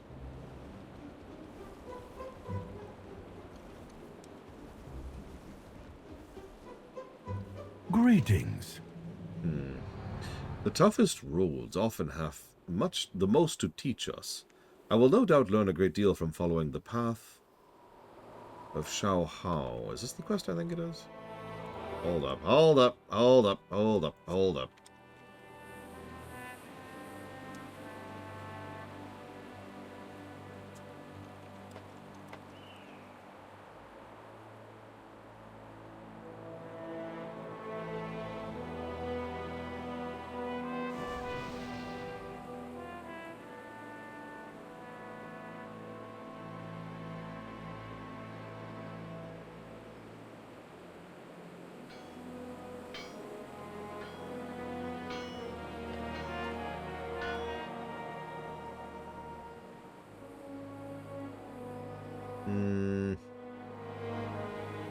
Okay. Yeah, we're gonna pause on that. So I guess, never mind. Let's go do the escort quest then. What's your lucky do? Bad fortune for Grumbles today. Hosen have begun to ravage. They attack our supply line to the Serpent's Spine. Can you help? We are not fighters. We are Grummles. Good fortune to those who help Grummles.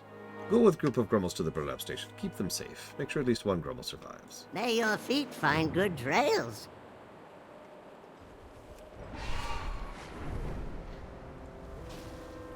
I got your back.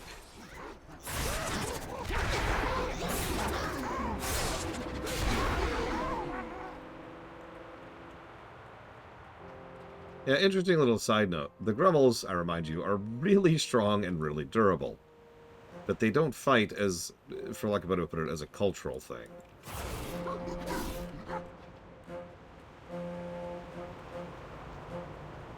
They'll help the people who fight.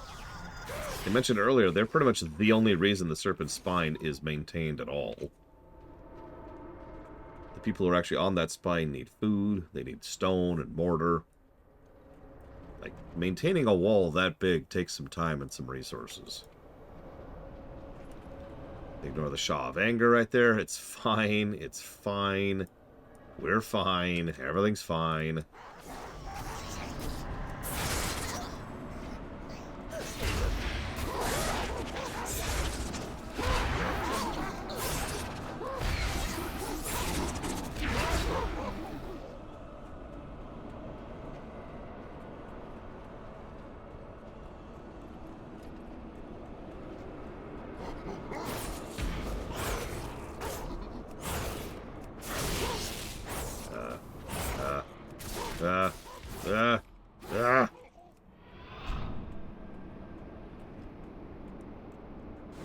Oh, I got credit. Yay!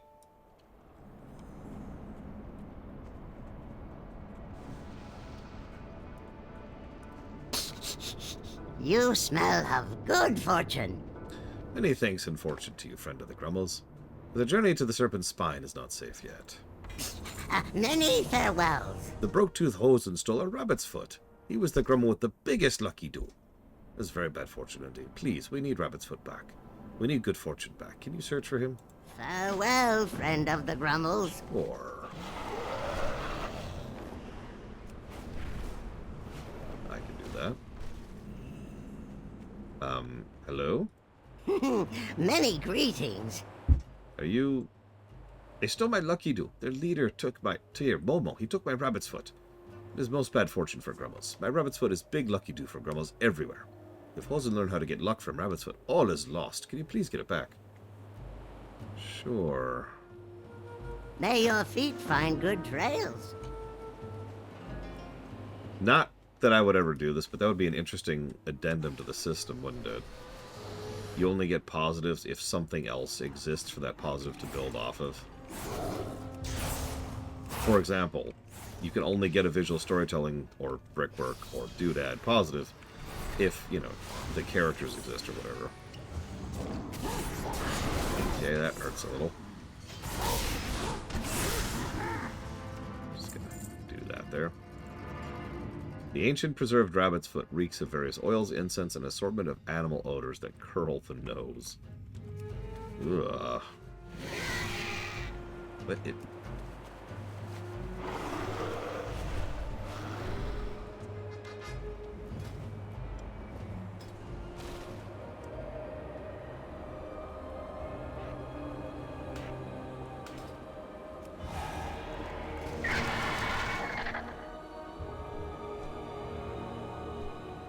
Why don't I have the other ones?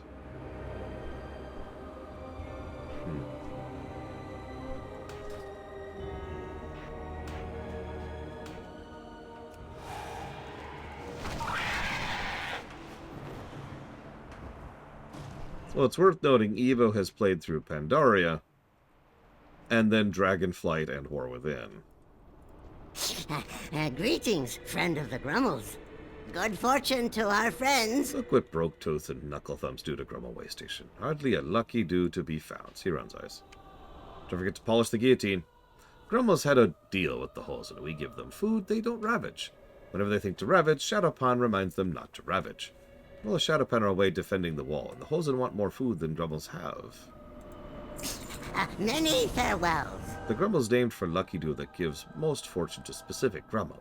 It's most important that Hosen not steal Grummel's luck. May your feet find good trails. Before, Grummels keep Hosen from ravaging with food, but now Broke-Tooth Hosen south of here have big magic idols. The Ook of Duke has trained them to use their idols to get power from sacrifices. They're using them to kill Grummels. You must destroy these idols. Farewell, friend of the Grummels. Whoop. There's several more quests there. Good fortune to Hosen only ravage when they think their supplies are too few for their number of mouths. Problem is, Hosen always have more mouths than food. We have very few Grummels these days. It is a hard thing to ask, but you can befriend the Grummels and destroy some of the Broke-Tooth Hosen. It is the only way to prevent them from destroying the landscape. Farewell, friend of the Grummels. My Broke-Tooth Hosen south of here killed all my Grummels. What's worth, their packages are undelivered. Fortune frowns on Grummel pack undelivered. Please give my Grummels peace on the great trail beyond. Bring their Grummel packs to me. I will see that they are delivered. Okay. Many farewells. I can do that. Excuse me.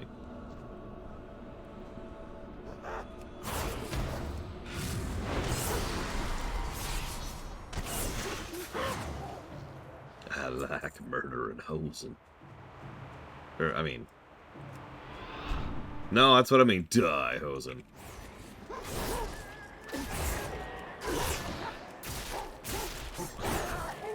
Hey, Yura. One moment, please. Get a bleed going here. And I want you to write that down. Hey, Colgrim. Or the NES block. Street Fighter 6. And Ringo Ishikawa.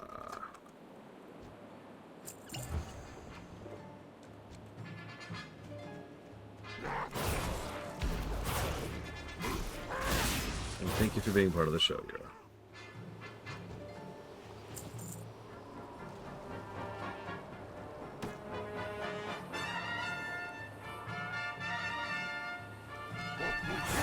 It's just such a Hosen song, isn't it?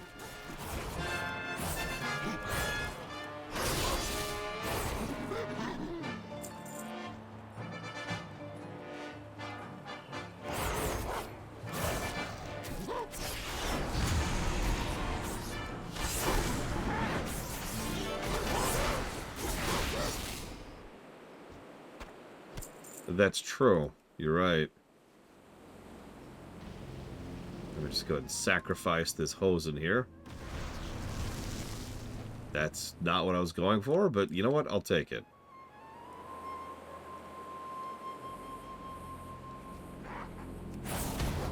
Or inside of what story, Spartan? Kun-Lai is neutral. Like 99% neutral.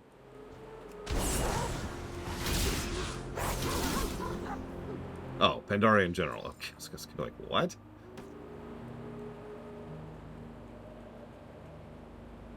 Yeah, part of the reason I feel comfortable doing almost the entire zone on the Horde, or the Horde or Alliance or whatever. In other words, only once, because there's no real difference between the two.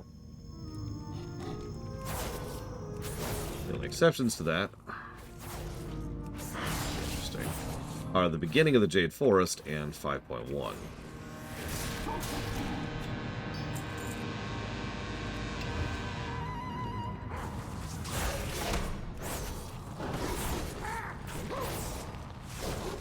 Uh-oh.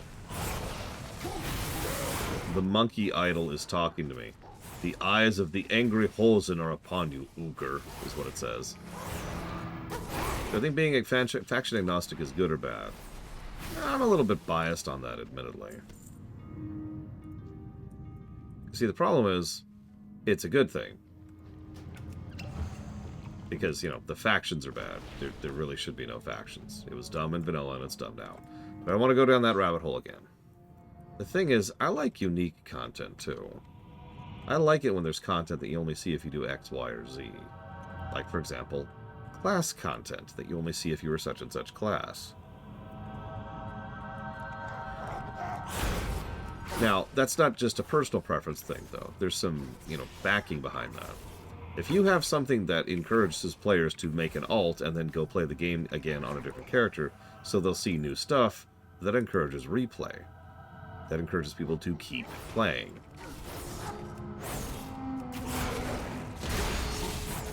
And again, I hate to pull out the obvious example here, but Legion. I know several people personally, including myself, who actually leveled every class to whatever it was in Legion because of the fact that there was content for every class. It's the only time I've ever done that. And I've been playing WoW since the beginning.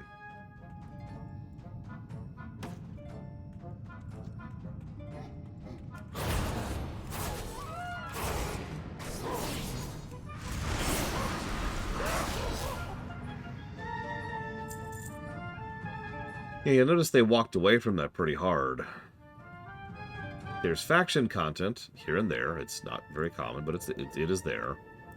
Then Pandaria had the very, very brief tidbit with 5.1, which they didn't repeat. And then over on Warlords, they had one zone each, and everything else was just, you know, flavor. And then in Legion, they had all the class stuff, which was awesome, of course. Did you see that? Because I thought I saw a hawk just attack through the ground to eat that rat, which I notice isn't moving because it's dead.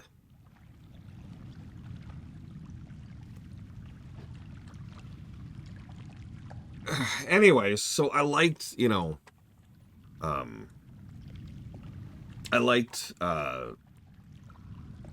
Legion, right, sorry. That's where I was going with this. Oh, wow. Losing my train of thought. So Legion did the class things, and then BFA really leaned. BFA is actually probably the most Horde Alliance split we've ever seen in terms of content. And then, of course, Shadowlands had the Covenants. Now, what I'm trying to say is that every single expansion from vanilla all the way to Shadowlands has had, you know, content that you only see if you're a specific class or your specific side. The reason that's interesting to me is because that is gone. While there are some class quests in War Within, and there's a couple of acknowledgement quests like the Mage thing and Dragonflight, 99% of the content in Dragonflight and War Within is completely agnostic.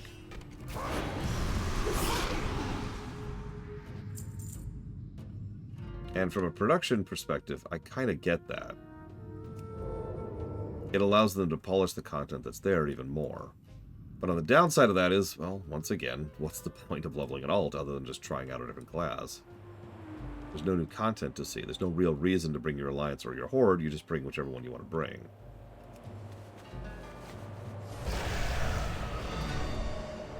I don't know. I'm kind of torn on that one. Development is a zero-sum game, after all. So all that time they spend making unique content is time they do not spend making non-unique content. And that might be just what they're thinking with the recent 2 expansions.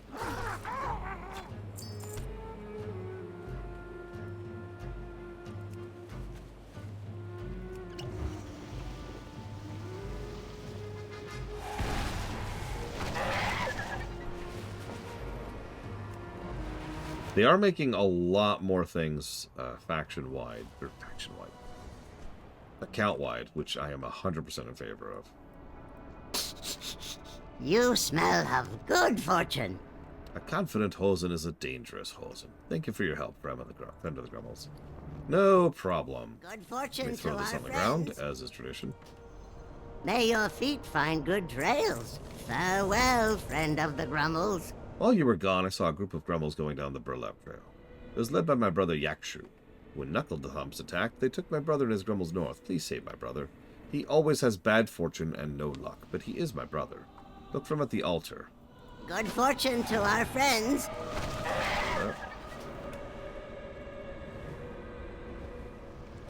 I'll save you. What the ook? Oh. and he's dead. Oh, I have just the thing, Wanderer. And they say Yakshu's not a lucky dude. Many thanks for the rescue. Farewell, friend of the Grummels. Hey, Grumble Cakes. Good fortune to be saved by a lucky dude like you, and Brother Rabbit's Foot always say I not have good fortune. Bah! Beware of Yeti. The Hosen have a Yeti. They call it Old Poot Poot and keep it in the back of their cave. Hosen are normally scared of Yeti, but now they feed it Grummels. They have a hunter chief, Chocho the Wicked. See if he has key on him? Bad fortune for Hosen if Yeti loose. May your feet find good trails. Beware of The Snacrifice? They took my Grummels. Hosen don't eat Grummels, but Yeti do, and the Knuckle Thumps have a Yeti. Please rescue my Grummels. Cut them down or let them out of cages. Many fortunes and rewards if you do this. good fortune to all friends of the Grummels. The Knuckle Thump Hosen have new chief, Ook of Duke.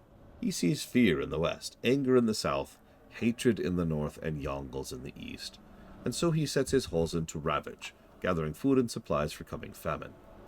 That's actually really forward-thinking for a Hosen. Kind of awful because it puts him against us, but, you know, he's right. May your feet find good trails. Also, what's he mean hatred in the north? There's nothing really north of here. Whatever.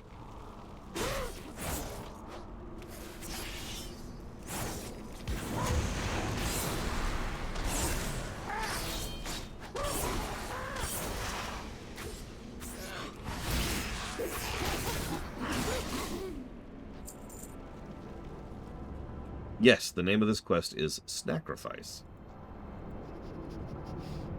What's your lucky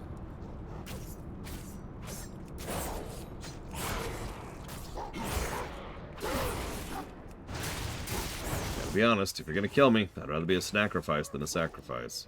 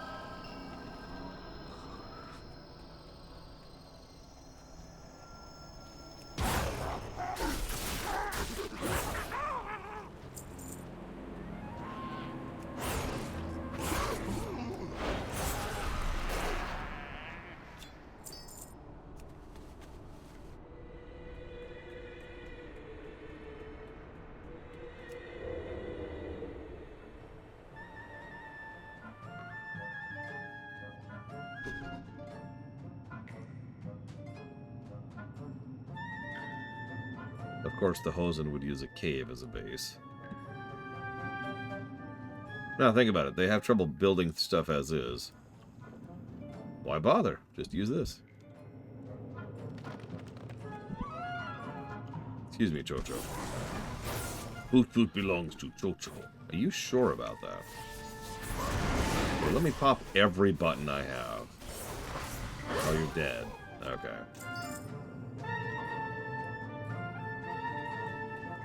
Hey, big guy. Want to be free?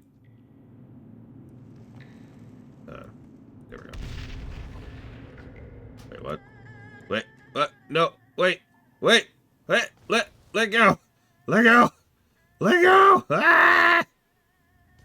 Wasn't ready!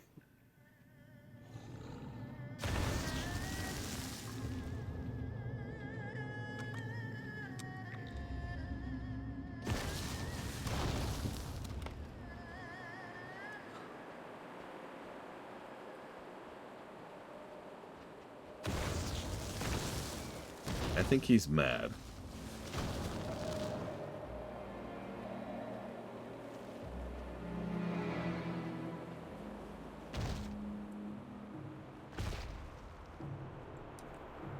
Well, be free, little guy. Rampaging Yeti. This gives me a most big idea. No. What's your lucky do? No big ideas. May your feet find good trails. Crunchies, crunchies, lucky doos and root. Farewell, friend of the Grummels. That looked like one wild ride. Today is day of many good and bad fortunes. Bad fortune that Hosen stole my Grummels. Good fortune that Worgen saved Grummels. Bad fortune that so many Hosen die to learn lesson. Good fortune that Worgen are lucky doos and know how to fight. Grummels are not fighters. We carry, we explore, we are content. Good fortune to all friends of the Grummels. Now that Grummels are rescued, we need to rescue our supplies. Ook of Duke is only chief because he has supplies. Go to Duker Dome. Take Grummels with you. Keep them safe. Get them near supply crates. Grummels know what to do from there. Farewell, friend of the Grummels. Our Yeti gave me idea. Ook of Duke has pet Yeti he names Chomp Chomp. He uses this Yeti to scare other Hosen into making him leader. We need to get rid of that Yeti. Go to Duker Dome. Defeat some cage monsters, so Chomp Chomp is not so tied up as much. Yakshu and I will meet you there with lots of incense and a dirty yak. Many farewells. Why do you need a dirty yak specifically? You know what? I don't even care. Never mind.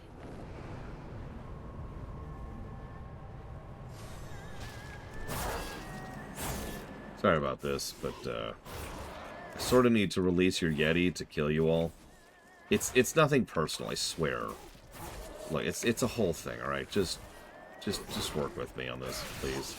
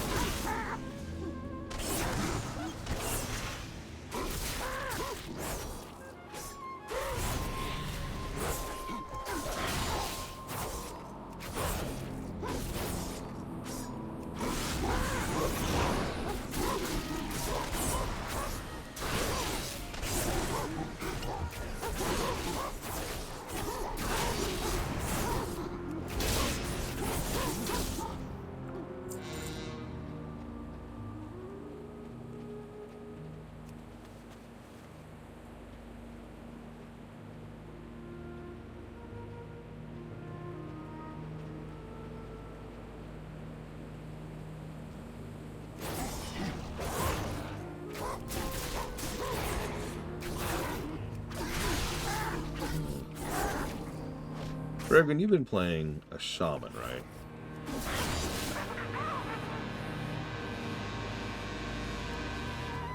Assuming you're there and can hear my question. Which I am presuming.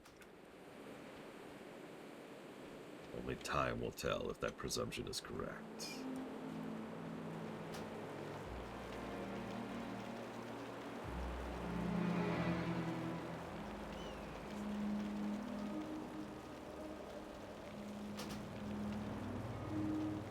Art of Hosen Fu.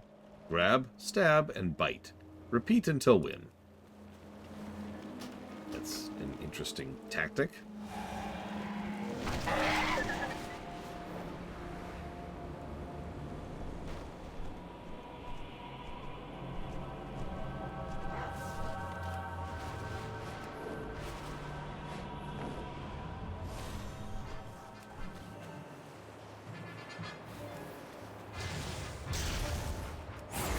Help you.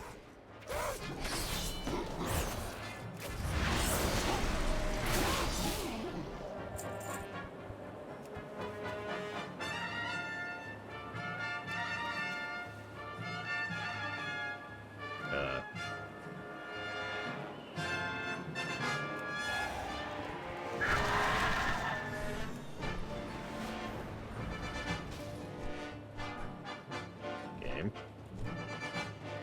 Oh no, I really have pulled a brave one now. I've bugged out the game.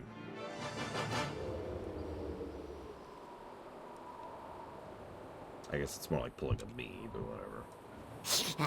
Greetings, friend of the Grummels.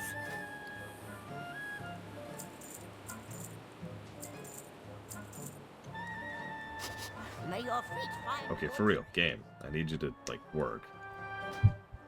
I need one more and it's right there. Come on, game.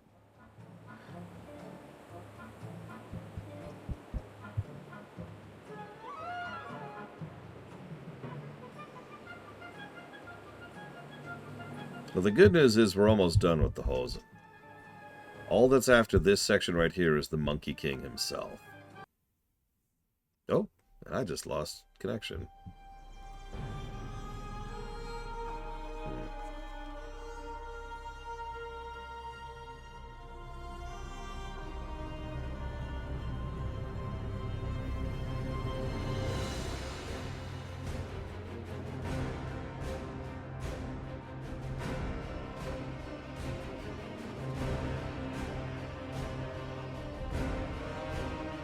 Okay, good, good.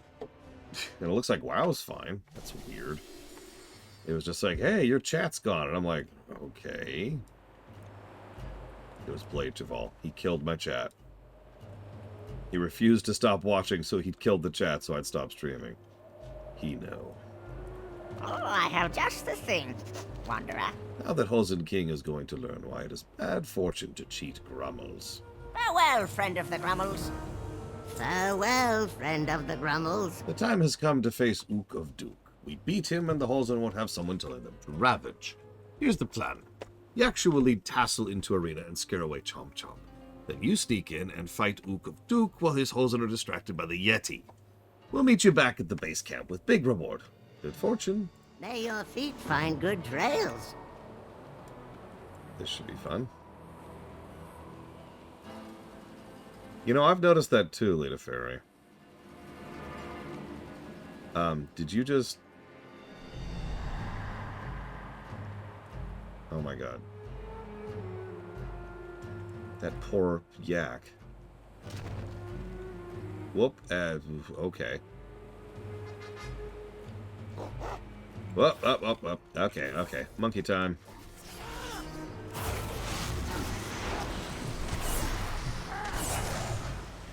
Stop trying to make me slip on banana peels. God. It's not going to go well for you. Ah! Oh, that hurts. Oh, that hurts. Wow. That was hitting me for about 10% of my health per tick. If you didn't see that. Good afternoon, Jay Palmer.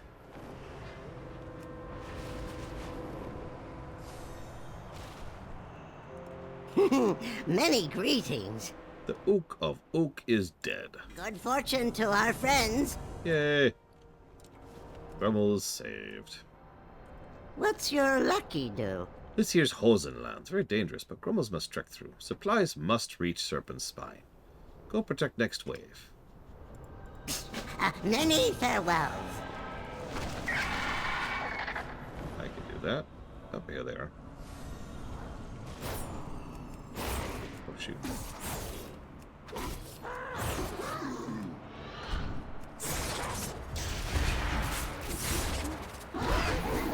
Yeah, sorry guys. I'm a subtlety rogue, aka a mage knight.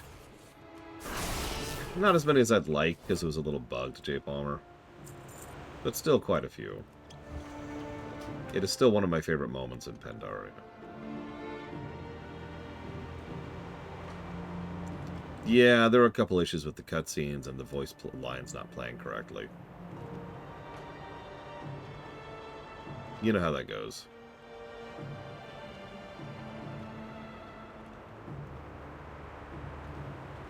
It's still a great moment, though. Yeah, quite a few, actually, Bladeville. In fact, I'm pretty sure not being able to die from poison is the norm. Hi, Ross.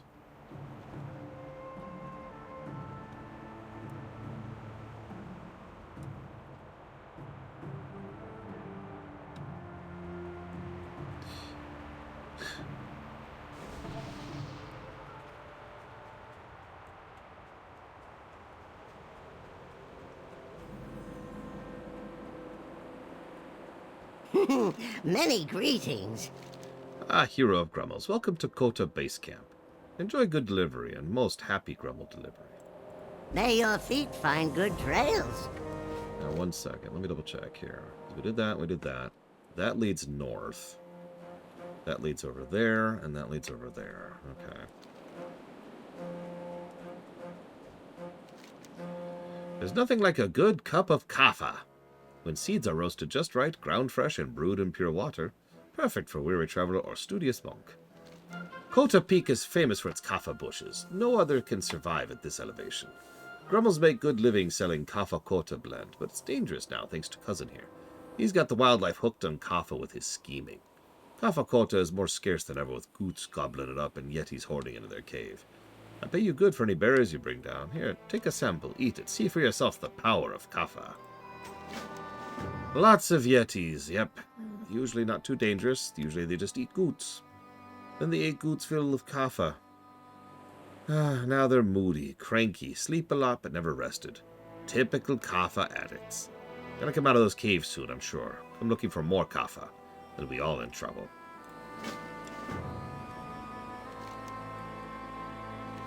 I mussed up. Bad.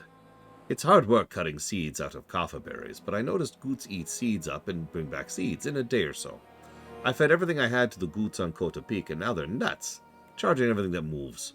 Kota used to be safe for Grummels to gather kaffa, not anymore. Will you help? It was genius. Kaffa berries go in goot, seeds come out. Kaffa Kota already rare and worth a fortune, but my invention is gourmet. But it's all over now. Uncle is upset and Peak is muss. All that's left is collect the rest of the kaffa goot and never make it again. I won't ask you to gather it, kind of a mussy task. Not fit for hero, just mark it. These things are not related to gnomes in any real sense of the word. Grummels are a arcane construct based off of trogs, which are a curse of flesh mutant variant of earthen.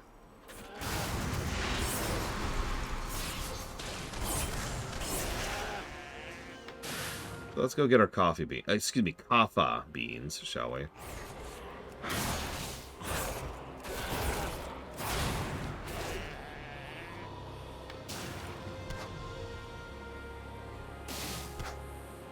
Obviously, it's all my shark plushies behind me, Magister. I have many lucky duels. No loot, though. I'm not big on looting.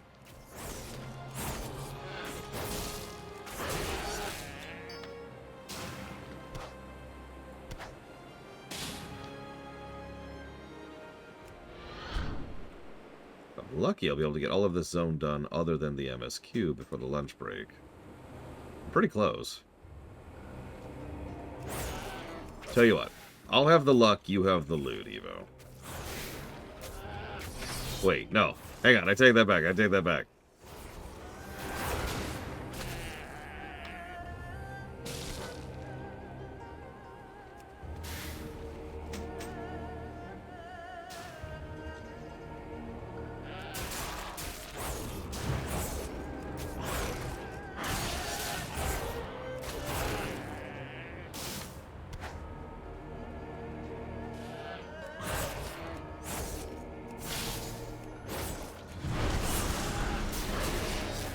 I mean, tomorrow is Tuesday. I've been keeping pretty decent pace through Pandaria, and there was a non-zero chance we would have finished up on Wednesday. But no, it'll be Thursday now, thanks to tomorrow. You know what's really sad is the quantity of poop-themed quests has gone down so much. But it doesn't matter because we're all on the lookout for them now. Right? Like, remember BC? Do you remember how many dozens of poop quests were in BC? Because it was not a small number. In Pandaria, there's one. We're doing it right now.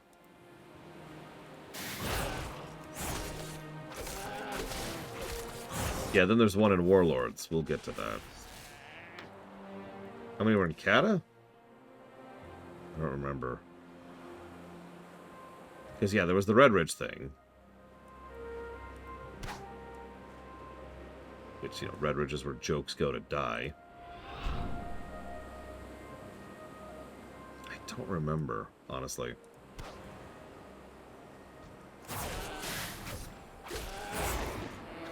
Like, the ones I remember most are the BC ones, because they really are absolutely everywhere in BC.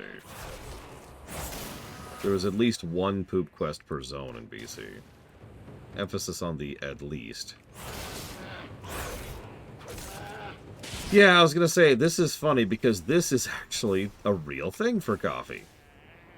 Bunch of goats eating these beans up on a mountain. And, you know, the beans that go through the animal and come out the other end are actually a real coffee, and it's really gross. I don't care how it tastes, it's still gross.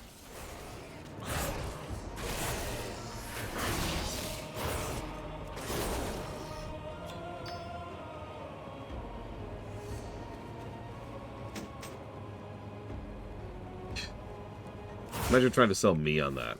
Alright, Laura, I want you to try this brand new coffee. Okay, what's cool about it? Well, it's been eaten up and digested and then pooped out by an animal.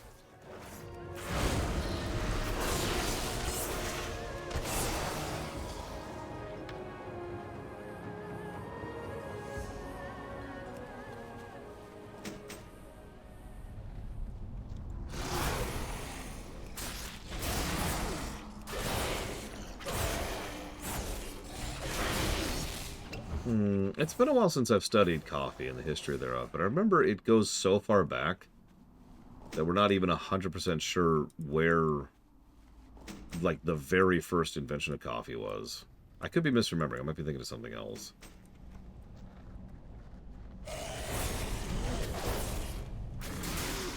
And, of course, coffee is one of those independently invented in several areas kind of things. Not as old as beer, though.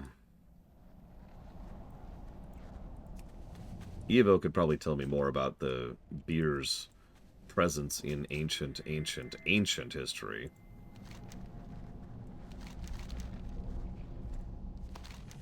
There's a roar bellowing out, louder and more fiercer than any of the Yetis you've encountered. Again, a grumbled voice replies, "Eep, please, great Kotakan, forgive Grumble, let me go. I'll bring lots of kaffa right away, I promise." The beast answers with another meaty roar.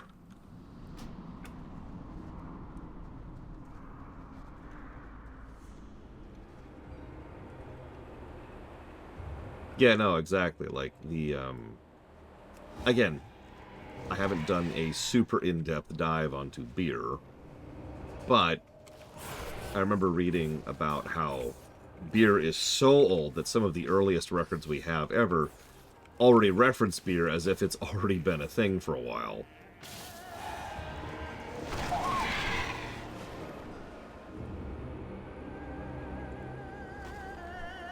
I'll save you. Maybe? Hello? Nice bow. Kotakan wants more kaffa, but I already fed her all I have. And I tried giving her a nice bow, but she's not satisfied. I think she can smell the kaffa I drank for breakfast. Don't have coffee for breakfast. You brought kaffa? You magnificent lucky do. Alright, let's give it to her. Maybe she won't have us for a snack. Or I could kill her. Like, I'm cool with killing people. I mean animals. I mean anything, really. Look, nice girl. Look. The nice Worgen brought you kaffa treats. I think it's working.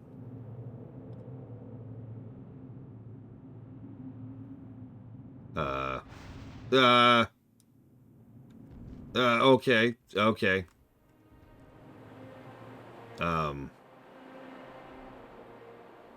Oh my god. Oh my god. Well, this is one way to get down the mountain very, very quickly.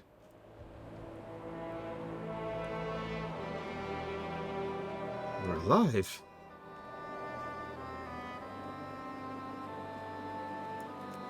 Well, we didn't quite finish all our quests, so let's go do that really quick. Whoops.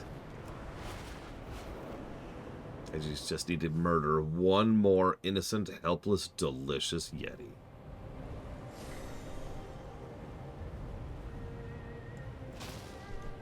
Hello? Anywhere? Yeti? Yeti? Hello? Hello?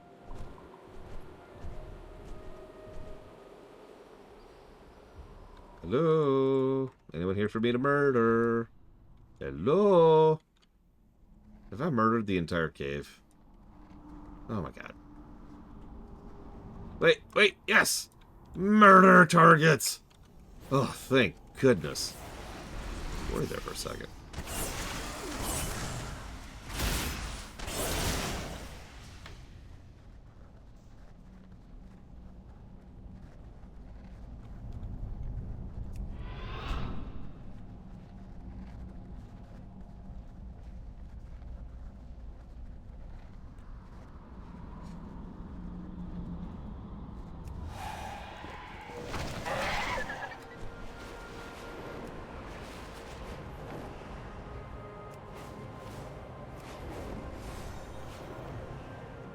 Yeah.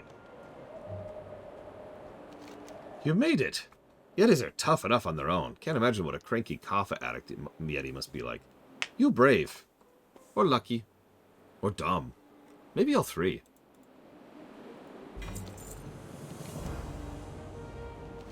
Ah, thank you, friend. Let this be a good lesson to you.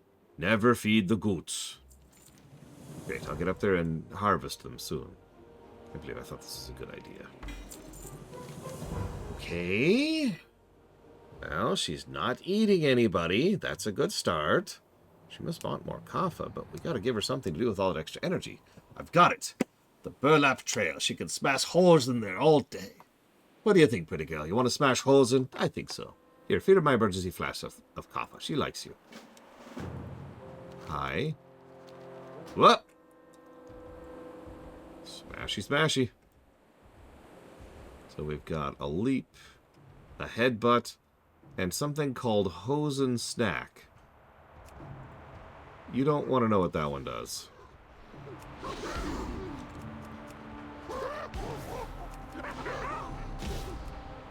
Yep, nothing can possibly go wrong with having a building-sized gorilla hopped up on coffee. He's hurt. Holy crap. Oh, yeah. Oh, wow. I actually got her killed. Holy crap.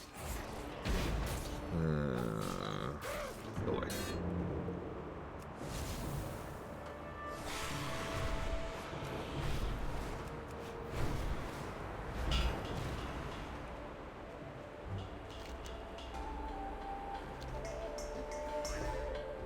Try that again. This time with less dying. And, paradoxically, more dying. We just have to decide exactly who dies in what directions. That'll help, I think.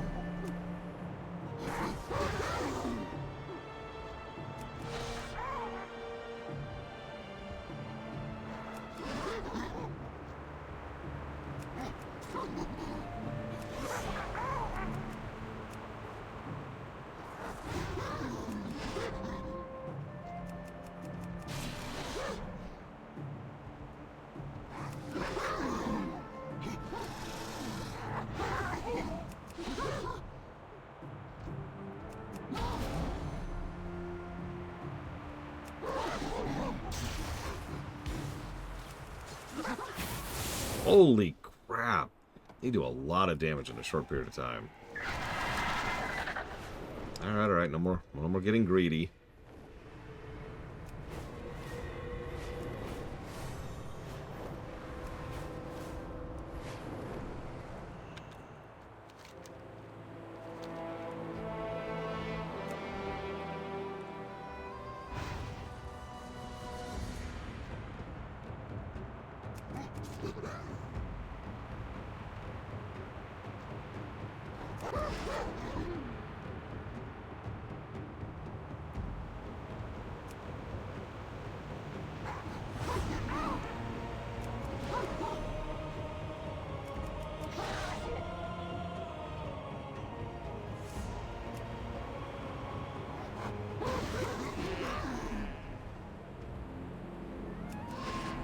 There we go.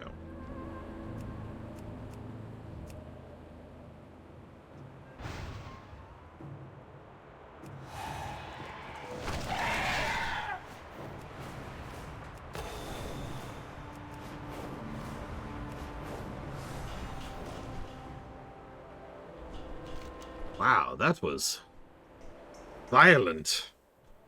Not sure what I was expecting. Thanks to you, I think we may have just formed a mutually beneficial relationship with the Terror of Kota Peak. Yeah. You're welcome. And this turns into a daily. Like so many other dailies, it's just there to have fun with it. It's fine, it's fine. 20 minutes. Let's see if we can do the troll chain in 20 minutes, shall we?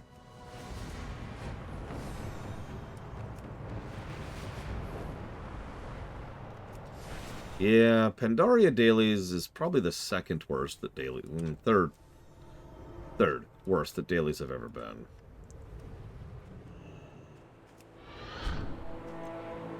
Pandaria welcomes you. Ahem.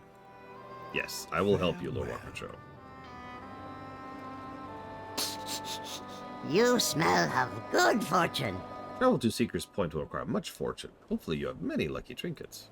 Farewell, friend of the Grummles. It is very bad fortune to travel mountain pass without a good guide. We Grummles make the best guides, but many have run away. They fear the mountain pass now. Many good Grummles disappear up there. Grummles are good at many things, but are not very brave. Maybe with Fire Lotus incense you can make them brave. Then they show you the way. Good fortune to our friends. Okay. Looking to buy? If you're looking for the best supplies in Kun-Lai, you came to the right place. Oh, sure, it looks a bit empty. Don't let appearances deceive you. Ah, who am I kidding? Between the Hosen attacks and the Sprites pillaging what few supplies we do have, my stock has dwindled to a dangerous level.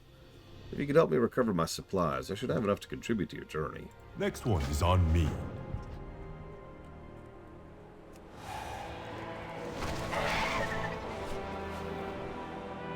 I don't even remember dailies and warlords. I know they were on their way out, partially because of Pandaria, but also partially because they were starting to gear up the World Quest concept. Oops.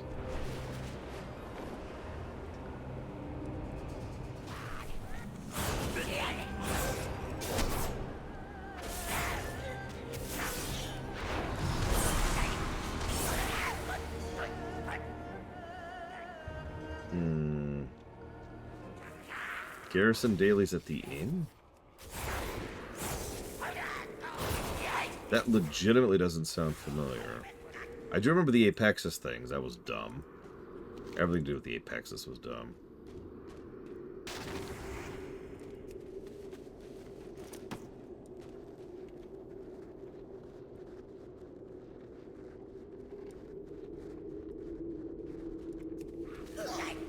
There was the war tables. I wasn't counting that. That was its own problem.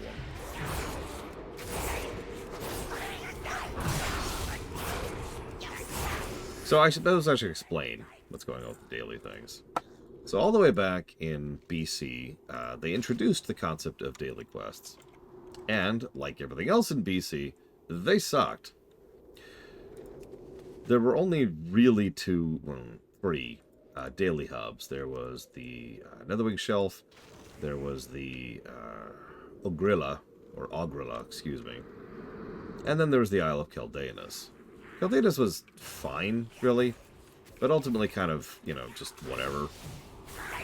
And most of those dailies were very, very straight. You did daily, you got rep.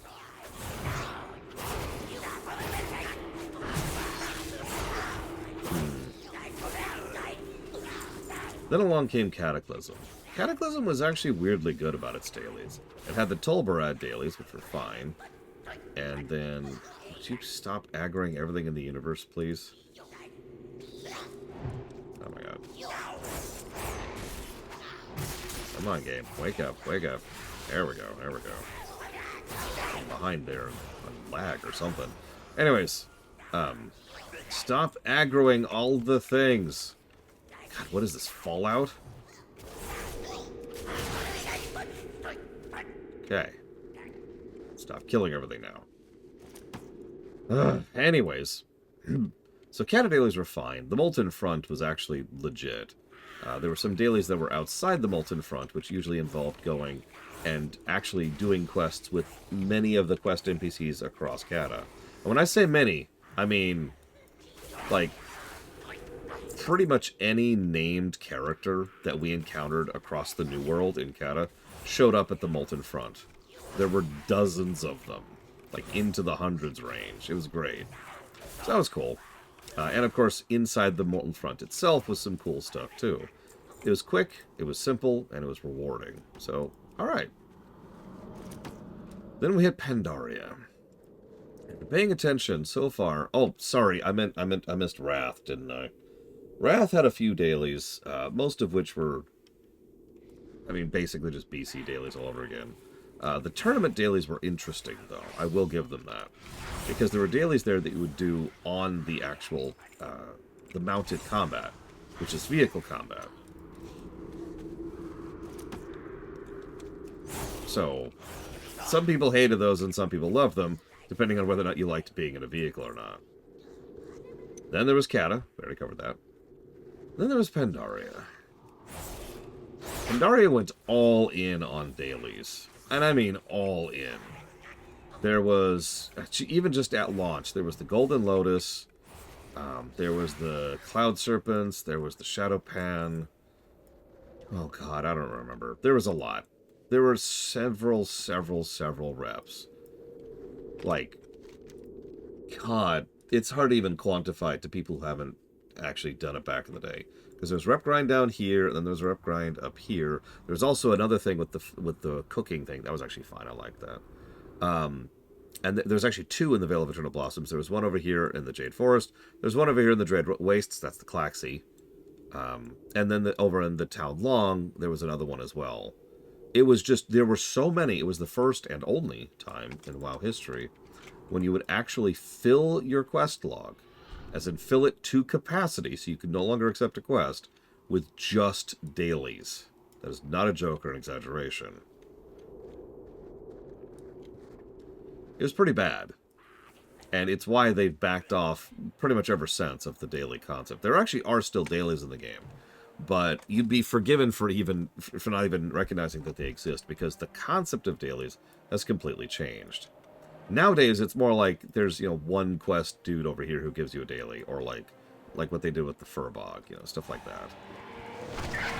Or occasionally you'll see a quest that's fun and interesting that gets turned into a daily so you can do it a second time. And stuff like that. That's what dailies are now. Because Warlords backed off of dailies, and then Legion invented world quests. Greetings, friend of the Grummles.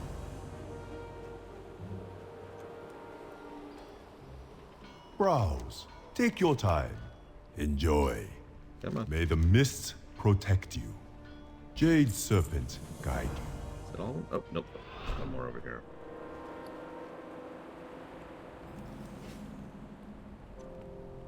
What do you need? My journeys through Kun-Lai have taught me two things.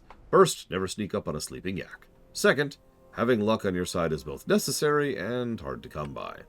The Grummles believe in carrying a lucky trinket at all times. In my mind, if one trinket can bring luck, then many trinkets guarantees it! After arriving here, my lucky trinkets were stolen. I'd be grateful if you could retrieve them for me. I was just in there. Alright, whatever. So, let's explain world quests. On the surface, world quests are the same as daily quests, but there's a couple of key and distinct gameplay differences, and those differences help to make the world quests a little bit more interesting and more varied. So that's the first thing. But the second thing is, obviously, because world quests are structured differently under the hood, they can do more with them. So that's the second thing. The third thing is, this is around when Diablo 3 came out. And so they were borrowing from ideas in Diablo 3 a lot. And one of the things in Diablo 3 was the bounty chest. So you would go and you would do 4 bounties or 6 bounties, whatever it is, in a particular act. Act 1, 2, 3, or 4, or 5. And once you actually successfully do all those, you get a chest which contains all kinds of fun stuff, including some special items that you could use for other things. So they're like, you know what, let's do that. So they came up with the idea, go do 4 world quests for a given faction. If you do, you get a nice, giant-ass chunk of rep for that particular faction, and usually some extra stuff as well. In other words, go do 4 dailies, practically speaking, and then get rewarded for it. That worked. Let's see if it even shows me. Yeah, it looks like it's not going to. Ah, well. Then they developed the world quest concept a little bit in both BFA and Shadowlands, which I'm going to skip over because world quests in Shadowlands can go directly to hell. I'm just going to say that and let that sit there. But then Dragonflight came along, and Dragonflight added a critical component to things. What did you do wrong? Anima.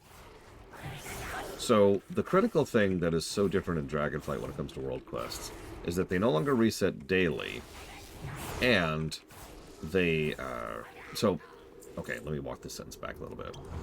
Back in Legion, a world quest, every individual world quest would spawn, once every, 24 hours, and then stay up for, 12 hours or 24 hours. And then it would go away, and a new world quest would spawn, right? In other words, they were functionally dailies, like I said. In Dragonflight, every bundle of world quests all spawns at the same time. They stay up for 3 days, or 4 days, I forget which. I think it's 3 days. And then they all go away, and then a new batch respawns. And that was a huge sea change for the better. I know it sounds like a weird thing, but it removed a lot of the pressure from having to log on every single day just to keep up. It meant that if you missed a given window of a day doing world quests, you were much less punished for it, because that window was now 3 days instead. And it's worth noting that this is Dragonflight quests, so they were much more interesting, fun, and fast world quests. So instead of spending, however much time slowly mulching away through an irritating world quest, like you would do in some of the previous ones, instead you would actually be like, alright, go climb this wall. And done. Or go do this race. And done. That was fun. I think you're right here, White Noise. But I don't remember exactly. I have a tracker that tracks it, but I literally can't see them right now, so shrug.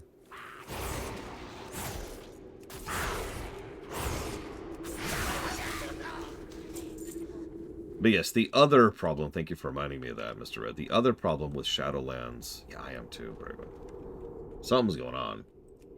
The other problem I was having with Shadowlands World Quest was there were very, very few of them, and very few would be spawned at a given time, which I know sounds like a strange thing, but again, in practice what that means is you only have a small number of options at any given point in time to go do world quests. They give very little rewards, that's the anima problem I mentioned earlier, and because there are so few quests in total, you see repeats a lot. So you're doing the same damn quests a lot. And this is before they did the 3-day thing. So, dailies, except there's only a few of them, and they're not very rewarding.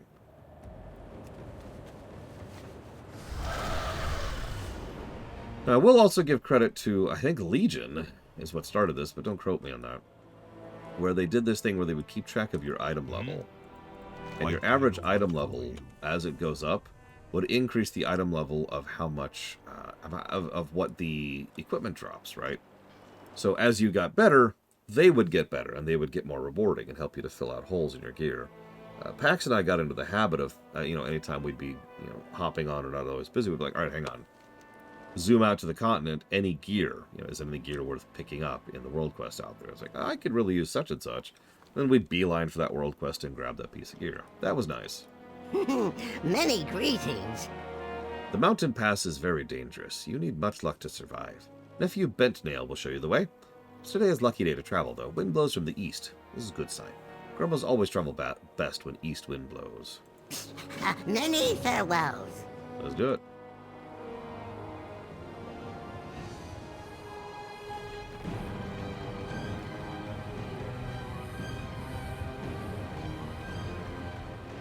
I hope this yak knows the way up the mountain, because I sure don't. That's not what I would call a very encouraging sign. Ignore the Shaw of anger. Ignore it. Ignore it. Oh, crap.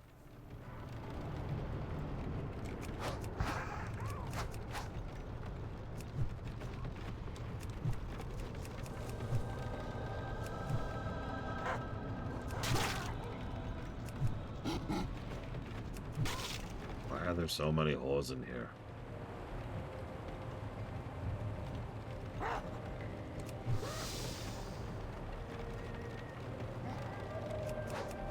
To be clear, when I say your overall item level, it's just like an FF14. That 340, that is my average item level.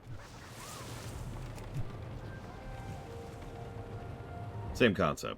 That's what they use to determine things like that.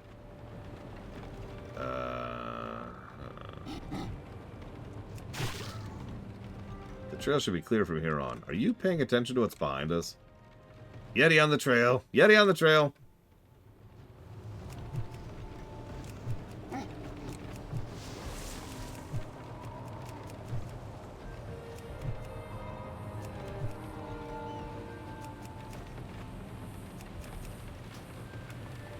Okay.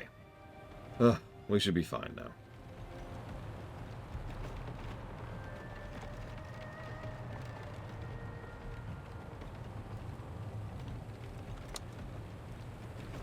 Ah, where'd you come from? Oh, there's the previous caravan. What's left of it.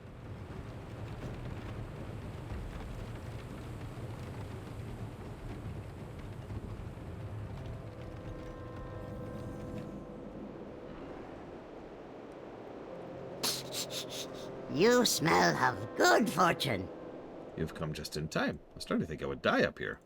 Good fortune to our friends. You have to throw supplies at them. Why not use your weapon? Maybe fancy spells or kicks. Why the supplies? I don't have enough to last us, especially with Nephew Bentnail here. His appetite is like a Yeti's. You threw it, you get us more. There's wreckage down the path. Many farewell. You know what? That's fair. Why was I throwing supplies out of the cart?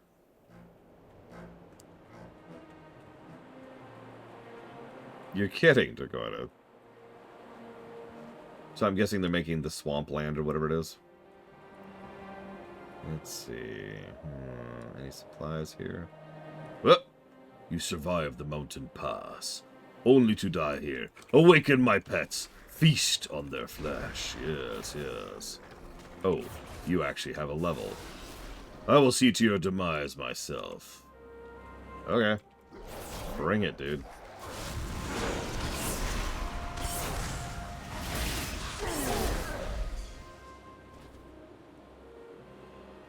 Okay.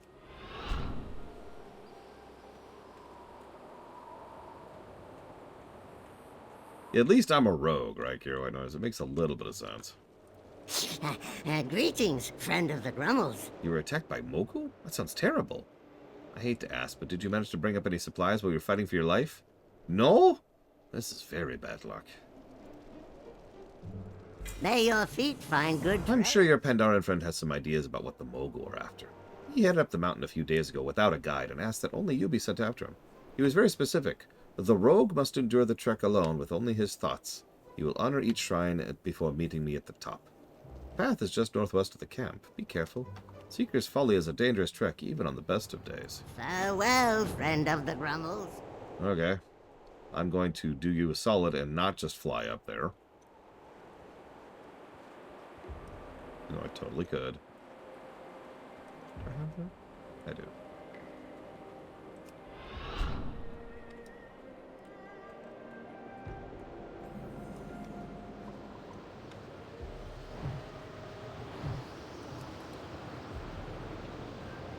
I like the snow effect. Each bodily injury endured is a lesson learned. Each defeat an opportunity to grow. That which does not kill me does not make me stronger. I make me stronger by refusing to allow it to kill me.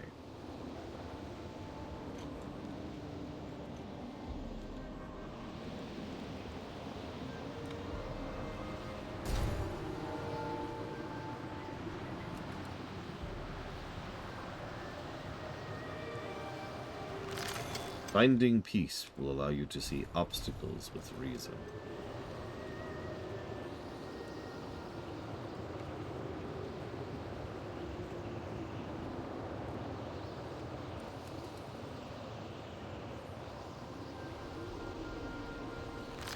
Wisdom can only penetrate a heart truly open to it.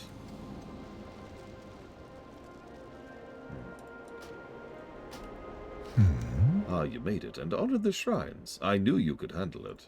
Eyes open. Thank you for coming. I am sorry to have been so cryptic, but I could not risk alerting the Mogul to my work here. They are seeking something in the valley, plundering the tombs of their old kings for relics of power. I could not observe them before having to flee, but I did manage to recover a relic of my own. The tongue of Bashan will let us communicate securely over long distances, but only after I have bound it to myself. I think I'm ready to begin, if you are. Tread lightly.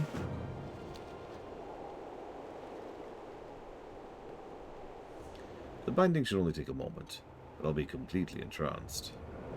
Watch my back. I trust you can handle any interruptions.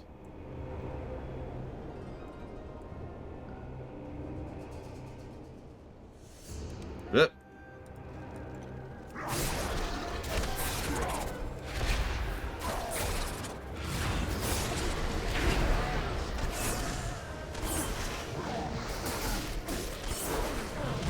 He hurts once he gets mad when you kill his pets. Holy crap. All done. Did I miss anything? Not really. How does today find you? This must be a very powerful relic for Swan to want it so badly. It frightens me to think of what else they might find in the tombs.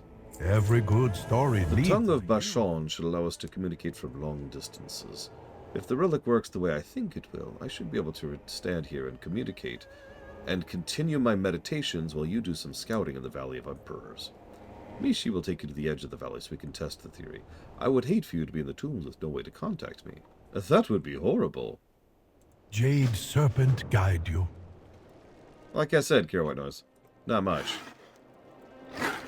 I suppose I should stop. Ignore the Legion invasion happening over there. Ignore it. Ignore it. It's not there. It's not there yet. Okay, okay.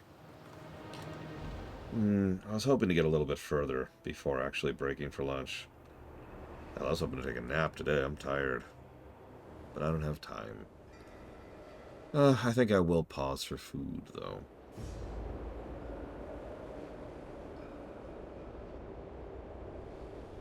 No. No naps. We must finish Kun-Lai today. We still have 3 chains to finish, counting the one we're on. Thank you, Boros Joseph. Greetings to Brazil. And I appreciate the nice thoughts. Thank you. Unfortunately, you caught me right as I'm about to cut off for the night. I mean, for the night, I mean for the lunch. I need to eat at some point, you know. I'll see you guys in a bit.